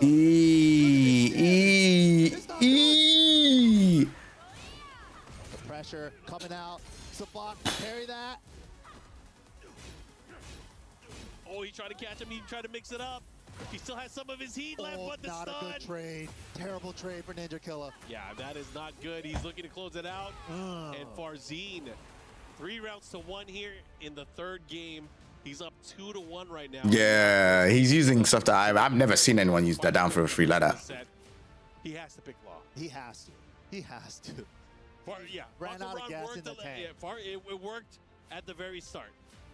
He did more than enough. Got that one game, you know. Now the final boss character, Martial Law. I feel like Law is also not used as much either in Pakistan. Yeah, I feel like that too. It's really kind of just Manja and like Ninja Killer with the Law. Yeah. Anyways, we're going to go into the action here. Elegant Palace, as we find out here whether or not we're going to have a final game or if Farzin's going to move on in the upper bracket. Farzin did like hint at like having a Law secondary earlier in like season 1, but he never picked it. Oh yeah, he never did, and that's when Law was actually really crazy. Yeah. He had the infinite money glitch. Oh yeah. Keep reducing or reusing some of my heat meter. Okay. Right now, this pressure, the wall could be on anybody's back because they're literally fighting out of a corner. Okay. The follow-up here with the nunchucks. You got to side roll one way to avoid that nunchuck after the 2 throw from Law. Tape into the heat smash. Yo, this is big damage here. Big Danny. Back 1+2. Jab check while setting forward into the dragon throw. He didn't get the blue DSS forward 1. That would have been the wall splat. And he still closes it out with the back too, but Ninja Killer able to slowly but surely fight, and you got to remember. Round start, Migi Appa. Uh-oh, big uppercut. Oh, no side wall adjustment. Yo, he knew? This is crazy. He plays this too much. Dude, that adjustment was ridiculous. And he still got big damage off of it. That was mad. Slide bro, the follow-up. That was sick. Dude, that was so sick. Yo, just those 2 rounds back-to-back, Ninja Killer really showing his stuff. That was mad. Looking to tie things up here, Farzin. That was actually very mad. With punish, clean. Going in now, horse stance after the running 2. But Law is S tier anyways, man. He's hardly any punishable. Everything recovers quick. G Cliff. That needs to be even more punishable than -11. Dragons. Maybe next time he'll do a single dragon hammer into slide. Forward 1+4 able to land here. The follow-up, what's he gonna do with it? Oh, just a low tap. Boy. Oh, power to the people, the big uppercut. Ooh, blue legend for the wall carry. Boom, into the jab series. Brave War combo follow-up here. What's he gonna do? Oh, gotta be careful. Scary. Nice block on the low, and Ninja Killer ties it up just like that. Jeez. We are going to a final game. Pakistan versus USA. I don't know what Law doesn't have. Maybe not a sick throw game, but that's why. Dude, they're literally trading games, man. And that was a very one-sided one too. That was a one-sided game. Like, you know what? That was a one-sided game. Equipped to deal and sidestep and move around this Lydia, and he made it work. Once he was able to kind of rotate around, get the wall positioning, he looked like he was in cruise control. To that round start down 4-2 combo with the side wall, that adjustment was... I can't believe he was so clean. It was an adjustment with the side wall stun into a follow-up into an optimized combo. Wall combo afterward. I was like, what? Usually the combo ends at that side wall. Yeah. And, you know, him showcasing his ability to kind of sidestep around his opponent. Law is one of the most dangerous characters. When he gets to your butt. Fully to your side. Yeah, it hurts. Yeah, you're going to get taken to the junkyard for sure. Junkyard or even like 4-3, DSS 4, 2-2-2, 3+4-4. That does such a big chunk of damage. Yeah. You guess wrong, you die. Anyways, we are, he's switching. He's trying to find a... Soul searching right now, man. It's like final game between these two. Is Victor? He's picking Victor. He went back? Yeah. I don't disagree with this. Yeah. I think he will have certain tools that will be equipped, and of course we're in the Paris stage. How fitting, man. This stage has been coming up a lot today. Yeah. Home field advantage for somebody. Anyway, shout out to the crowd. Of course, they are here to watch this good ass Tekken. We're here, baby, in France, on the scene. Wow, low crush with the up 4-3 engage. Try to catch him there, goes to the back one. Ninja Killer looking for these openings. Oh, this is where it's, oh man, 4-4. What? No fear. I can't believe We're these letting guys it are, rip. We're letting Mad. it going crazy. It's time. This is the reason why he picked Victor To the wall. with 2 go up against the Law matchup. So he can party back? Yeah. No, it's 1+2 break for that. We're on my ship. Oh. Okay. Oh, he went Oh. follow-up. Again with a 4-3, try to catch him with it. Both players have used their resources. So scary. 20 seconds left. Slide blocked. That was a very good block. Yeah, not going I'll to be just heat. because he does pull him out of an aerial state, but he has the wall positioning and the timer. 10 seconds, running mix into EI. He bet it. He bet it, and Ninja Killer scouted it. Why did he bet that? That was huge. Able to get that big punch. Could have just done 4. Now. Arzine with the head nod. He's like, no, I couldn't believe he blocked that. How did he know? Nice low jab, interrupt. Went Big for the poison arrow. Paying for it. Don't even try it. 4-4-2 into poison. I know the counter. Power crush. Yep, and he's gonna get Tough. flat. The follow-up is gonna be a ton of damage here on the side. I guess. Set him up. Low tap. Into the mid. Heat dash. Low tap again. Triple low tap. No, sir. Oh, and he's gonna make an adjustment too. Again. Yo, this is sick. Oh my God. I like it, and the delay as well. Oh, I like that. Consistency on being able to block and call that out. Like Ninja Killer's testing another one. He's like, you're not gonna duck again. He's like, I will duck again. Yeah. You can't mix me up. I mean, both of these players have been really good about scouting out those bigger lows. Anyways, gonna go into whoa. Keep out down 4-2 on the running attack. The timing call out. Yeah, he has a good rhythm read right there. Oh, he's trying to go for the cross up 4-4-4 tech. Oh, he's trying to catch him. Big counter hit. Camera in my eyes. Good punish here from Farzine. Wait, is Law's power crush -14? I didn't know. Can he get a clean splat? Nice. Full charge up back 2 into pressure. Stands cancel. Keep himself safe. Fishing for that counter hit after the heat dash. Okay, the punish. The legend kick. Trying to keep him there. Has to be careful. Oh my gosh, he let it rip. 1-1-1. No longer a combo, but Okazemi for the round. Oh, he went for the 10 string. Oh my God. Right, this match is actually cold. Hits him trying to get up. Ninja Killer on set point. Oh my goodness. Farzine is still looking very fierce as well. Nice step. Launch. Nice step. That was cold. E. Here we go. Big combo damage upcoming. And what's the mix afterwards? Jeez Louise. This is the best match I've seen so far. Watch out for that low heat smash. On the EWC. This is actually a sick match. E. Oh, you're dead. Guess for game at the wall. Oh, what? Gonna save it for the pressure. There it is. Oh, I can't believe he went for down back 4. Oh, he still caught him. Oh, and just like that, he has to deal with the deficit Not once quite the mix. wall. Okay. Yes, He had it. Oh, he almost had it. He could have done 4-4-2-3. He was already doing the arrow. Oh, he can't come normal hit confirm it. Oh, he got him with the knee, bro. The follow-up, one more hit to do it. He's still on the table for Ninja Killer. Oh. What are we doing with it? 9 seconds. Low jab. Of course, he's out of there. Oh my God. Oh my gosh. Oh my God. I know this match is cold. This match is cold. Oh man. man. Who wants it more? Who's gonna need it more? This is crazy. Jab lockdown from Ninja Killer. Now the hammer. Oh, he's trying to catch him. He's using all of the arsenal here. Not letting up. He's keeping him off the wall, but he finds an engagement to get out of trouble. Oh, that's wait, was that the one hit? Oh! The punish! Are you serious? Oh! Is this enough? No! What did you do? No! Unfortunate. Just like that, Farzine has a big chance here. Oh no! Oh no! The Tekken gods are not on his side. Oh my goodness. It's anybody's match. This is so tense. Down 2. They're both in rage. While standing 4. Is he going to bet the slide? No, he's too scared to bet it. Yeah, he power crush. He gets it. I can't believe this set. This set Oh. was crazy. Farzine takes it. What a banger of a match, dude. Down to the final round. Final move choices.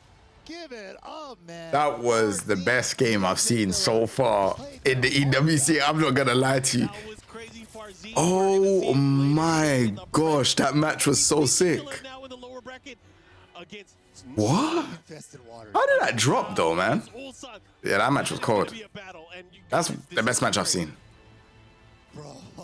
That was the best match I've seen. Can't lie.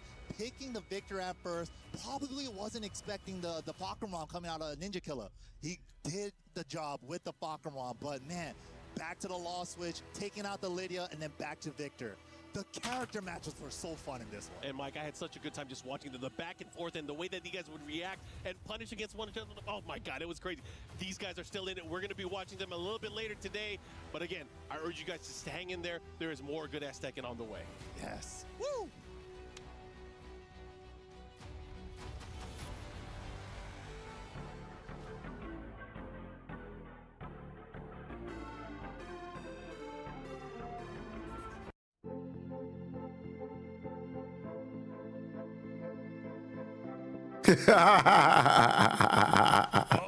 Yeah, we're back, baby. 4 sets down. Group D off to a sensational start, much like Group C was. Welcome back into the Allianz Vault. I'm Taylor Reflections, Noble, Ruking, Majin, Obama. Good to see you, boys. My Lord, that last set had you dropping to your knees, brother. Oh my God, I was on the floor after that match. That was incredibly hype, Reflections. And the thing was, he had the game-winning combo at the end there, and then for some reason it dropped and it allowed Farzine to bring it back. And out of nowhere, and you mentioned before as well, the hit confirm. He could have done it a couple of rounds before. It was all Ninja Killer. It's just so hard sometimes when the lights are on in that moment, especially when so many times your opponent has shown you, like, yo, bro, Sound is low. I'm gonna stop. Like you saw Slide almost got removed from the equation towards the end of that set. Like, what about now? Just because Farzine is so good about consistently checking for him. And when it just comes down to it and you just need that little bit, sometimes the last hit can be the hardest when they get in this game. That was the one where he was like really scared to do.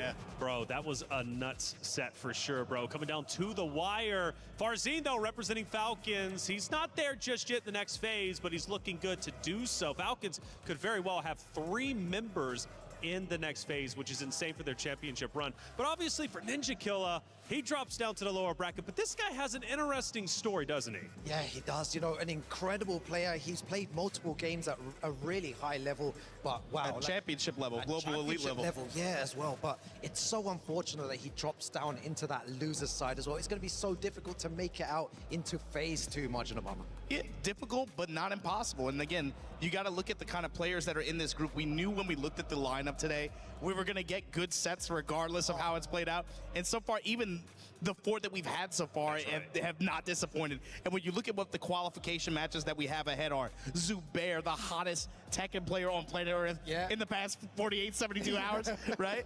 Going up against KZK from Japan. Then you got Tekken Master and Farzine. Farzine just escaped with his life to make it to this point.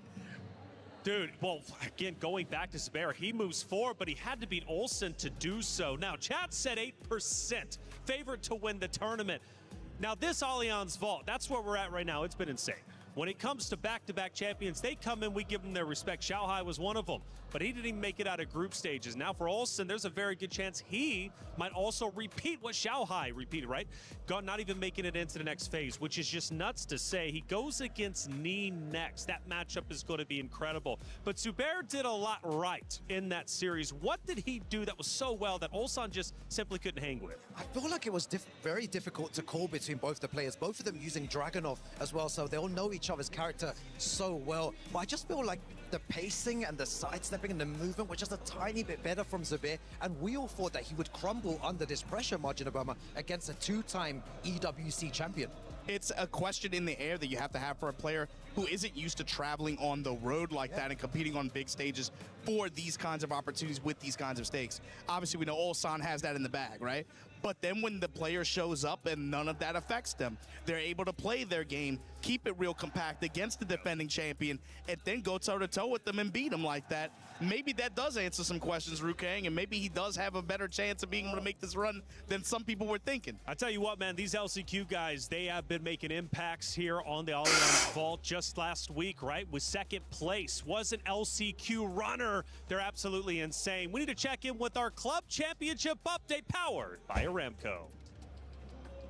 Honor of Kings has already wrapped for the day, but they're out the group stages and into the knockouts now, so should have some emerging storylines when it comes to the club championship. Chris, obviously, coming through as the Honor of Kings expert over here, so what's kind of going on? Do all the Pakistani man them use their first names? I don't think Arsenash's name, that's not his name, innit? His name's, well, I mean, it's public knowledge, but it's Sadiq. Chinese teams are coming through. So I don't think all of them do. I don't know if Atif Bhatt is actually his real name. I don't know about Zubair. I don't know. Their Honor of Kings following is absolutely ginormous, and I mean the team are a bunch of superstars. Yeah, I don't know. Walk around China without Good question. No, I have no They idea. are expected to go on to win, which would give I would them imagine 1,000 it's points, their name, but which would I actually don't know. allow them to take the lead in the club championship. They are currently sitting around 700 or so behind. If they can find the win, it puts them in the lead. Yes, okay, that would be discounting any other points across the board in any of the stages right now. But it could put them in contention, right? They need that win to make themselves eligible to win the club championship. It very well could come in Honor of Kings. Yeah, and that being said as well, they're still very much in Tekken 8, so we'll see if they're able to get some points and climb that leaderboard over this week. Play is in our DNA. They say play is in our DNA. Whenever we let it out, it becomes our superpower. Now imagine an entire city being built to supercharge it. Kadir City, powered by Play.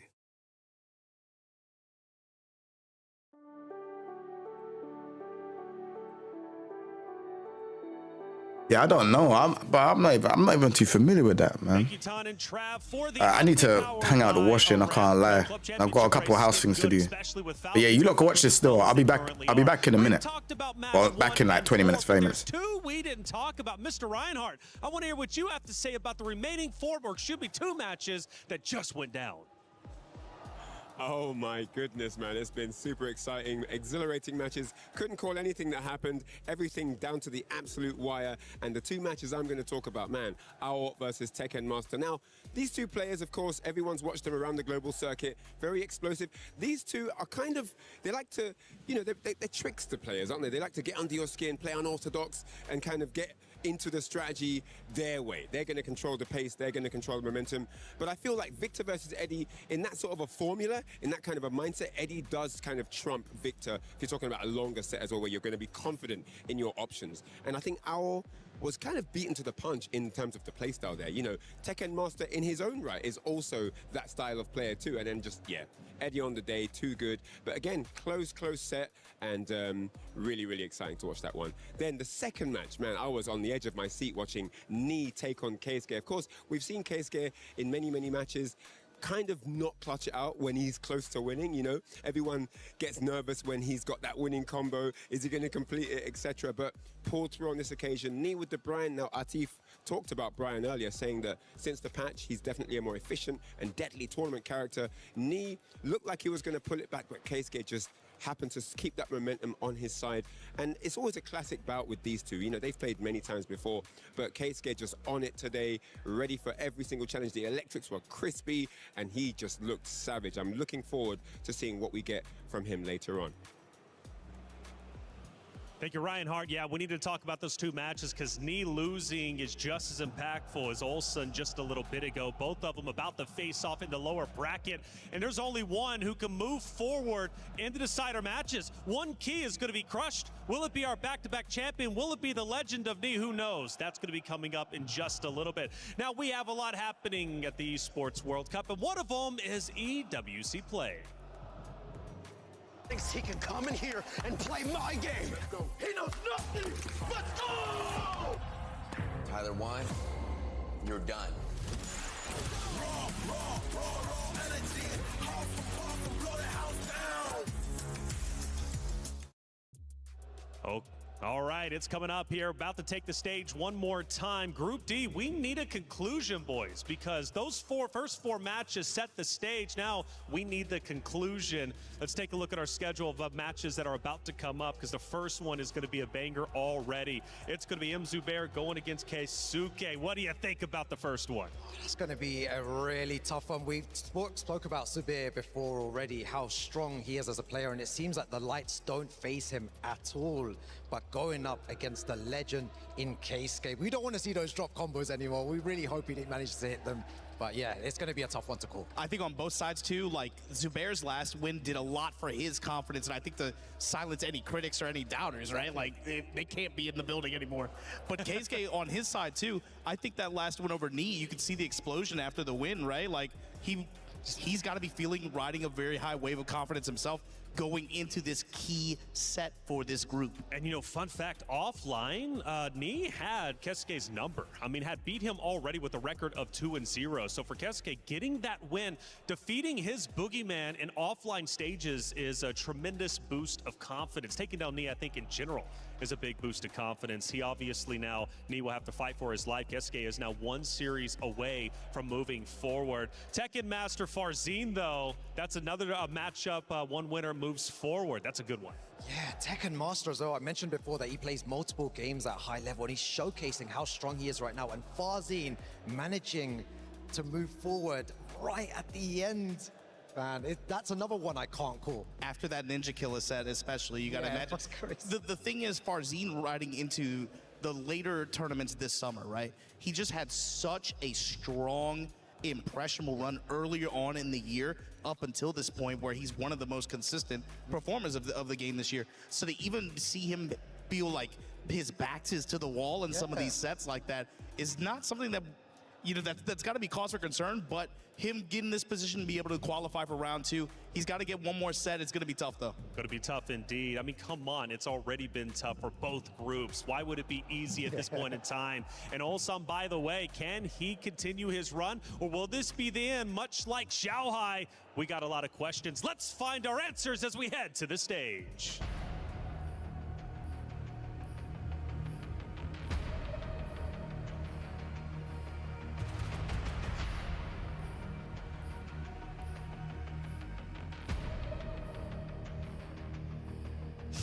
We're back on stage, and it's time to move on to the important matches, the decider matches now, Rob. Decider matches, that means everything is on the line. If you win this match, that means you're going to move on to phase 2 of the tournament.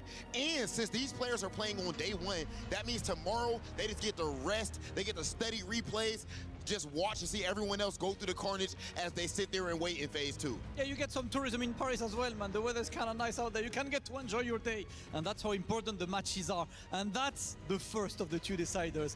Banger match, Zubair against Keisuke. I mean, oh my goodness, absolute insanity. I want to make sure I got these scores correct. So, of course, Zubair 3-1 versus the back-to-back champion here at EWC, which is absolute insanity. And then, of course, we had Knee versus Keisuke, with Keisuke clutching it out at the end. We've seen a big-time pop-off, and, of course, that is with good reason. Ladies and gentlemen, what we are seeing right now is absolutely otherworldly. I can't wait to see how this one goes. If there's one thing about EWC, man, no one's safe. Champion, no champion. No one is safe from match 1. Right now, we're about to have 2 games, 2 decided matches. This one, then is Tekken Master versus Farzin. Only banger matches. Ladies and gentlemen, it is about that time. Let's get into it. Only one of these players are about to move on right now to the phase 2 of this event. It is about that time for Keisuke versus M. Zabair. Let's get to it, ladies and gentlemen.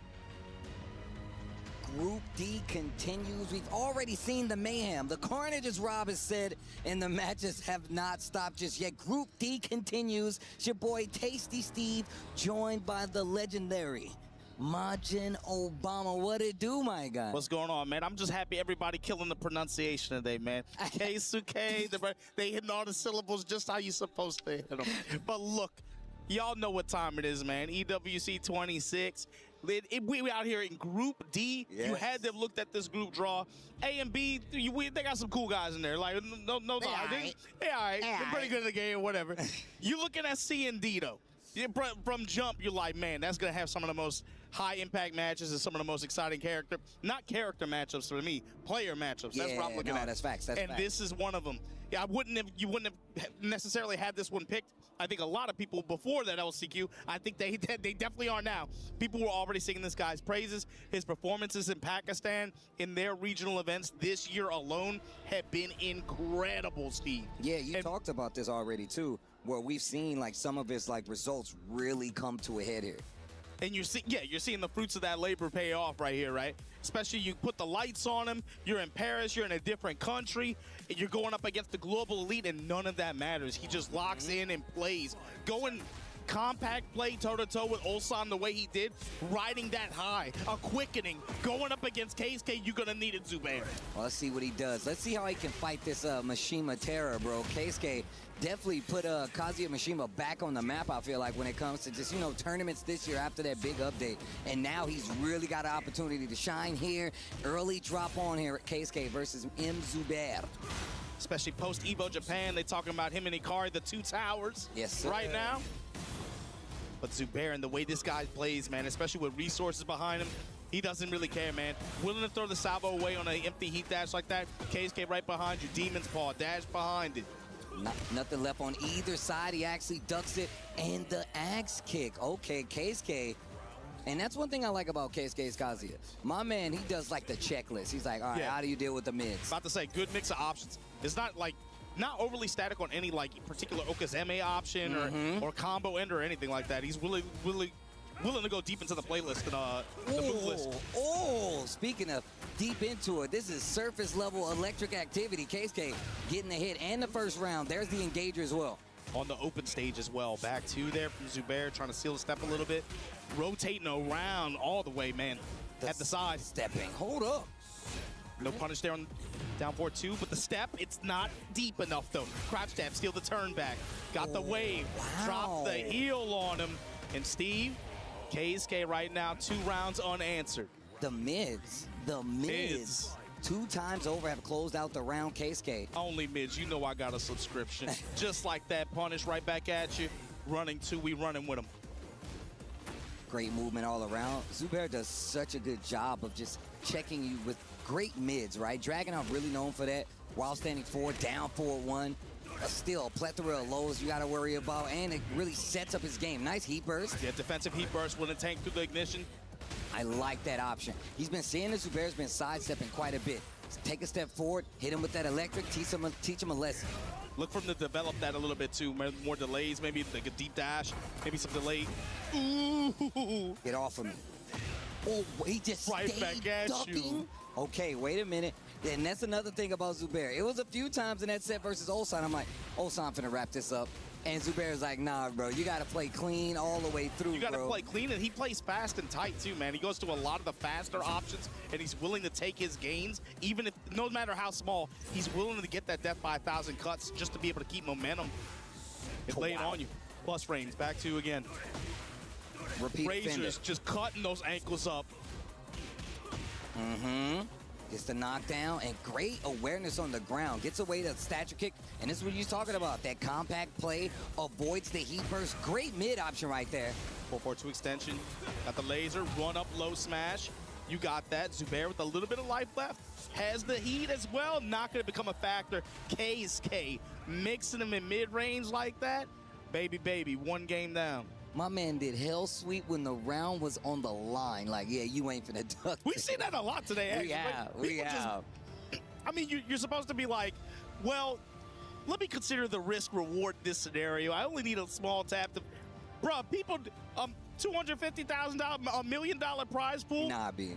Braver than me. Round expired. I'm gonna sweep. I don't care. Bruh. Hit me for 60% of that. Do it. Bag. Do it. You won't do it. Prove it. All right, game 2.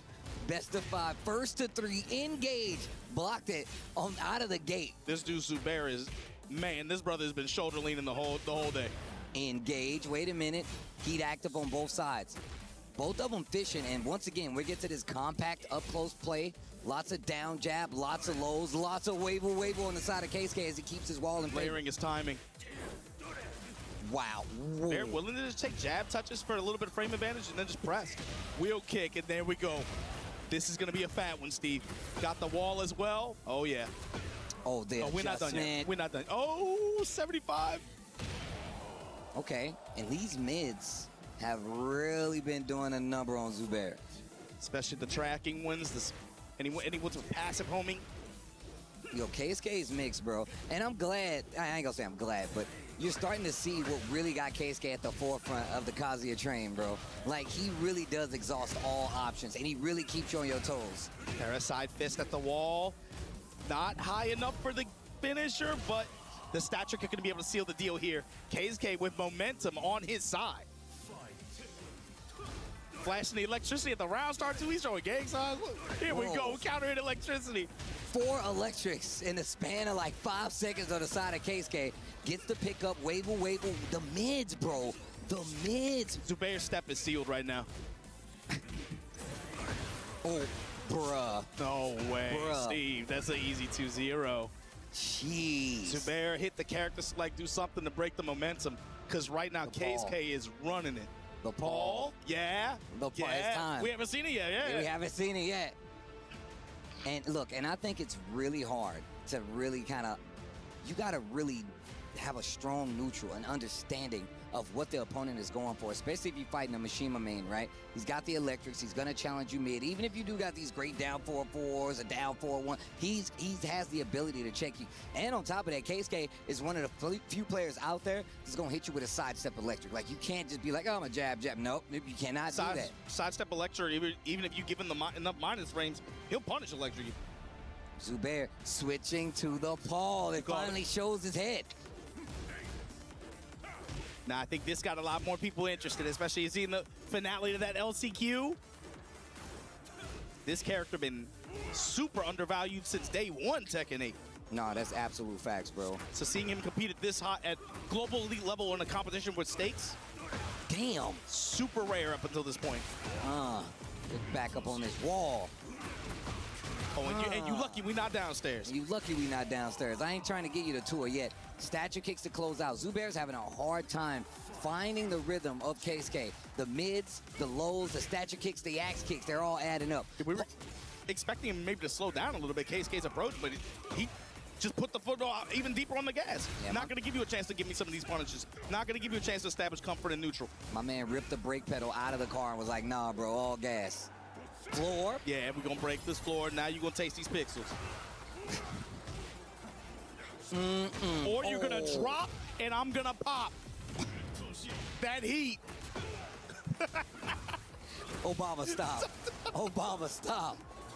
Oh, no. Get up. Steve, it's not looking good, bruh. Bro, why KSK looks so mad right now? Dancing a little bit. Light opening here. Oh, yeah, they scrambling for a hit right now. Very much jockeying for position. Zubair still ain't say, you know what, man, you think I'm finna hit the brakes? Nah, bro, we in here. Yeah, you see him sprinkling and get to some of these other lows. Last round, he was going to a lot of the backsway options. This time, though, again, another defensive burst to be able to break momentum, steal this wall sequence, sweep, bruh, and the pixels. Jeez. Colors everywhere. Still gets the tailspin. Jeez. 66 nasty combo. Low to interrupt, and just like that, KSK will see you in phase 2 of this tournament with a 3-0 win over Zubair. The first one of today. Yeah, mind you. And that should tell you everything you need to know. Like I said, KSK's had a crazy breakout year. The Kazuya doing work. No other character in sight. Just doing it clean with the Kazuya. And like I said, it's because he represents all these different looks. He puts it on the table and he's like, how are you going to adjust? You not stopping him from doing hell sweeps? KSK's like, oh, you going to let me take my dog for a walk in the park? Okay, I'll take that. I feel like he's found more consistency this year. Oh, free. He feels more consistent. All it takes is that big win, that big success to get it to you. But what's going to happen here is that Zubair does have another chance. KSK goes on, but we are going to take a quick break. We got more Tekken 8 action. Don't you go anywhere. Group D continues right after this.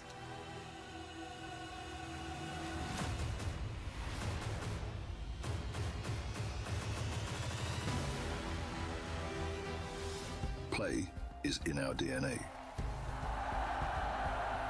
Whenever we let it out, it becomes our superpower. Now imagine an entire city being built to supercharge it. Kadir City, powered by play.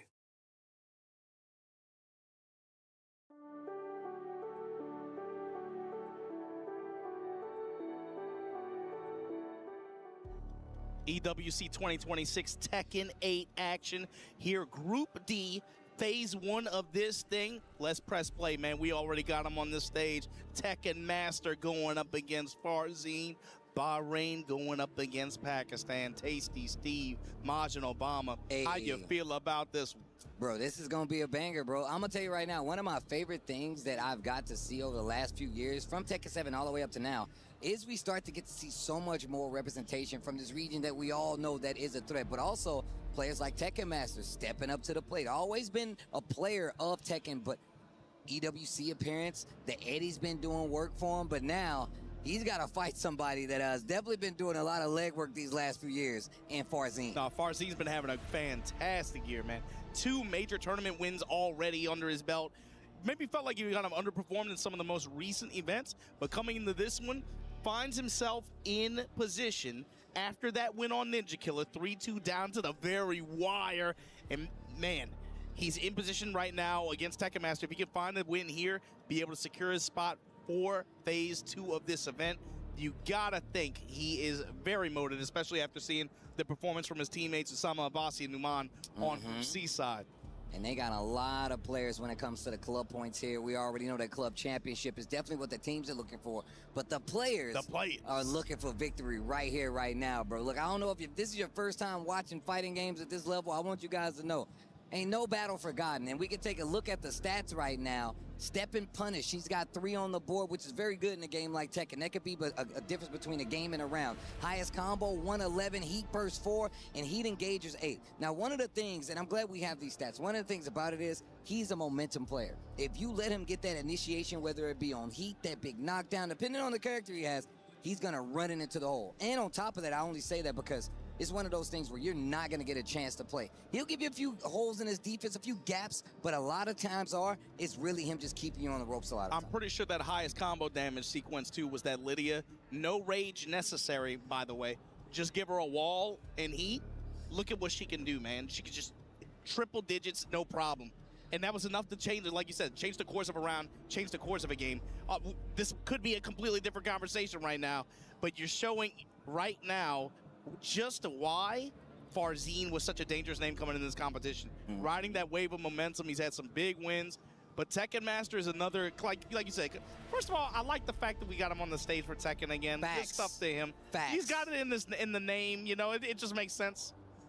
Bruh, and look, and that's another thing, Tekken Master has a few different looks for his characters, right? And he's not shy about going to them. Once again, obviously not the most established accolade-filled player, but he's definitely been on this stage enough. He's been on multiple stages enough to know what it takes to get down and get to the dirty part and get a dub versus somebody, especially a player like Farzine. Plus, Is it gonna happen? He's a huge scumbag, too. Yes, he's a dirtbag. We was in the back talking about his character selection, look, obviously we play the game, but we know what happens when you gotta fight. You gotta go from fighting Eddie, coming from the casino to fighting a Clive. Are you serious, Fate bro? worse than death, worse than taxes, all that. First a 3 against Eddie, and then like maybe a Clive in the background. God knows what else he got waiting, you know?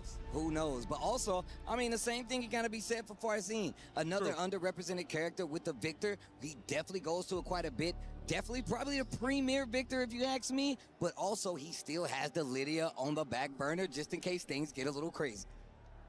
Speaking of. That's what he's going to leverage up front on point. You saw him go to the Victor as an anchor pick to close out a set just before this against Ninja Killer, but Tekken Master on his side going to likely leverage the Eddie up front. Very what we're curious. expecting, Eddie versus Lydia. Very curious to see what we're going to see from these guys. What's the option going to be? I wonder if anybody went for a blind pick here just yet. I don't know yet in Tekken. I don't even know if it happened in any of the other games either where a blind pick was suggested, but I'm super interested to see. They locking in on the random. With how much more common character shells have become, I wouldn't be surprised if maybe we see it later in this event. Good potential for that. And here it is. They lock in. It's the Eddie versus the Lydia. Lydia on the side of Farzin, the Eddie on the side of Tekken Master. This is Group D qualifying match. Best of 5. Let's go. I'm expecting Farzin to open out a little bit faster here. Gonna be able to, again, check Tekken Master early on here for pressing buttons. Immediate balcony break.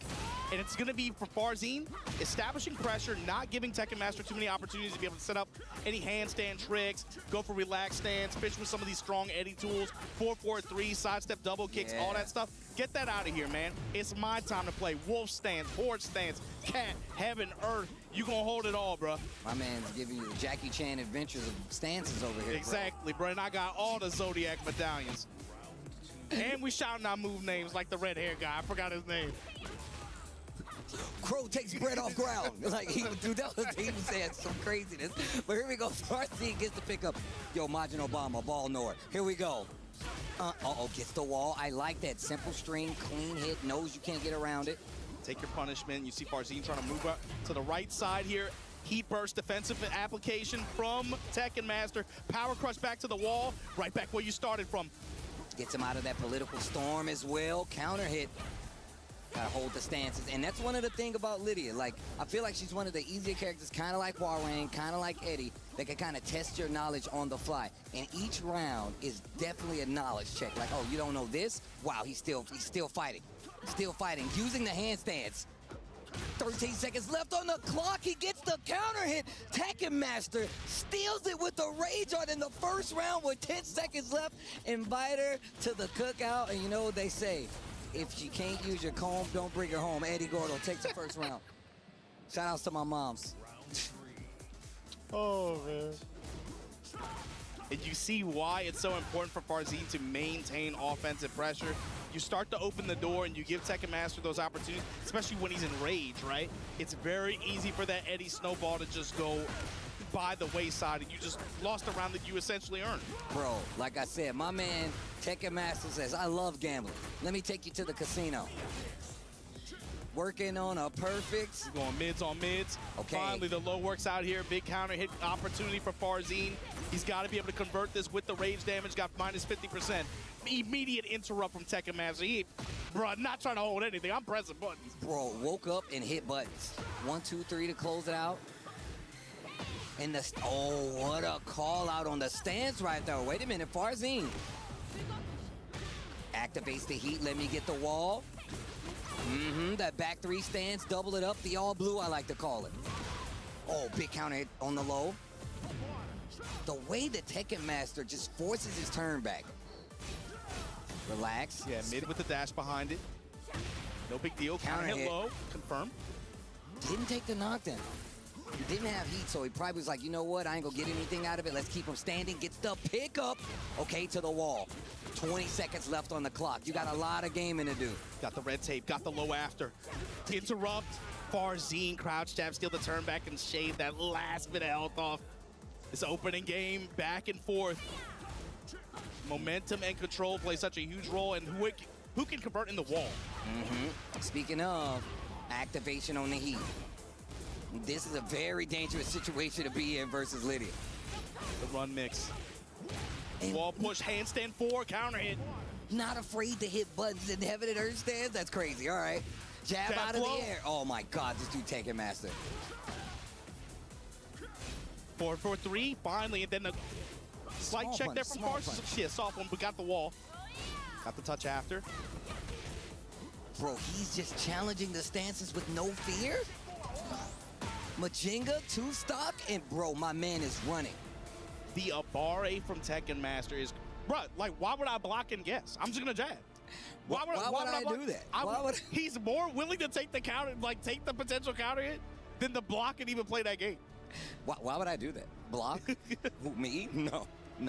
Is that like a new feature? They gonna add that in season 4? Like, what is that? Bro, you putting your quarter in. This is a slot machine, baby. You gambling. But you gotta beat me. I ain't gotta beat you. I swear to God, I feel like that's how Tekken Master plays. Like, bro, I ain't gotta beat you. You gotta beat me. All right, here we go. And sticking to the Lydia for now. He does have one more game where he could potentially change because this is best of 5. Tekken definitely lends you a few more rounds to make get that feel of your opponent. Even more so with this game. Nice hop kick. The call out on the hop kick. The thing about that is he has to do that mad early. So that means he just did hop kick to challenge Relax and caught him. Red tape with the mid follow-up, this time with the dash. Back to the wall, the glass breaking. But Farzine able to take the round, got him locked up in the corner. Well, we've also seen Farzine in this situation before. Most notably and most recently since Ninja Killer, where he was down a few rounds, down 2 games, and he was like, you know what, let me clean this up. Yeah, and again, waited till the end to go for that character swap like you were saying. Handstand, uses the sidestep, counter hit, gets the 4-2 activate. Mid options. Down back 3, sidestep, drummer 34. Gets the big launch. Both of them still in heat. Might spend the rest of it here or might just use it for the mix. Mid option into the low sweep. Plus right handstand into the handstand throw. Steve. Close enough. Nick Cannon, eat your heart out. Gets the wall splat. Drum roll, please. And my man just looked like he just taking his car through the car wash, man. My man just sitting there with the music up. No way in hell you gonna grab another man's drumsticks like that, bro. I'm telling you right now. I understand. We would have been fighting out there on the field. Break the wall. Let's see if we can get this other wall, though. No, just takes the spike. Bishop with the sidestep double kicks. Farzine, another float opportunity that's hard to convert. Back 3. Wow, tries to use the handstand sidestep. Here goes Farzine again. Big life lead. He's running 1. Political storm. Farzine making it look like this is his rebound game. Pop kick blocked. Great punishes. Uses it to go for a stance mix-up. Man, my man is playing some Tekken, bro. He knows what the win con is. This character, I want the mix opportunity. Actually has in the defense versus the back 1. Slide punch to be able to get out of dodge there. Raw dog handstand throw in mid stage. Nice, goes for the armor. Gets the break, but still fighting in the scramble. And this is definitely still something Tekken Master can take, but Farzine taking his opportunity. Red tape goes for the mid, gets over it all. Okay, Farzine, second game in his favor, and that momentum looked a lot better. Stayed to his guns with the Lydia and just really started to sprinkle in a lot more of these mids to kind of challenge. And the call-outs on relax kick. That's on relax stance. That is actually a big thing. That means you're not just going to be going to relax and neutral. You're going to have to use the stance. And the thing is, we haven't seen as many hit activations on heat for Tekken Master in that last game. So that's a big change-up. It's like that, being able to, your spots where you want to challenge handstand on block, especially as well. You got to be really locked in on just not even giving him opportunities to even dance around, be able to create the chaos that he wants in these matches, especially stages with walls. My man, I'm telling you right now, Tekken Master is the chaos in this entire bracket, bro. Here we go. Game of 3. Farzine making quite the little build-up comeback. Sticking to his guns with the Lydia. We know he still has the victor if push comes to shove, and he still got one more game to play if things don't go his way. Counter hit activation. Gonna conserve it all to get the wall. The handstand puts him off at an axis. Farzine still in control. Yep. Spend it all. The smash. Okay. Saw a little bit of everything that round. Counter hit timing, good block punishment on the low, sidewalk back shots, then wall presence after. Farzine, strong round. And look at that. He's even got Farzine second-guessing attacking while he's in handstand. But he's got his back to the wall. Down jab being a lot more active in the neutral. And you can see Tekken Master a lot more reluctant to go in the stance because he knows Farzine's been checking properly. Speaking of, gets the heat burst, gets the splat, should be able to break the wall back 3. Yep, But, oh, no, too low, no wall break. Take your plus frame this time, handstand, counter hit 4. Gonna get the follow-up hit, crouch jab. Pressing, cat stance upper. Oh, tries to jump out. Mid check rotates around, post heat activation.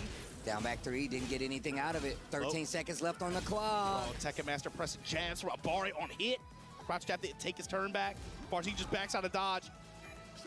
In heat, he needs a touch. Sidestep double kicks, you gonna run right into it.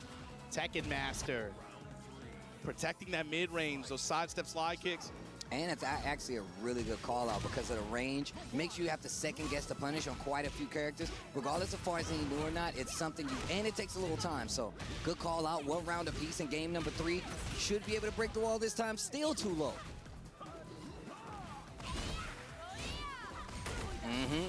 Heaven and earth. Yeah, the Lydia parry. Hop kick.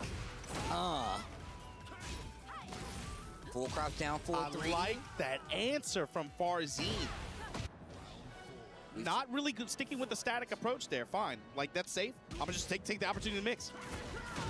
Engage. Nice interrupt. Tekken Master getting a lot more aggro, gets the parry. Ooh. Engage. And the real estate push, Steve. Tekken Master just holding back until he's not.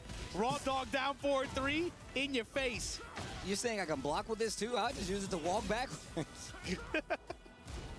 Handstand mix. Down jab, almost had the float. That would have been a sick conversion if you could have made that a balcony. Speaking of the balcony, right there, keeping him in the corner. Back 1, we've been talking about this. Strings all day long. But didn't finish the combo. 15 seconds left on the clock. Fishing with the back 1. It didn't work. The backdash from Farzine actually put him out of range. And we've been talking about this in the back. You don't fight Eddie at range 1 unless you're crazy comfortable. Backing up to get out of range of that back 1, as well as just watching for some of those lows. Perfect play by Farzine. Tekken Master was going with that back 1 string against Al the entire set, and it had like 90% hit rate on it. He finally brings it out in this set. I'm like, bro, you're not supposed, like, that's a decent string, but you're not supposed to do it like that. So seeing it happen at global elite level like that, and it's having consistent hit rate against players who know this matchup like that, with stakes behind it, that's just kind of surprising. Tekken Master going to the Anna. Wait a minute. Yeah, this is what we're talking about.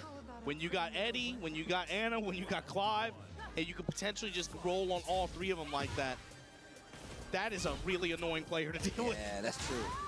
But one thing about Anna is that she's definitely been tweaked quite a bit. And on top of that, Farzine was definitely in the trenches fighting this character when she was at her worst. True.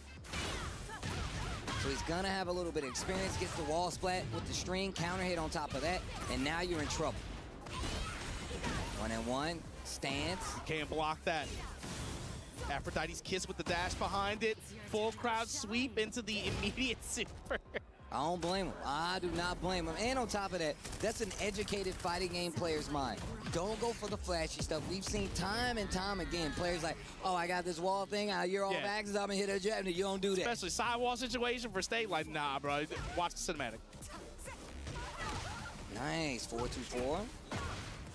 Wow. Cat stance. Catch it, duck it. Launch out of chaos. Here we go. With wall. Tom cancel. This time we let it fly. Splat. And that's going to be the round. Tekken Master. Good answer. Good old booty bump to close out the round. Playing fast. Ooh, finishing the string again. Bro. Once again, no matter how good you are at Tekken, knowing when somebody's going to delay, possibly not do the last hit of a string is definitely part of the mix-up in this game. Wow. My man Farzin watching the birdie, as you would say, get clipped. To catch the right walk. Down. Tekken Master in position here. You're going to give Farzin the space. He's got heat to work with. He's got rage. He's got the float. Tried to hop back. Great punish. Wall splat on top of that. And guess what? Here's heat. Steve.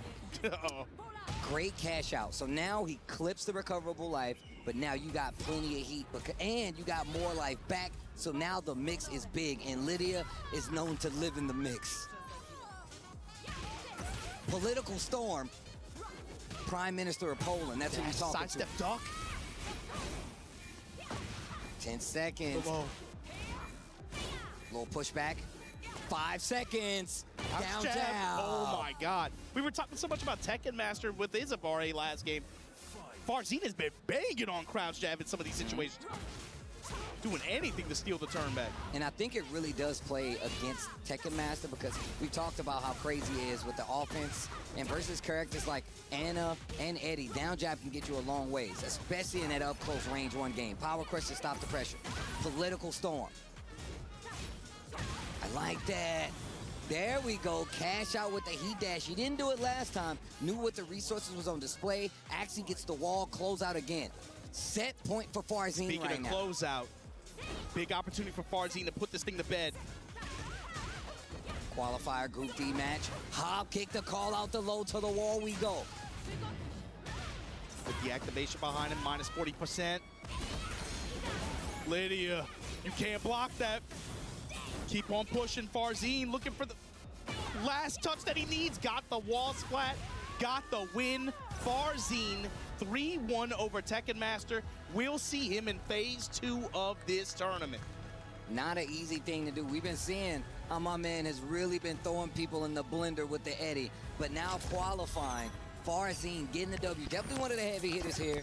No surprise he was one of the people that did make it out. We talked about his run, how well he's been playing this year. Nothing to bet against when I say Farzin is one of the guys to beat from this group. Eddie and my man Tekken Master just had a bad day. Or a bad set, I should say. He's been playing crazy on the other ones. Yeah, I mean, he's still in this. He's still got a chance. And the other cool thing, too, is, like, again, Farzin is one of the players. He's won tournaments this year. There's so many players in this thing that are consistent, but maybe getting the win is tough. Farzin can't say that. This is, again, matching to his expectations of what he can perform on this stage. Tekken Master been putting people in the blender, like you said, but, man, he's still got a chance in this thing, too, Steve. It's going to be tough, though. Let's check in with the stage. We'll be right back, guys.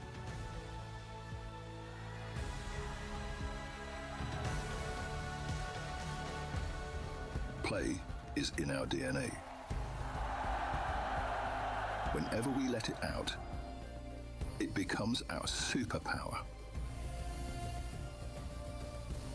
Now imagine an entire city being built to supercharge it. Kadir City, powered by play.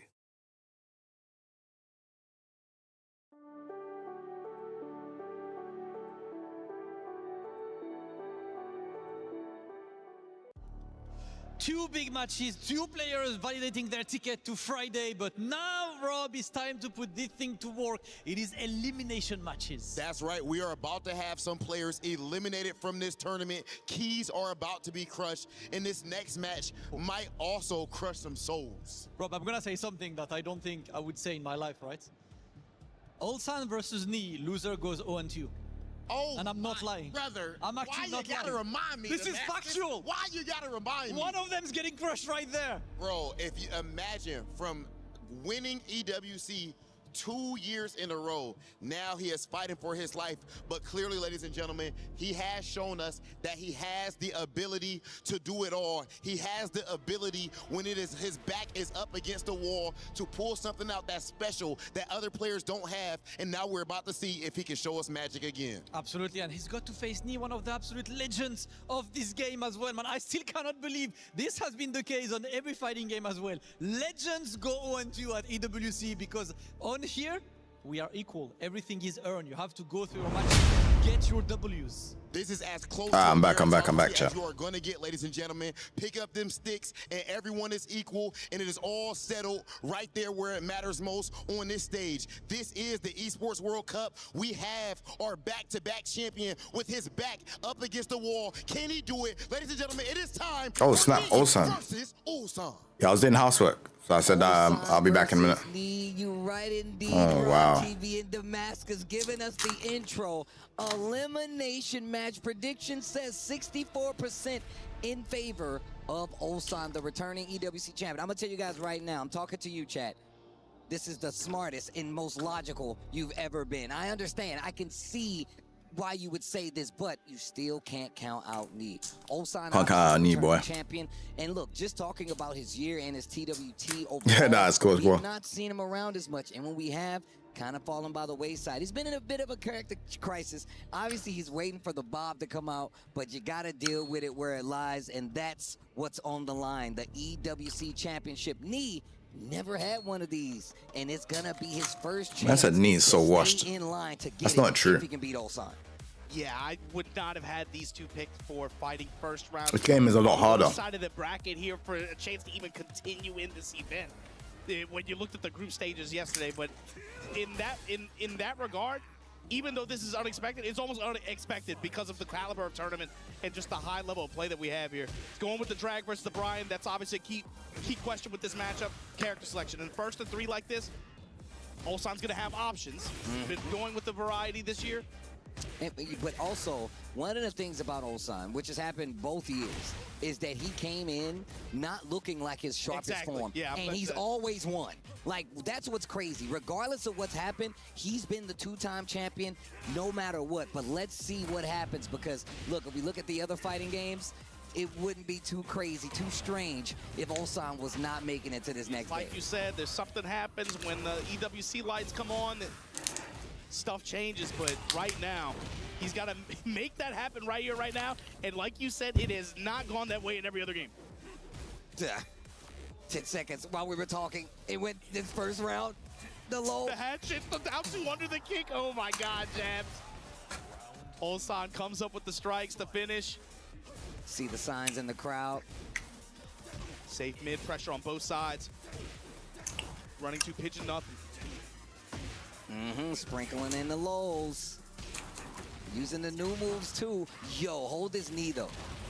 Hold this knee though. And I got some heat. Not gonna even use it. Okay. Just take the Snake Eyes power up. Yo, hold this leg. Zap the bar. Oh my God. Run up, clean launch, 2 rounds clean. Ulsan looking good. You can see the flags out there. He signed shirts and everything in this short amount of time. This dude, Ulsan. Knee's like Tyson coming out of retirement? Nah. Till it's on fire even. He's ridiculous, man. Yeah, I'm counting him out. He was definitely doing 4-3 right there. 1-2-1 counter hit. I don't know why. He just won versus fighting. What's wrong with you lot? Nothing again. Just ducking in his face. Shoulder lean to get the wall. The rollout. What? No heat. So this combo gotta get the kill. Goes for the Oki. What a block by Knee. Back one in the walk around. The crouch jab is still the... Steve. Hatchet. Jabs. Back one. What a... No way. The low parry into the Rager. Watch the cinematic. Put a movie on. And there is no Netflix and chill. There's just dead. It's cold out here. And at the same time, Ulsan exhales. Bro, why, my man plays like his life is on the line. My man be looking like he's a surgeon in an operating table, bro. My man literally be looking like he's the most stressed out. He shows up, he's so happy-go-lucky, there's no whatever, man, no pressure, all that stuff. And then once it goes round one start, something takes over, man. It's happened, we've seen it now 3 years in a row. Yeah, Tekken ain't a lot of people's game, but it just is what it is. It is an elimination match. No break on the 2-throw. A Euro tourney with no Pakistanis. On both sides. And Ulsan over time, it's going to be about how Knee can change up his forward. Well, Akil 09 was there. Because Ulsan's changing. Koreans were there. And he's been able to intercept the attempts like you called last game. I don't know. I feel like when you don't say Knee's watch this, it's kind of like, it's a weird thing to say. lows. Great offense. Using a It's not his lot best of game pick for and sure, roll. but Gets the I've low on watched top his, of it. and Knee that's gets that's caught crazy. hitting the button. That's He wouldn't another be one in for this tournament Olsan. if he was washed. So this tournament is invitational. Jazz trying to get a reaction out of Knee. My man says, nah. Willing to just duck at his grill too. Little fuzzy ducking action here. Hatchet. Do it again. Bank it on a sidestep there. You see him going for the 4-3. Nice cancel. Yeah, sidestep cancel. Cannonball straight, finds the mark. Finds it again, hatchets. The step, doesn't pull the trigger. Oh, no. Thunder Slash to put you back into this heat. There's the hatchet. And that's one thing about Knee. Has a lot of faith in his defense. Sometimes to a fault, but I feel like that's him. That's the way that he plays. His thing is he wants to win his way. Yes, yes. I respect it more than anything. I'm going to be real. Regardless of the result. And It won't get you no money, but He's proven he can do it too. He's proven he can do it. It's just doing it consistently, Steve, is such a tall order, especially against this level of comp. wow, mock kick completely whiffs because of the pigeon roll. Yeah, I don't know. He's definitely not washed. Straight, rotating around. Let's do the do-si-do. We dancing. It's the third dimension. Slide. Knee needs to be careful. Oh, the delay comes up to Boston anymore. And the down. This is mad. One. Things get dicey when you get down to that last bit of the life bar. And people don't That's when think the mids get good, Dragon that's Hunt's top when the 5. lows get potent, and the How many strings, Dragons you are there in never see tournament? them coming. Engage. Yeah. Run into again with the boom stuff on top of it. You got to pay That's extra just for that. crazy. Marathon, Steve. And this brother is trying to run it. Yo, shout outs to Nipsey The Hussle. mids. The marathon continues. 2 games to none right now versus Knee. What are we thinking going in, Knee? Olsan trying to calm himself. Not sure if Knee went back to character select. He did not. My man says, you know what? We riding this bad boy till the wheels fall off. Open stage too. He's not going to have the benefit of walls, and Olsan has had better success in compact play when they've been playing in close quarters like this overall. Defense gets turned up a notch, gets hit by the mid anyway. And Olsan's kind of playing with them in mid, up close like this. He knows he doesn't want to try to lure him into a counter hit game because Brian ain't got much, but you don't want to get caught swinging. Something like a back 1 or 4-3. And that's why he's fishing. And on top of that, he's dashing up because he wants you to try to sidestep, try to counter hit jab, gets the counter hit, jet upper. I talked about the defense, but it's also the defensive movement. Here's the heat dash. Not enough to finish. Bets on the low to close it out. Break on the grab after. Single jab, deep sweep. Again, repeat offender in another low. This guy, Olsan, going back to the well. Damn. Knee having a hard time finding the momentum to close out rounds, even though he's right there. Playing around that 2, playing around that 1 jab and the salvo. That comeback was really good. Now, counter hit, gets the grab. Jumped all over the place. Taunt cancel into the heat, cannonball straight, gets the hit. Jawbreaker. And with the dash behind it, that's going to be enough likely. What? Okay. Was able to get up, wasn't looking for the low. Knee stops the bleeding. Look at the dash ups. And it is a bait and switch game. Knee wants you to try to get into a firefight where he's going to find these big counter hits, but Olsan's not giving it to him. Yeah, even the approach has changed. Constantly, no buttons pressed in like 5 seconds on the side of Olsan. That time finally got the counter hit Vulcan. Repeat offender on the lows. The down 2 starting to add up. And another sidestep jet upper. And we've only seen 2 of them, but look at the life bar. It tells you a story. Not going to get the closeout. I was wrong. Knee, 2 rounds on the board, leading this match. This is the strongest pulse he's had this set so far, though. Counter hit. Oof, running 2. Delay running 2. This time counter hit. Big pickup opportunity here for Olsan. Big damage. Rage is right there for Knee, but he's going to have a lot of gaming to do if he wants to bring this back. Just inside Rage. Could have been worse. He's still alive. This gives Knee another chance. Engage. Give me that life back. Hatchet. Haven't seen an orbital just yet. My kick's not going to do it. Spends the rest of his resources. He has to close out the next exchange. Could be it in another situation. This is crazy. Where Ulsan could close out and eliminate me from EWC. This is tense, man. We've already seen Atif, another potential favorite, go by the wayside here. We're going to see Knee get eliminated day one of this event. Hatchet breaks this time. Oh, the whip punish with it. I was literally going to say last round, we haven't seen any orbitals. He goes for one. Maybe that's why. Maybe that's why. Right. Hatchet. Oh, do it again. Jabs him out. Catches the sidestep, catches you trying to retaliate, caught something. Knee. Bring the doctor in. Requiem with the dash behind it, backs off. What a Hatchet this block. time, we touch him for it. That could have been a whole lot worse, actually. The orbital got him in trouble. And in rage, too. Look at how much health he built up. Dead. Oh, no. Oh, no. Look at Ulsan's face. Ulsan hits the Rage Art. Knee on his last life. This should do it. And that's gonna do it. Knee officially out of EWC. But that also means Ulsan keeps his opportunity to be a 3-time EWC champ alive. Unfortunately, it comes by way of sending one of our legends home. One of the legends of Tekken gone home from EWC. That was crazy. Is gonna be Ulsan. Yeah, man, looking at the way he's been playing, once again, we say this every time.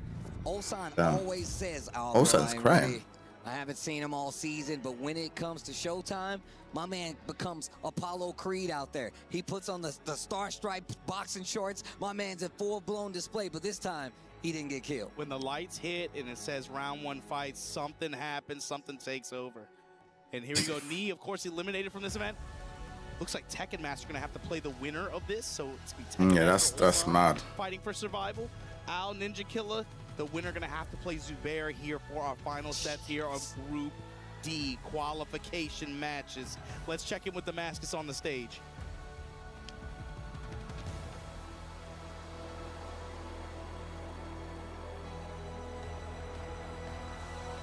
And another key must be crushed as Knee must give his key up towards Ulsan. I cannot believe I am saying this, but Knee is now eliminated for Esports World Cup. It is time to exchange the keys, and please can I have a round of applause for the legend, Knee. As Ulsan now joins me straight to the crusher to crush the key. And this is where you see the true champion material. The champions get revealed when they are back to the corner, back to the ropes. And that is what Ulsan is doing right now. You can see how much it means to him. You can see the relief of still being there. And he will Ulsan did the thing, boy. traditional key crushing before moving on and getting ready for his Nah, next trust match. me. They got. Let's hear this key. That's what I'm saying. When man says that he's washed, it's like, bro, come on, bro. Yeah, you're not seeing how emotional he is for beating him. These dreams, one of the greatest who must bow down from Not, definitely not washed. Man wouldn't even have any type of emotion. He'd been like, oh yeah, cool, GG's. But he's emotional about it, bro. One more match to play to qualify to Friday. So Ulsan, time to strategize, take a moment, GG's again, and more Tekken now. Yeah, he's emotional, man. He didn't want to eliminate him. I could tell. He didn't want to eliminate him. That's fucked up. Yeah, he really didn't want to eliminate him. Damn.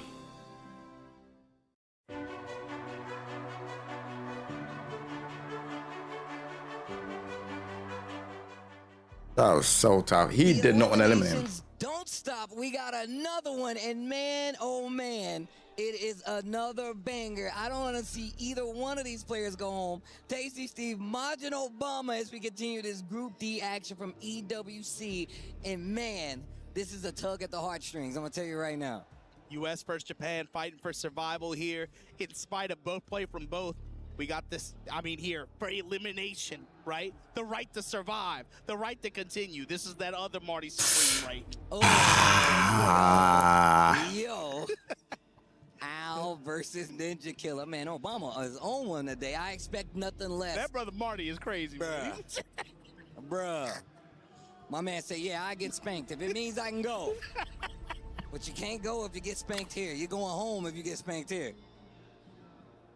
It's a Ninja Killer, of course, with that awesome performance at EVO. Deep run to even make it, get this ticket here. Had an opener banger set against Barzine just now that went down to the very, very wire. Now, Mike, what I'm curious too is, YB Sav, what's good, man? obviously you leveraged the Fakaram into the law, stuck with the Fakaram deep into that set too. But against Al, what is Al's character picking to me? He's going to leverage with the Victor as an opener, you know? Or, you know, how does this look? I'm pretty sure he's going to Wait, who did Ninja Killer fight at the start? At least. But for Ninja Killer, Oh, given what Farzine. you had in how that last set went, do you go law to open or do you go Fak? I'm gonna be real, I'm not sure. I'm just looking at the expertise Al has just in general, and I feel like this is where it gets the toughest for Ninja Killer. Yeah. Because these guys have a lot of experience against both of those characters versus specifically. both of those characters, and it's gonna be tough. And I would say for Al, 100% to Victor, he just saw what Farzine did, so you know he's like, oh, he saw the holes, and he's like, I'm gonna see if I can make it happen. But here we go, another elimination match. Dry your eyes. It's either Ninja Killer or Al. Make your bets now. One stays alive. One You goes home. look got Ninja Killer or Ninja Killer playing with the power of infinity. Already a champion. Stepping up with this Fakaram, but Al's Jeez gonna open you Louise. up, step to the left. They're gonna make you touch the wall. And it's about seeing, again, you gotta remember, Fakaram, he controls the whole Barzine. screen anyway, right? So your backdash isn't gonna help you too much. You're always in his range mostly. Yeah. Unless you get really far out. Victor, of course, has gunshot to be able to leverage in that case. For some sideways movement. Nice. Far range launch. Gonna try to carry towards the balcony. Low touches, low touches all day, and Al gonna get And the just- momentum here early on first round. And let's see how he adjusted this. Once again, a lot of experience on the side of Al, and either one of the characters that Ninja Killer could go to. So you got Al playing. And that's going to be tough because you're fighting Al. I like these options. Forcing the mix, trying to get Ninja Killer to swing, but he spins the heat, gets a follow-up. Second round looking a lot better. The lows trade. The funky kick. Oh, I don't forget. Oh. That 3-1 string so far has been a good lead-in for Ninja Killer. These lows. His sense of timing is so sharp. You can say all those counter hit lows that happened in the previous set. Oh, gets his back. And I like the patience. A lot of people overcommit, right? But he wasn't sure, so he didn't go for the punch string. Just goes for the lows. And Al tried to wait for something. One round apiece. Finishes the string. The question is when the punishment does come for him going for these lows, what's it going to look like? Counter hit interception here with the Eden. That 1+2. Sharpshooter got the wall. Takes the back of the sword this time. Splat yourself. Oh, that's the other side of the wall, my bad. And we got liftoff. 59 damage with a nasty counter wall combo. Running lows. Gunshots. I thought it was the wall that breaks, but it's the wrong side, my bad. He's trying to fight back. 2 hits, he gets the counter hit. There's the heat. Quick sidesteps by Al, and he's ducking up close. Knows those big lows from a character like Fakaram, they're a lot more punishable than most, but he gets the big jet kick. Can he close this out? No. Enraged, not enough. And Al, did you just stop blocking? What happened? Once again, it gets down Yeah, to he's the in wire, pool. taking those that life bar gets low. Yeah, You're he's not in. sure if they're going to finish the string, delay it. Al, still susceptible just the same, but he gets the first launch in this game 1, round 4. Yeah, I don't think it said counter hit. Might have just tried to move. Oof. To the wall we go. Those big kicks to splat. Funky kick mid again. Nice. No punish.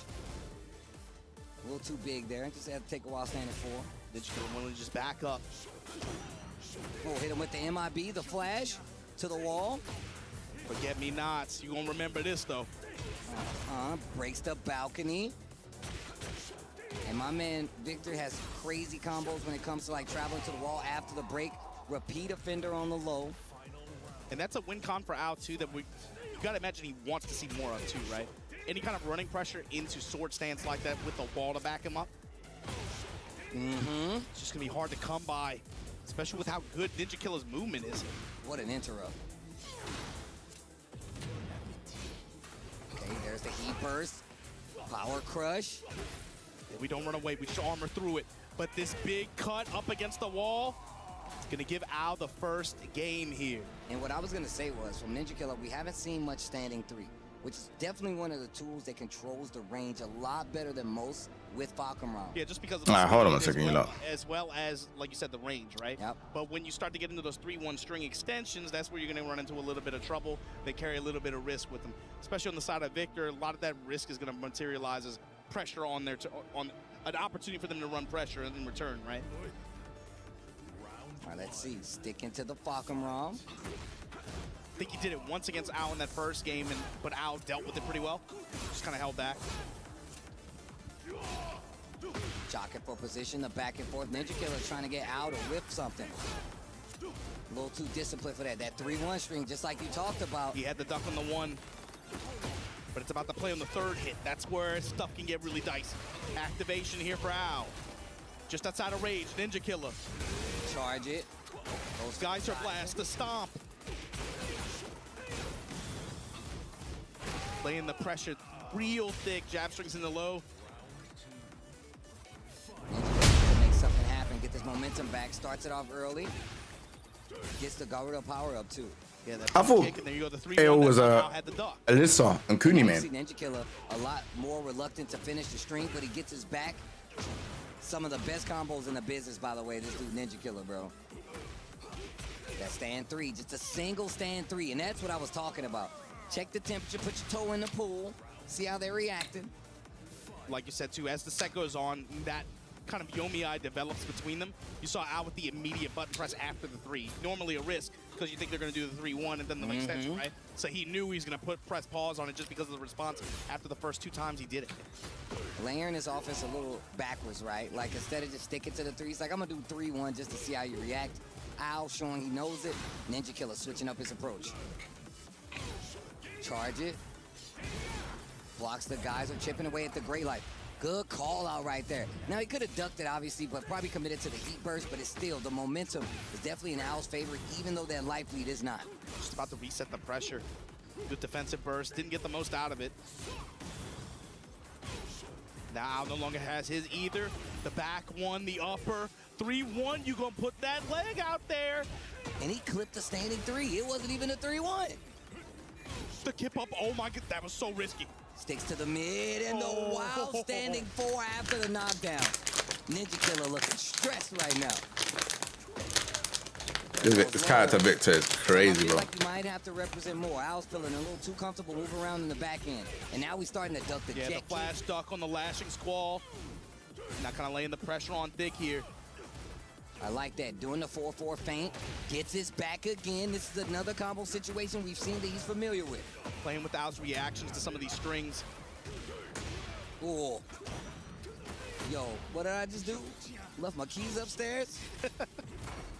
Armor. Oh, wow. Watch for the low. We've seen the repeat offender. Nice block afterwards. Power up. Yo, behold. Oh, yeah. Yep, Victor. Yep, Victor could get through with that. Yep. There are a lot of character unique solutions to that Rama stance like that. 3-1, and then the down 2. Characters with really, really effective backswing blows, characters with teleports, parries, or unique parries. Those characters do have answers to this situation, where you don't have to guess. Oof. Ninja Killer starting to get some headway in the matchup, starting to understand a little bit. 3-4. The lows starting to add up. This is exactly what I was talking about. You see Al get the positioning. Sidestep to get away from the wall. Ninja Killer, they switch positions. Gets the counter hit. Nice chunk of damage. Down got engagement. Got the wall to his left as well. Might not come into play. Small sliver. Ooh, running to counter hit. This could change things, Steve. Got the wall. I want it all just like that. 2-0. Al with the lead on a fat combo conversion to steal it from downtown. And you can see Ninja Killer still using 3, just that standing 3, but this dude is answering every time. He's got to change his characters, right? Do you though? Right? I mean, I feel like, look, this is your tournament life on the line. If you feel like the law could do Kind better, of. Why didn't he just fire heat? The opportunity. Heat smash. Tournament life, elimination. I don't feel like you can side set Fakram's heat smash, or am I talking about mad? Ninja Killer look like he racking his brain. Do I make the switch? Oh, he's already made the decision. What character is it, though? It's Fok. He locked in on Fok, right? No, lock it in. Here we go. Now it feels like the set might have started. Down 4-1. Obviously has a lot of experience in the Law matchup, but one On thing both sides. Yeah, and one thing is, in Tekken, you can see the same character, but the way that they play can definitely vary, and it can definitely throw you off. Yeah, sometimes they can work against you, especially the characters with larger move lists. Legend kick. Nunchucks catches the I side. don't know why he picked Fakram over Law. Both in heat. Finishes the string. Cool glass. What a call out on the stands. You know Al's gonna let it rip next time. The armor here looking for it. Gets the whip punish on the throw attempt. And the quick tucks up close even working out for Al. I reckon it would have been better if he picked Law. And got the timing sniped But out I don't know. now. With wall 75, 80, 96 damage. Jesus, weird. Low. Didn't swing on it. Heat still there. Ninja Killer's got to do something big. Try to go for a tracking move. While standing forward at DSS, sidestep right from Al. What was that? Reball splat to the heat. He's got an opportunity to put himself on set point. Pinning the Victor is top 10, bro. His character matchup expert. Mad. On the side out. Bro, sliding in the step in that situation to be able to get the whip punish on the air, on the attempt and the wall. Okay, I ain't wrong. Okay, wait a minute, Ninja Killer. Tightening up the defense. 1, 2, 3.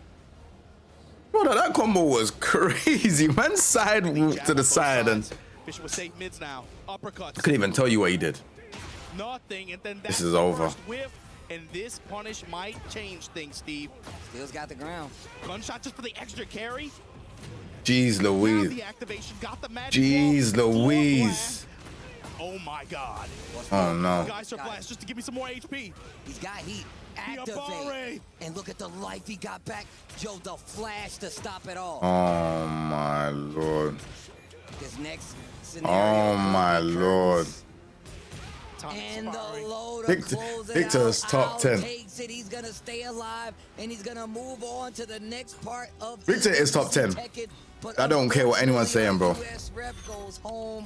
Ninja Character's Killer ridiculous. goes down, but still, the fact that he was able to play and make it on this stage, and based off of that first set, we could have been talking about a whole different match right here if he was able to close it out, but Ninja Killer wasn't able to get the W. Al keeps himself alive here. That sidewalk combo was That's gonna bring up Zubair versus Al, I believe, to fight for elimination side, be able to get a chance to make it through to phase 2 of this tournament.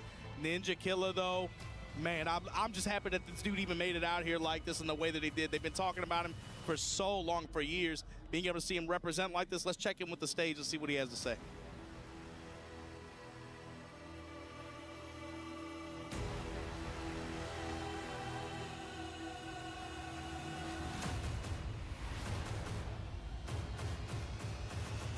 Ladies and gentlemen, please, one more time, put your hands together for Ninja Killer.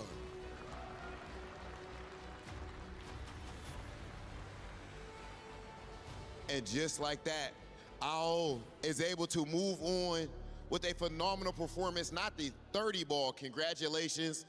Absolutely phenomenal play. This is a Japanese OG legend, over a decade plus in the game. And it's showing that, to say the least, he still got it as he tries to march forward and lift up that EWC trophy. NA's only hope, keep being crushed. Oh my, that doesn't hurt Big Hollywood at all. I'm not biased towards Ninja Killer, nothing like that. I'm professional. That said, ladies and gentlemen, again, congratulations to Al, phenomenal performance, and we are seeing how far he can push it in this tournament. Let's keep things going with our elimination matches here at EWC. I ain't gonna lie, Hollywood Robbie is a sick host, bro. Play is in our DNA. He's a sick host. Whenever we let it out, it becomes our superpower. Now imagine an entire city being built to supercharge it. Kadir City, powered by play.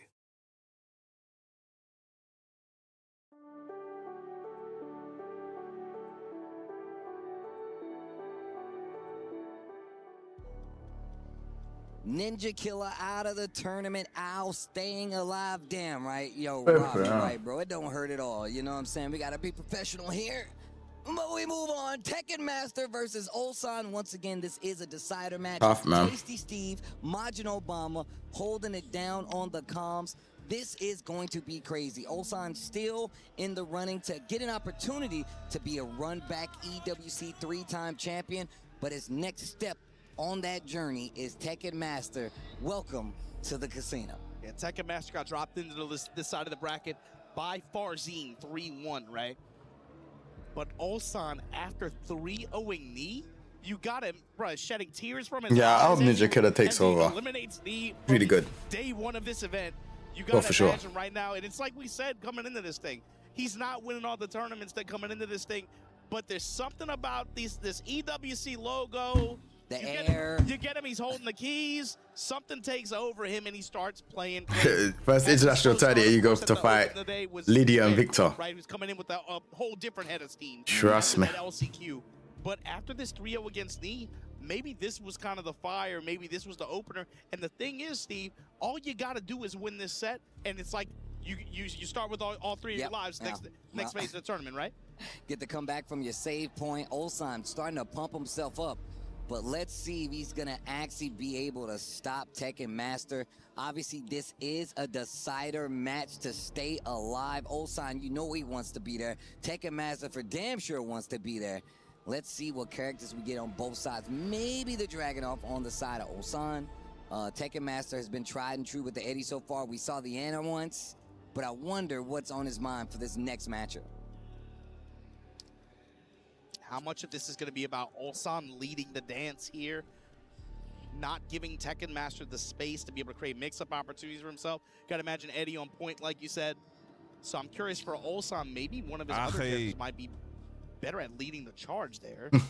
If he doesn't want to play compact or doesn't want to try to do that. I know, that sounded like it's funny. Go for that It kind of sounded approach. like it's funny. He has to have also taken note Oh, how that's Tekken Master's funny. been playing today, right? Tons of jab bars, not even trying to block some of these situations. Literally just willing to die. He's willing to die mashing before he just dies blocking. Yeah, well, my man says I don't use back. Funny when they see like I use it to the walk. players That's it. I'm put- trying to walk like hold away. up the banners and the t-shirts and stuff like that. It's a bug to him, you know, like the hell. Like, why can't I? You're gonna get paid to do that. This is crazy. Ulsan got a lot of fans in the building. I've been seeing a lot of those jerseys signed by Ulsan himself. They got the player card and the protector. I like that. That's a real fan right there. As a collector, to keep that bad boy in the plastic. She got it in the plastic. Yeah, that's a real And one look, right there. that's not that PSA stuff, y'all. That's a scam over there. I don't know what y'all doing with that. I don't know what grade that would be. I give it an A+ for me. That's not it. It's what, 1 to 10? We don't do that I number think it's stuff. 1 to 10. We don't do Nah, that. that's an A. That's an A+. Ulsan coming up. You can see the nerves on his face. And you can see it in his play style too, man. And I actually can't wait to see what he does when Bob comes into play, because he's been wanting Bob for a long time, but not on the table just yet. Do you get the EWC trophy and Bob? You got to do it right now. Low-key, though, too, Steve. Honestly, like, even just having that group of, like, you know, that's your boss and his friends as your cheerleaders, right? But Ulsan as a player, to me, especially as he's gotten older, he's gotten better and better at riding momentum of and the energy of the venue. To be honest with you. Yeah. I wonder if that might actually, like, if that actually helps him in this context, in this kind of scenario. I mean, I know what he was doing. Did you see how Tekken Master was that's looking a at him? power move. That's a power move. Oh, man. Nah, man. Look, just like to go back to that point, man. Like, Ulsan is one of these players. He gets pumped up and it's literally like, yo, who's going to stop me? Steve, Tekken Master should call double blind pick right now. Like, real talk. Actually, that's facts. If we about to play and you sit in my chair and fart in it and then walk away like you didn't, that's not an opening power move before Mark in his territory. Before we play. He's like, don't worry, I'm going to be playing over here too soon. You won't be, but I will be. Brother, look on his face too. Tekken Master was definitely tilted. He was like, what? Please call double blind right now. I would. I definitely would. I definitely would. Oh, man, that heads up display giving us the characters as they go through the roster. No blind pick, but you see Tekken Master already settling on the Eddie. Ulsan, what's the options gonna be? Dragunov's still been getting the job done, but he's been throwing a few looks our way recently in these tournaments.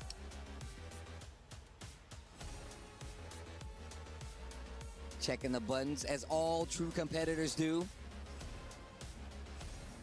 My man's playing games right now.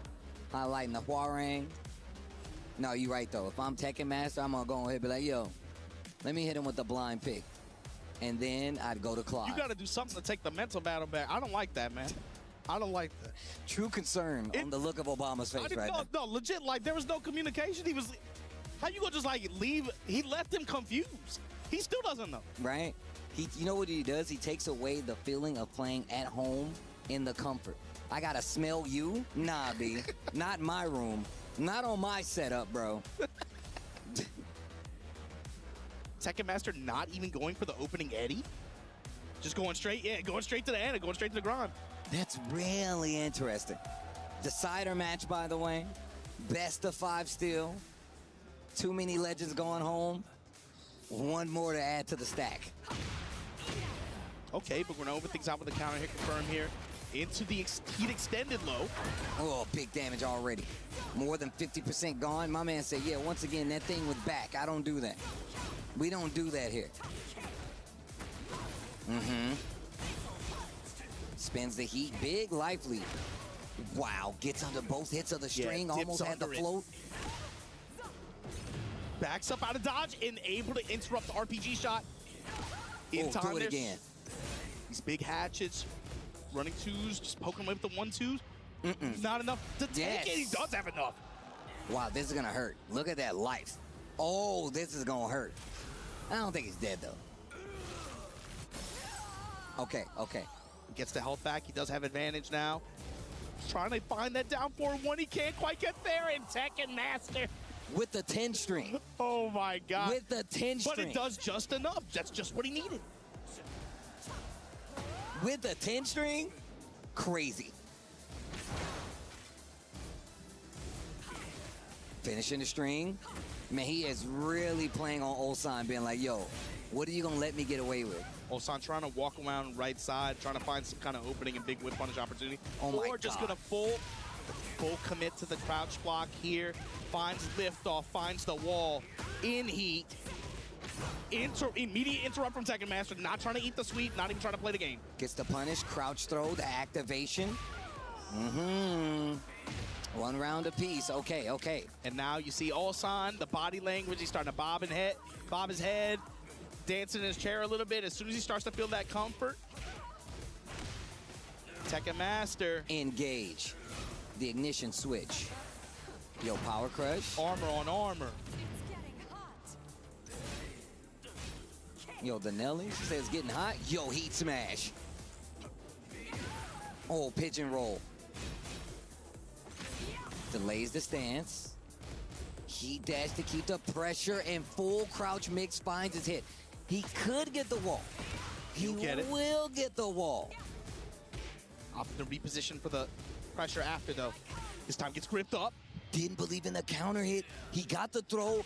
Ulsan went for the throw break. I wonder if that was he went for the throw break. Too late on the throw break attempt, and it just came out as radar. I mean, it wouldn't even be late. I think he was going for the multi-break. Yeah. And that's what got him in trouble.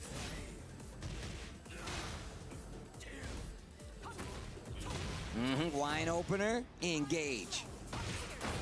Bro, first round, next round, my man keeps you in the guessing room. My man's going full-blown goosebumps. Choose your own adventure. Crouch jab, stand jab. Every fast attack is on the table if this dude is ever in block stun or hit stun. And in heat 2, got to beware that fast heat smash he has, or just going to come out the wall standing mid.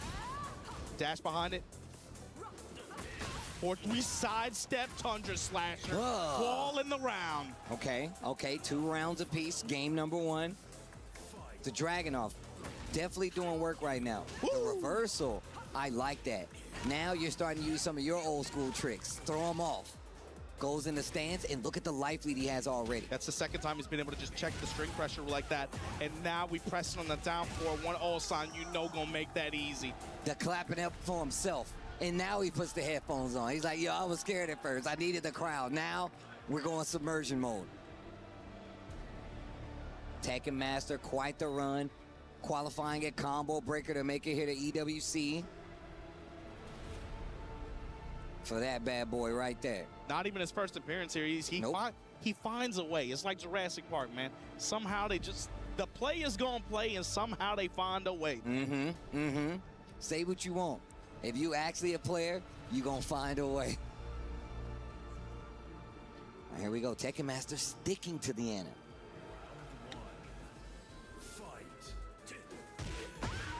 Wow, counter hit on the last part of the string, gets the wall. Oh, man. Waking up in the Tundra slashes. Ulsan right now locking in. Tekken Master, he has to be able to find wall control somehow. Ooh, working on a perfect, and it's going to be just that. Ulsan.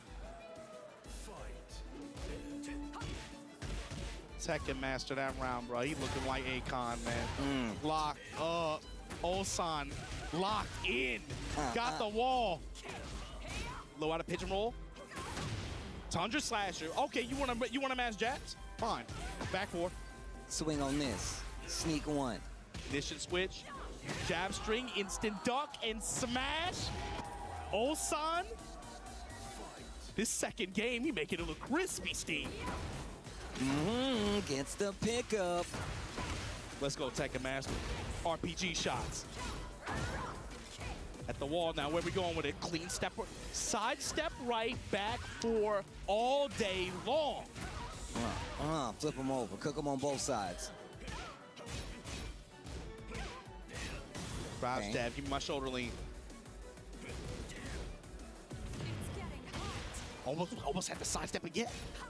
Ulsan has been here before. Once again, they were fighting this character in the trenches. They definitely are aware of some of your options to go for. Gets the wall splat and not dead just yet. There it is, the down four. Ulsan up 2-0, and you can see that he's feeling himself. Game two, sidestep right, but sidestep right, heat engager, sidestep right, he dashed with the engager. That created so much snowball potential for Ulsan. And he just had positional advantage the entire game. He felt like he had the wall the entire game. Man. So if you're Tekken Master, you stay locked in on this Ana. You're down 2-0. You do have a roster you can go with. Yeah, finally, okay, we go with the Eddie switch here. Okay. Unfortunately, open stage is going to be harder for him to find the walls and take advantage of maybe some of that wall pressure. Some of the shenanigans that Eddie can do at the wall there. So he's going to have to outplay Ulsan in the open. A tall order. Especially given how this set has gone so far. Counter hit bows. While steady forwards. The razor, the uppercut. He's doing the same thing. Yeah. Sidestep right upper. My man said at first he was playing poker. Now you're back to the table. You are dead. Okay, the crowd behind Ulsan. We can hear the chant start up. The compact. Kicks.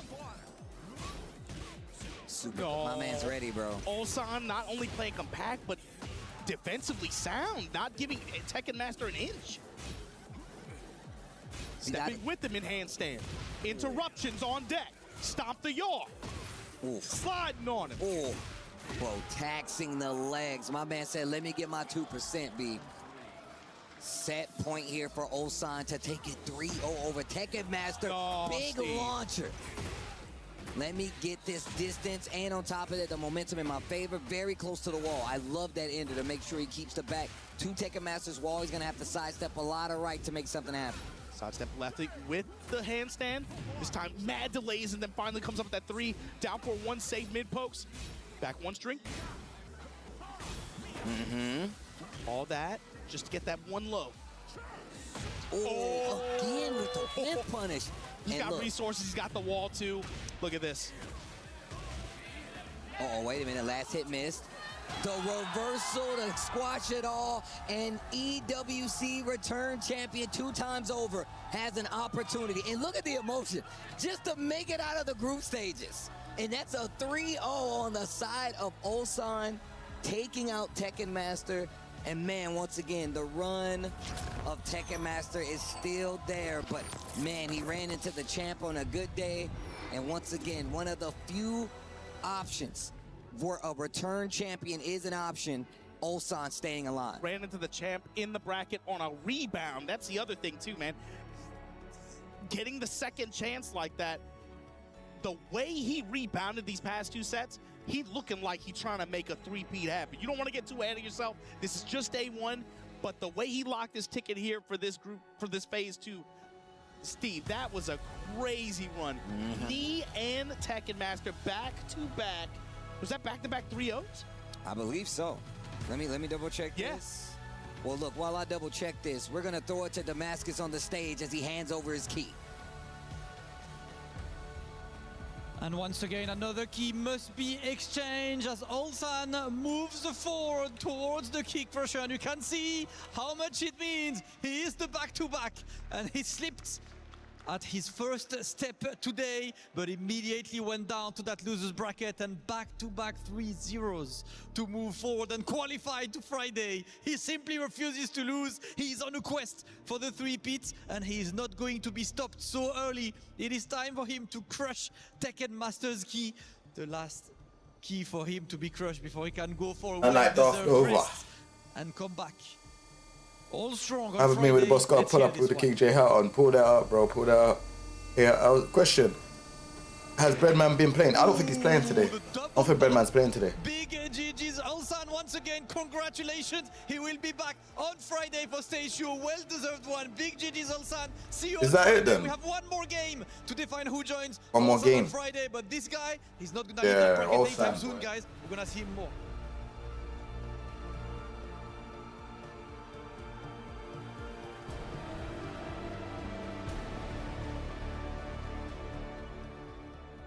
Play is in our DNA. Whenever we let it out, it becomes our superpower. Now imagine an entire city being built to supercharge it.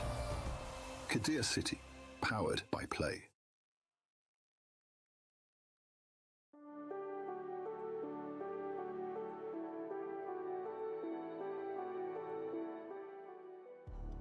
EWC 2026 Tekken 8. Tasty Steve here with Majin Obama. Going through these groups C and D. We got Usama Abasi, Nobi, Numan counter hit, Yagami, KSK, Farzine, Ulsan. You'll see them on Friday. But we got one more spot to determine who's going to make it to phase 2 of this event out of Group D. And it comes down to this, Steve.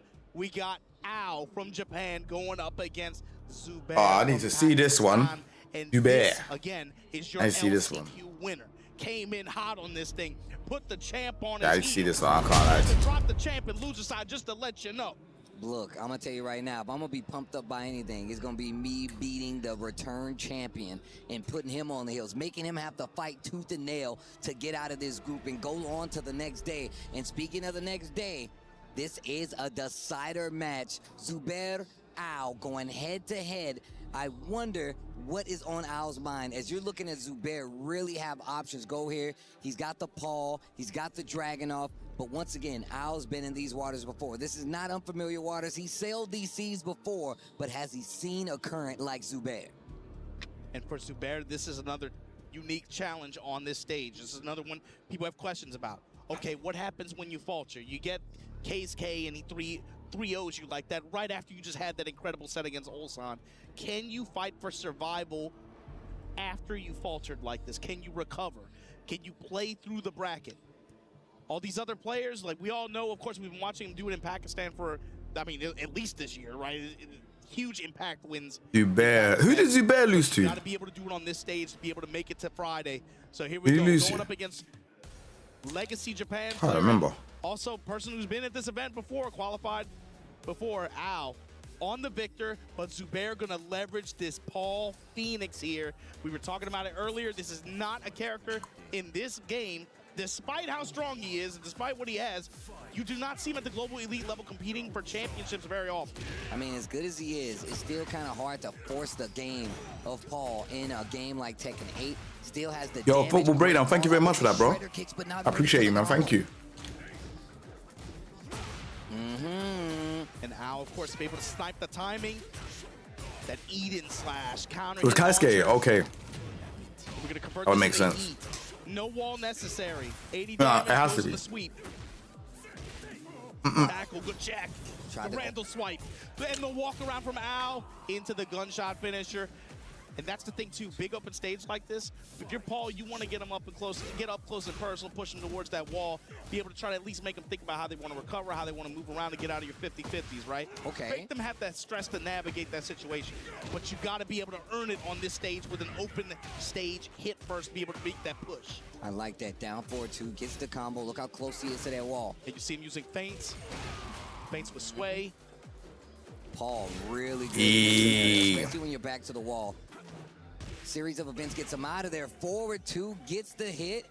Okay, wait a minute, Zubair. I always thought Victor was top 5. Top 10. Punish here for Al. You want stance, cancel. Maybe top 10. Deep dive, goes for the sway too. Yeah, tons of deep dive feints, just making Al think about the approach. Wow. Going with Gangetsu, and oh my god, Gangetsu just whiffed. Al let him get it with murder there. Down back 4. Sweeps. I like that. Gets away from the parry. Breaks the armor. Okay, wait a minute. Breaking the glass, the shoulder. I call that one the hockey check. They're trying to put you against the glass. This character's so scary too, just because man, so many just like little cheap tools, right? Like an evasive down forward too that save. Tons of stuff to where if you get too swing happy, you'll just run into stuff too. Gets around Geyser. Built-in evasion tactics. Zubair playing with his reactions. It's a big touch from Al. He's got to be able to maintain pressure here somehow. Sidestep activate, but it whiffs. An easy punish for Zubair. Okay. Zubair. If I'm not mistaken, that string, the forward 3 string right there. He's doing the thing still, I can't even lie. I like that Zubair represents that actual stance right there, especially lots of deep dive, knows you want to sidestep, which is good against a lot of players, especially legacy players, because they like to gauge with quick sidestep, block, jab, and how you react to it. Yeah, he's using it basically just as a tell, like you said, seeing how they react to it and then deciding what options he wants to go to based on that. But you saw like ton of deep dive with no option commitment after. Really just like, let me just see what you're thinking. Al's definitely got a look on it. 3-2 into the sway, gets the full launch, and the wall's right there. Walk around to the left side. Look at the reward too. Al knows to stay down here against that back one. Death Fist, Gangetsu.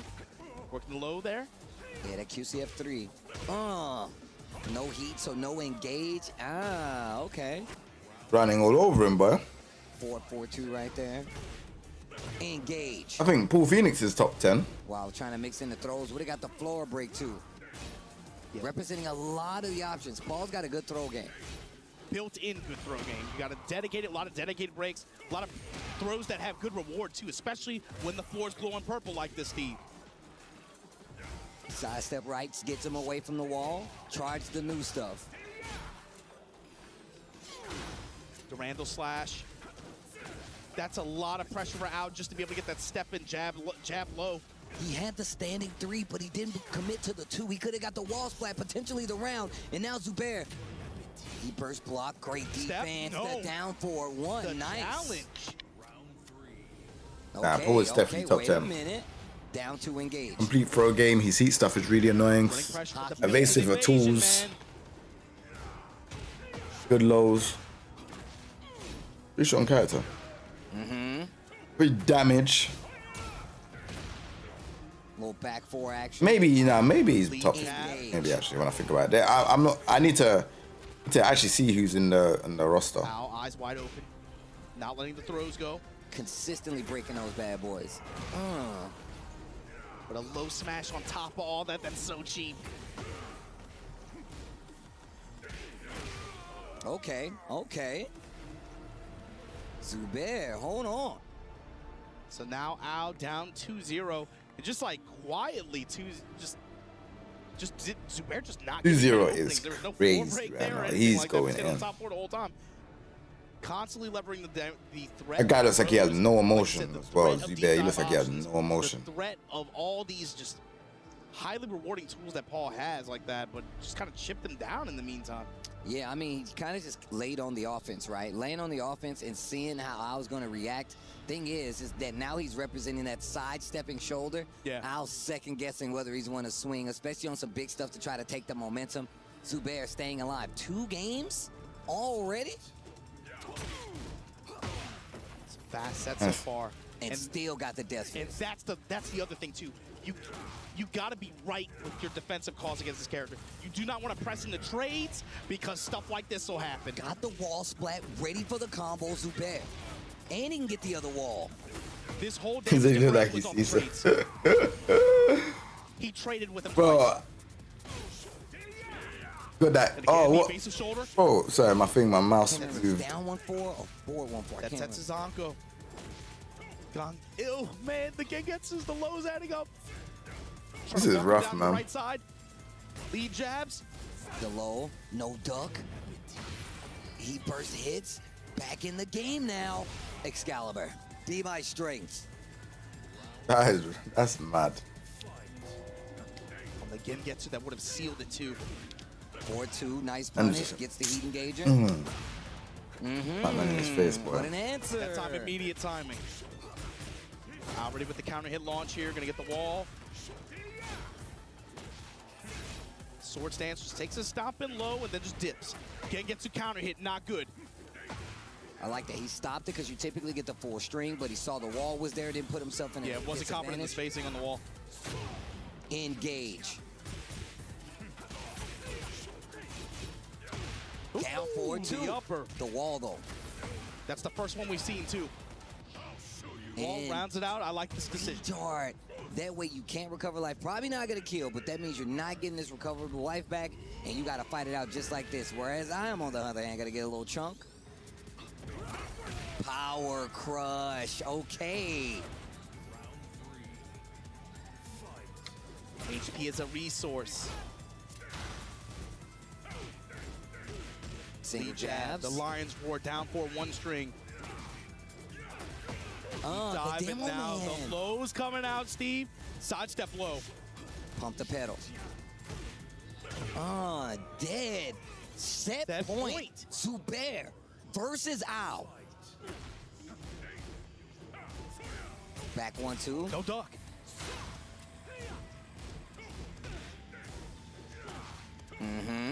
When you got that many options off your down 4-1, what were they? Wait, I'm trying, bro. Bruh. Trade. Get the counter hit. Still gonna get the combo. Yeah, now if you're out, you've got to convert this. You've got to make this count.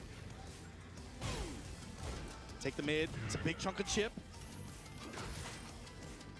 Lows go. Oh, that could have been dangerous. Sidestep activate. He burst. Ow. Gonna get a round on the board. Okay, stops that round count. What, you get like 4 or 5 rounds in a row right there?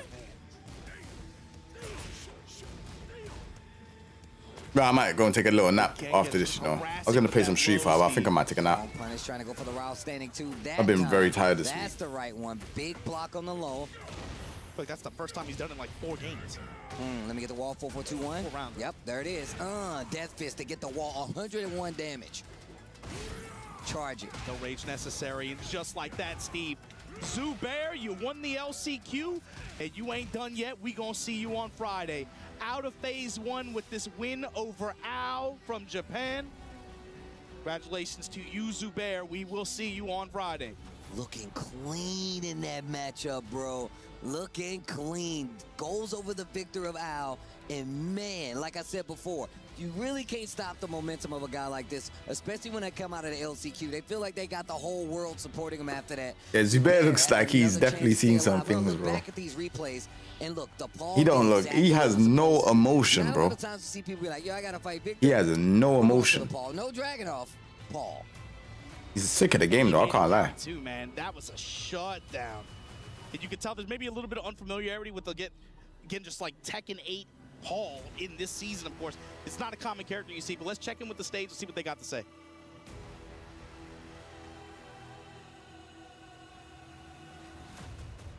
And ladies and gentlemen, please, one more time, put your hands together for Ao! Bruh. As M. Zubair shows the key and officially qualifies for our next phase of the tournament. Congratulations. Coming all the way from the last chance qualifier, ladies and gentlemen, an absolute beast. And of course, you don't see a lot of people, you can actually go ahead with the key master. You don't see a lot of people at this level using Paul, but you just don't see a whole lot of people built like M. Zubair. Zumbaye. Is that you said Zubaye? Representing Japan. But here, the journey ends as this key is officially crushed. You can keep pressing it. Yeah, this is total domination. There you go. There you go. Zubair, please join me right here, ladies and gentlemen. This is something special. Betting on yourself, going all the way out here to the last chance qualifier, winning it all. Even here, defeating the back-to-back champion in Ulsan on the winner side of the bracket. And then even after being pushed down to the lower side of the bracket, still having the wherewithal and the grit to fight his way through. Will he be able to go from LCQ champion to the champion of EWC? We will see. That's it, ladies and gentlemen. We are not done here. We're going to be right back with some more EWC.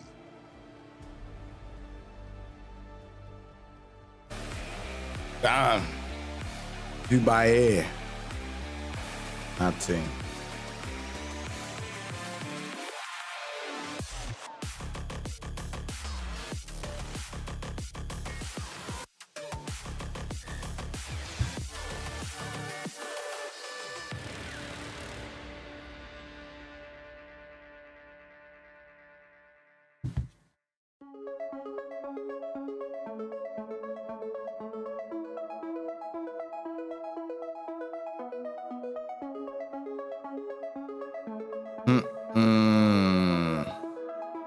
So is that it for the day then? Well, there it is for day number 1 of Tekken 8 at the Esports World Cup 2026. Group C and D were grueling. We lost some heavy hitters, but also gained some storylines going into day number 3, where we'll see these competitors once again. Because let's not forget, tomorrow we got 2 fresh groups coming your way. But for Group C and D, 8 keys have been crushed. What a time it was watching these competitors go at it, Logan. We just witnessed now for the first time in the Allianz Vault, our back-to-back champion staying alive in the group stages. Yeah, showing tremendous resolve, you know, to go down so badly in your first game, for things to kick off so badly, and then to show that resolve to come back is true class. And, you know, it reminds me of, you know, other players that we've seen here in the Allianz Arena, of course, that have lost their first game and go on to have incredible runs. It reminds me of, you know, Mena RD, that kind of championship pedigree. It's a fantastic turnaround there from Ulsan, and he's gone through a legend in knee in that first game and then cruised past Tekken Master to make it out. Fantastic from him, and really happy to see M. Zubair make it out as well alongside him. Those two put on an electric match, and I expect to see them really lighten up the rest of the bracket in phase 2. Yeah, man, MYK, you got the LCQ winner staying alive. You've got back-to-back champion also making it through. You get a Falcons member thrown in there as well. You know, Group D was sensational, but watching Nee get eliminated truly did hurt.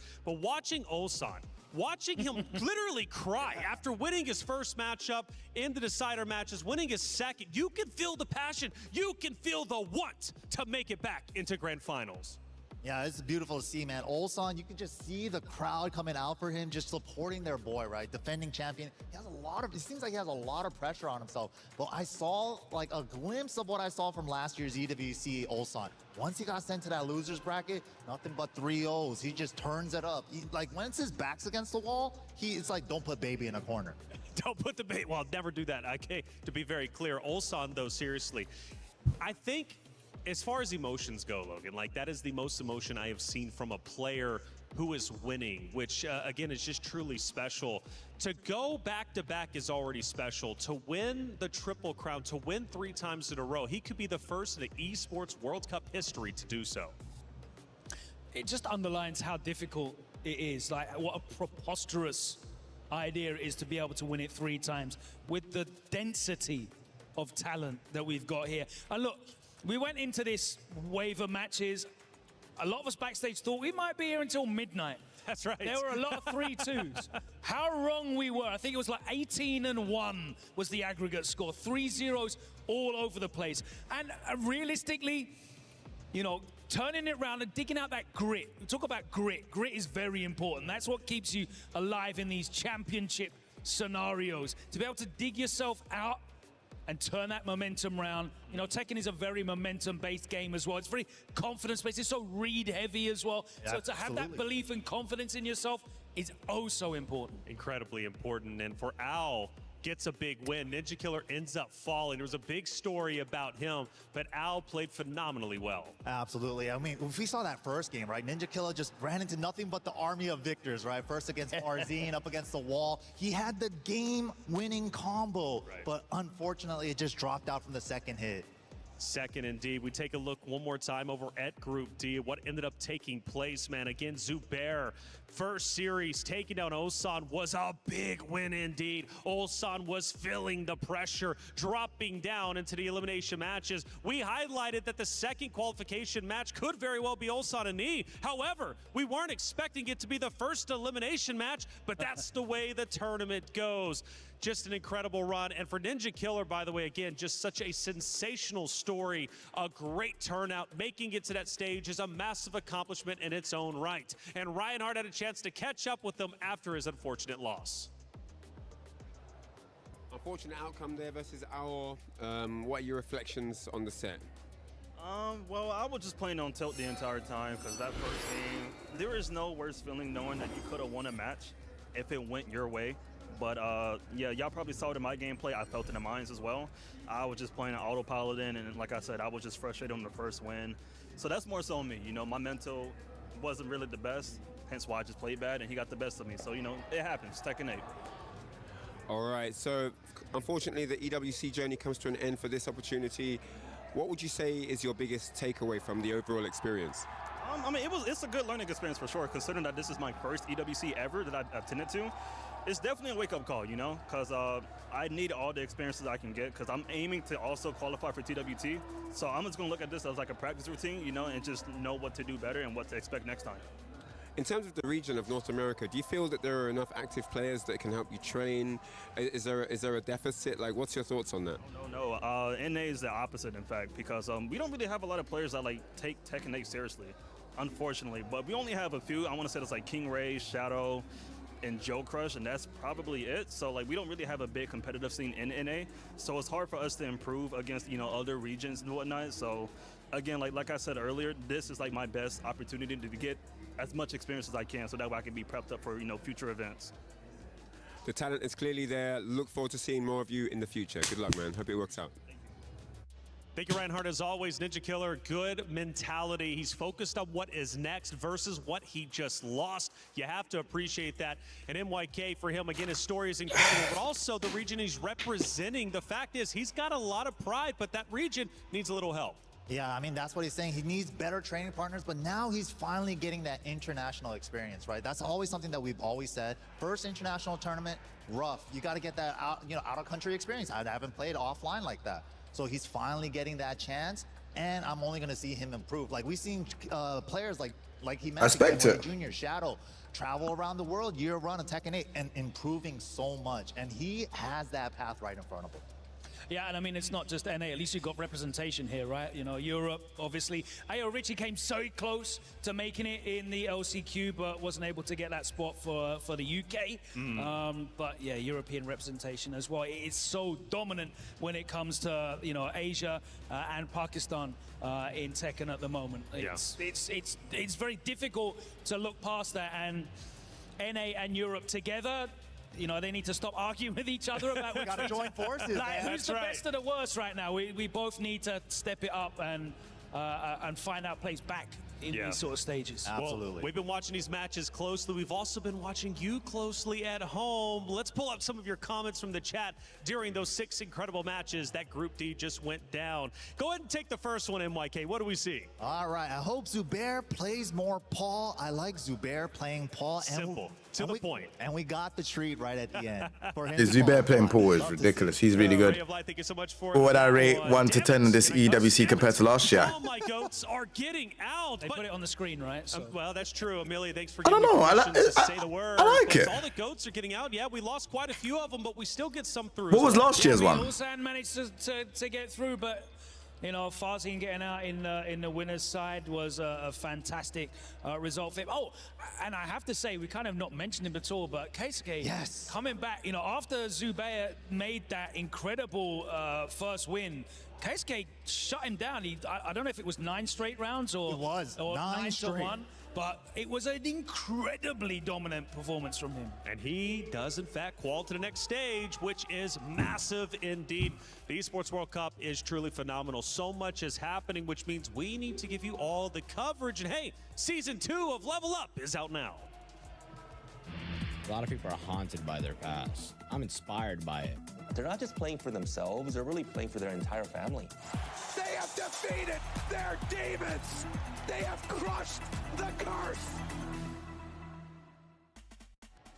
Level Up series, it's awesome. You all need to check it out. I don't even know what that We're is. covering it all, right? It's not only this year, but next year. It just keeps on going. Esports World Cup, again, is such a tremendous product. What a day it has been. 2 groups down. Again, you fly out here. Maybe you travel by train. However you get onto that stage, and you get here and you get your key crushed. Day number 1. Let's go ahead and take a look at our next group split for Group A. Now, this is coming up tomorrow, and this is going to be heavy for us all, MYK. Oh, yeah, of course. We got a lot of the Korean representation here. Of course, Pakistan as well. We got Hafiz. We also got Arsenal. No, but like, what happened after that? in the Can't tournament? wait to see Oh, is this tomorrow? Arsenal Nash is kind of the story on this group, I think, because I need to see Breadman do that. everything else except an EWC. Yep. Yeah, I was saying the sidestep 1+2. I need to see that, bro. I need to see that. Jeez. Yeah, absolutely. They've got 2 players there in Group A, and as MYK said, Arsenal hasn't been able to make it even into the final stages of EWC. But looking at Lohai there in Group B, there's a lot of eyes talking about people's goats. You've got Lohai, Rangchu, the only 2-time TWT champion as well. So you got 2 TWT champions there. You can't remember. See, I told you, bro. You can't remember. I can't remember. I don't even. With South I don't remember. I think they've got the most players out of any region. I think it's like 12. With Pakistan next up with 9. So it's just showing right now that those 2 regions are so incredibly dominant, and they are representing there in our groups tomorrow. That's Got right. The EU rep too, Sin in that group as well. So 1 EU rep, 1 NA rep for this tournament, man.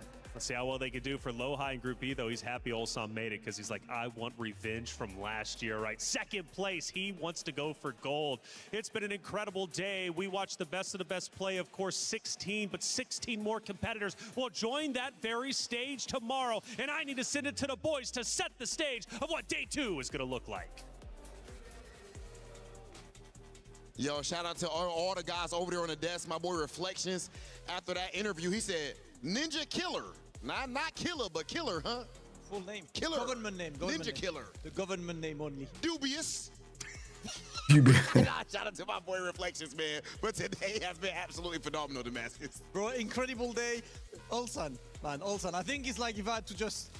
Yeah, I can't remember. I don't think Nee was in the finals for I've EWC. rarely seen a champion cry like so early in a tournament. You could see losing. Yeah, I don't know what. I don't know what so happened. much, like I'm not getting eliminated today, and he just like made it through. Bro, and tears after a win, bro. Like, he won 3-0, and he's dropping tears. You know how bad you had to smoke somebody to cry afterwards? Like, I feel bad that I even got to do this to you like this. Am I my brother's keeper? Yes, I am. Type energy. It's like I should have been in winners, man. I'm so sorry, but you know, the work had to be done, man. These 2 groups were amazing. We have 2 more groups tomorrow. 2 more groups with more Titans, more players to qualify, and then all of these players will just gather again on Friday for stage 2 and Saturday. Yeah, I didn't really understand the joke, to be fair. We lift this trophy. Yo, No, that one. One more thing I got to make sure we do. We have to make sure that we shout out M. Zubair. I mean, are you kidding me, bro? Zubair. From the LCQ to win the whole thing, and then now he qualifies out as well.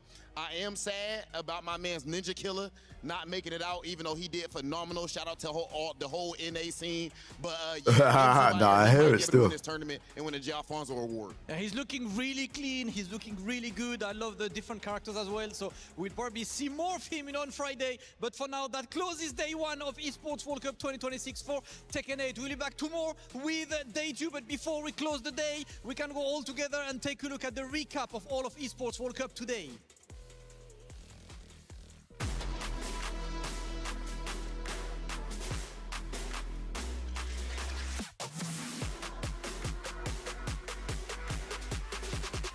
Oh, I didn't miss much of it then.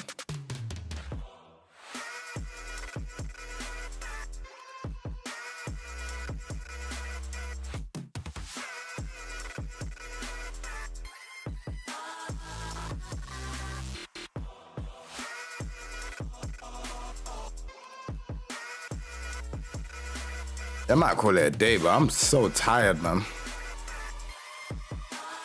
5-hour stream shift, boy.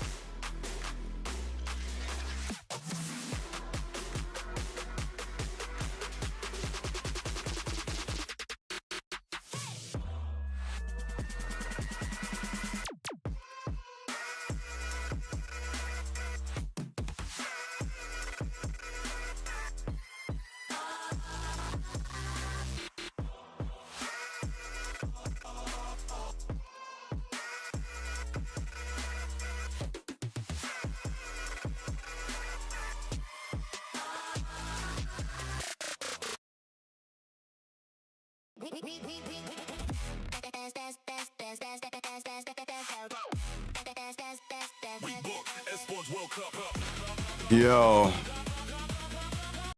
You sent me a message? Yeah, no, I need to check it still, bro. I ain't gonna hold you. I need to check it still. I'm not gonna lie, bro. I feel tired, bro. I don't even know if I could be playing any games tonight, bro. Unless I just take a little power nap real quick and boy, and then come back and then man can just play a little game, boy. But 8 hours, jeez Louise. Alright, I think I'm back tomorrow. Well, not even think, I am back tomorrow. I want to see what Breadman can do tomorrow. Yeah, it's bedtime, bro. Bro, I tell you, bro. I feel like, yeah, I'm just tired, bro. I'm tired. I'm tired, bro. I'm trying to keep awake, but I'm just like, yeah. That's right, everybody. Welcome in. I'm Avali. I've got Trav and Markman with me to talk about all of the incredible games that we've been able to see so far. And as I understand, Mark, you literally just got here a couple days ago to Paris. So have you had the steak frites yet? I have not, but I have been enjoying all the good Tekken that's been going around. I'm telling you. It's been a fun day of competition so far. I'm really excited to see 32 of the best players from around the world, and they're killing it. I know. What's beautiful about the EWC is that you get to see so many different pro players across all of the different games that we've had. And Trav, I know that you've been here essentially since week 1 covering all of these different games. What's the favorite thing that you've eaten so far, though? That's the question that I need to get into. I'm with you on the steak frites, Mark. You need to go on that before you leave, because they are genuinely incredible. I've hit this spot about 4 times. And I don't see myself stopping over the next few weeks either. Okay. Oh my gosh, the place where they just keep bringing you the unlimited fries. I'm like, I am sat for that. But Mark, okay, we do have to talk about Tekken. It's been happening on stage 4. What have we seen so far? So far, you know, I think the big story surrounding Tekken 8 is the 2-time defending reigning champion Ulsan from South Korea. He has been doing such a great job. He got knocked into the lower bracket early on, and he's fighting his way out to get into the second day of qualification. But again, so many people are watching him. They're wanting to challenge him, take the championship away from him, but he's still fighting hard of a champion. And I love seeing his development as it's been going on throughout the days. Now, are there any other specific storylines? Do we have underdogs, dark horses, or people that you may have a little bit of that storyline bias for? Oh, absolutely. You know, these players, they've been playing for some of them for decades. You know, we have the legend like Nee. He's one of the players that's been playing since the very first Tekken game. We have a literal 13-year rematch in the making with AK from the Philippines going up against Nobi from Japan. They first met when AK was 13 years old, and he's here having a rematch with them 13 years again later. So it's amazing to see, again, how these players have grown with the game, but how they're still playing and still very passionate about it for their local scenes as well. Now, I think it's so interesting that you bring up, you know, how long some of these players have been playing, because I know last week we had like a Street Fighter player, or a Street Fighter 6, Crimey, 15 years old, and he's already winning world championships. It's just incredible the level of talent that we're seeing. But of course, we do have some other games that we've got to talk about, Trav. Starting with Stage 3, we do have some Honor of Kings over on the Lenovo Legion Gauntlet stage, and we do have a bracket that we can basically throw up just to see how things are shaken up. But what have you seen so far? Yeah, so for me, I've been hearing huge things about AGL, and I think across the board in the Club Championship, they're looking great. They're in numerous games, and I've even heard that there's bounties being placed by them to get maps off them, so that's how confident they are. But I do want to focus down here on Team Vitality as well, because they were coming into this one really needing a win after a pretty stressful few weeks, to be honest with you. They've not been doing too well, and they were looking like one of the better teams in this game. But they just haven't really been able to get going, and as you just saw in the bracket, they got knocked out in the quarterfinals, so a super disappointing performance for them. Yeah, definitely a rough one for some of the teams, especially when it comes to some of these club championship points, right? Because at the end of the day, listen, we're literally on the boulevard of broken keys right now. We've got the big trophy behind us. That's where all of the players, the winning players, I should say, are able to insert their keys into the wall. So, I mean, it kind of all comes down to that and to this. But we do have to talk about Stage 1, because right now, I mean, I'm even looking at them right now. We do have a little bit of Call of Duty Black Ops 7 going on. We had Warzone a little bit last week. Bro, I need to sleep, man. I chat. I'm gone, man. Take it easy, man. Yeah, so it's kind of the reigning champions in Optic Gaming going up against the world champions in FaZe. That's the big Take it easy. Big love, man. Thank you very much for watching me, man. I need to get some sleep. I'm too tired, man. Thank you so much for watching me, man, and supporting me. Always. Love, blessings. Take care. Thank you very much.